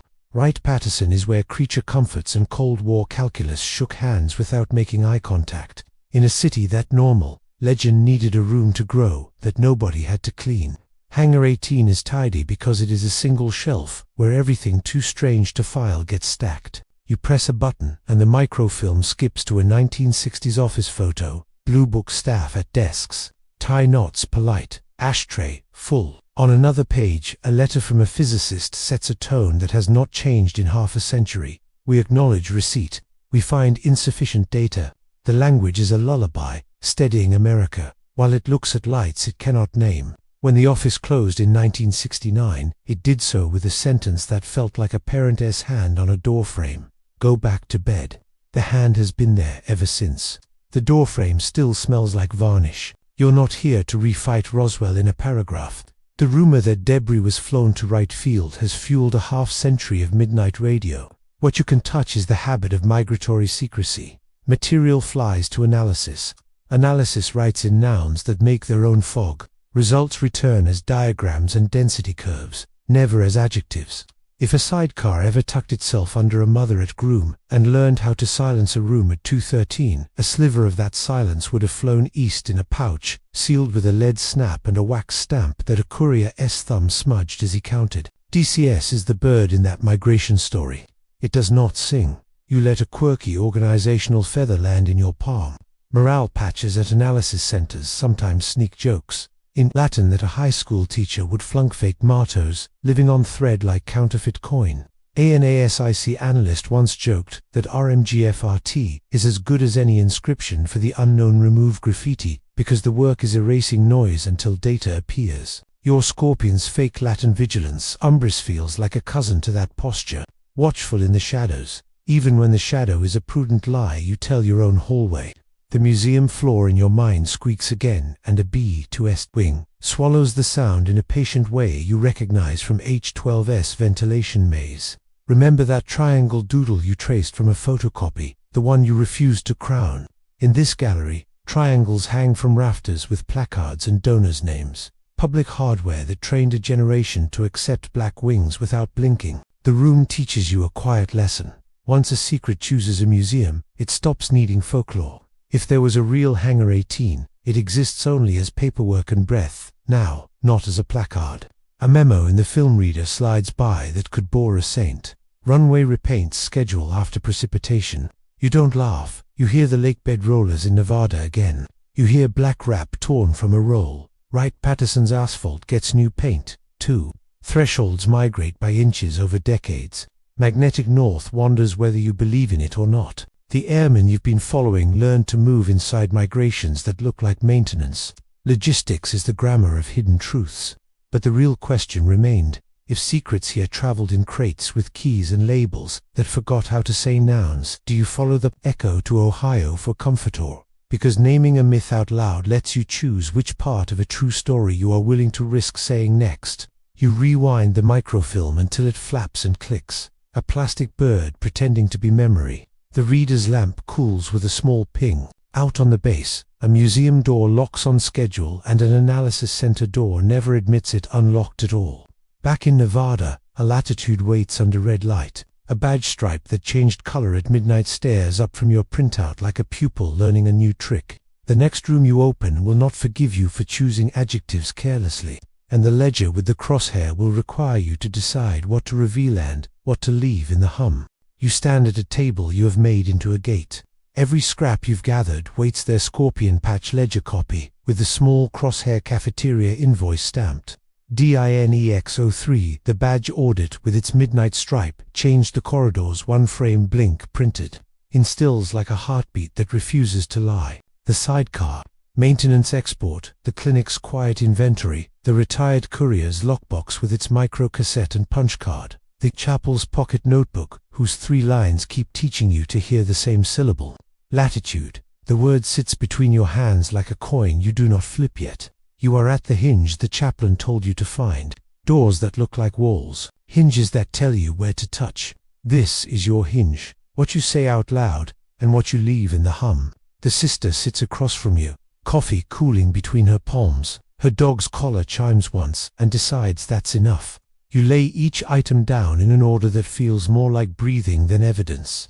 Dynex 03 at 2023. Badge ping at 2105. Corridor C, blink at 2:13, range dots at 2:13 and 2:31. Sidecar LCH arm equals true at 2:13. Clinic saline leaving shelves at 2:14. Altave over BT at 2 o'clock 3:30. Badge stripe changing at 0:47. Ledger S, Wednesday with the crosshair. You do not say a name. You do not draw a coordinate.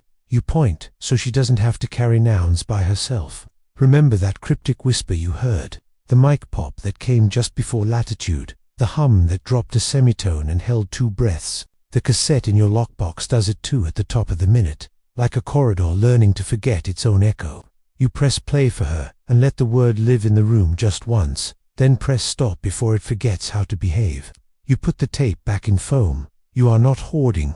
You are deciding who is allowed to be warm when this room goes cold again. A public unromantic anchor steadies your throat while it works. The Nevada Test and Training Range encompasses roughly 2.9 million acres of land and overlies more than 12,000 square miles of restricted and special use airspace, a desert of rectangles printed on FAA charts and on briefing slides in rooms that never post photos of themselves. Inside those lines, the 99th Air Base Wing at Nellis carries security, and services like a quiet city hall and operations live under call signs that do not want to be remembered. Hidden truths, love scale.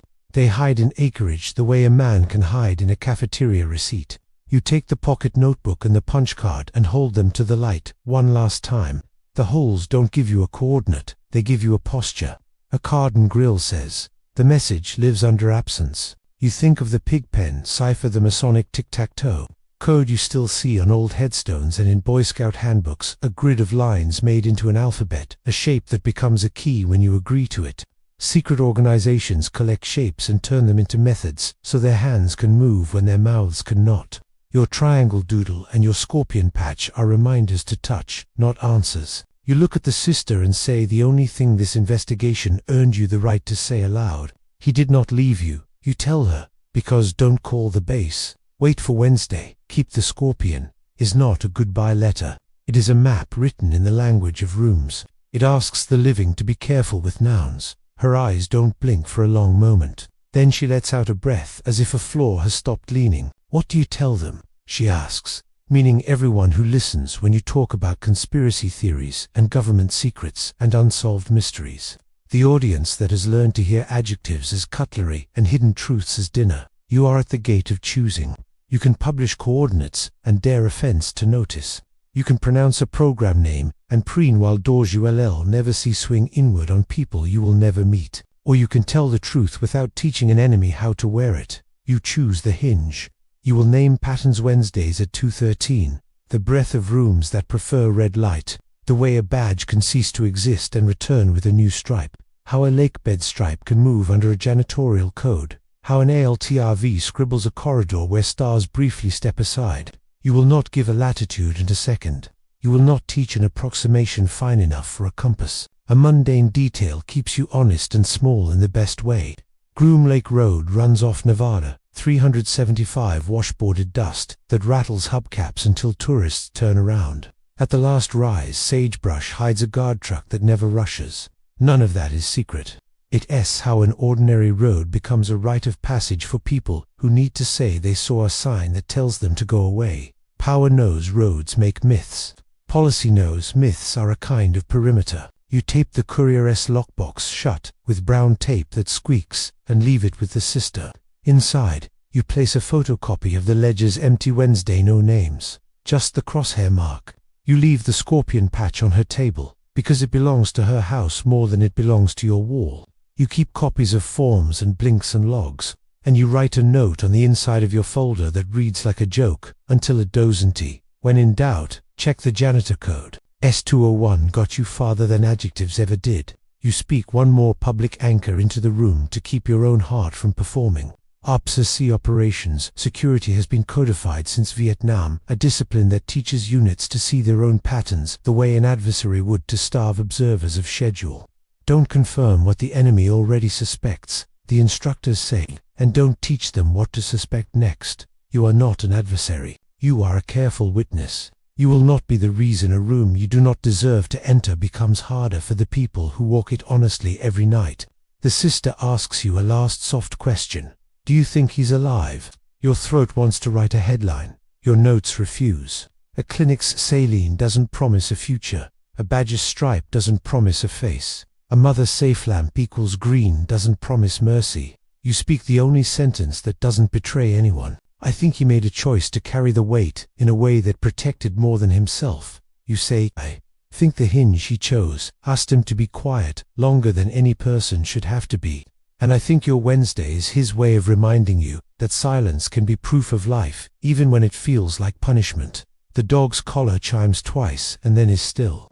Outside, wind draws a straight line over a lake bed that has learned to dry without making a sound. Your board of papers looks less like a plot and more like a hymnal, repeatable lines, patient rhythms, the kind of music rooms make when they need to move without dancing. You step back from the gate. You know how to talk now without breaking the hinges you needed to find. But the real question remained. When telling the truth risks spending a life still inside the machinery of the classified, how much of the latitude do you say out loud, and how much do you leave for the wind to carry to the exact kitchen it's meant for? Let the lights soften a little, and let the rhythm we have been keeping together slow, until it feels like a heartbeat you can lay your palm on and feel without needing to count. The documents fall quiet when you put them back in their folders. The lake bed stops shimmering in your head and becomes a plane again. A pale, flat kindness that will discover rain or sun without needing your attention. The word we have heard in different rooms whispered into a phone, pressed into a cassette, hidden inside a pocket notebook can. Rest now. It has done its work, which was never to be solved, but to be carried gently from one person who was not ready to say goodbye to another who was trying to say, in the smallest possible syllable, I am still on your map. Let the clinic's hum become just a refrigerator again. Let the corridor's single missing frame become a quirk of power that an electrician will fix next month without ever knowing what weight you placed on that blink. Let the scorpion be a patch and not a compass for a while. The desert prefers it when we look at it with our whole eyes and see brush and salt and sky and the long comfort of distance. Quiet is not always a code. Sometimes it is a mercy. If you are listening under a roof that holds memories close, pull a blanket a little higher and notice how even the smallest draft can become a story when we are tired and it is late. Then let the draft be only air. The hinge does not need you tonight. Your door will know how to be a wall while you sleep. I am grateful you walked this far with me, patient through the pauses and the careful steps, willing to hold both skepticism and wonder in the same hand without squeezing either one too hard. If the next Wednesday arrives and the phone stays quiet, do not decide too quickly what that silence means. Absence, as you now know, can be a form of care. Breathe and let your room return to its own key, and when you wake, remember that the world holds more steady truths than it does secrets. And both are kinder when approached slowly.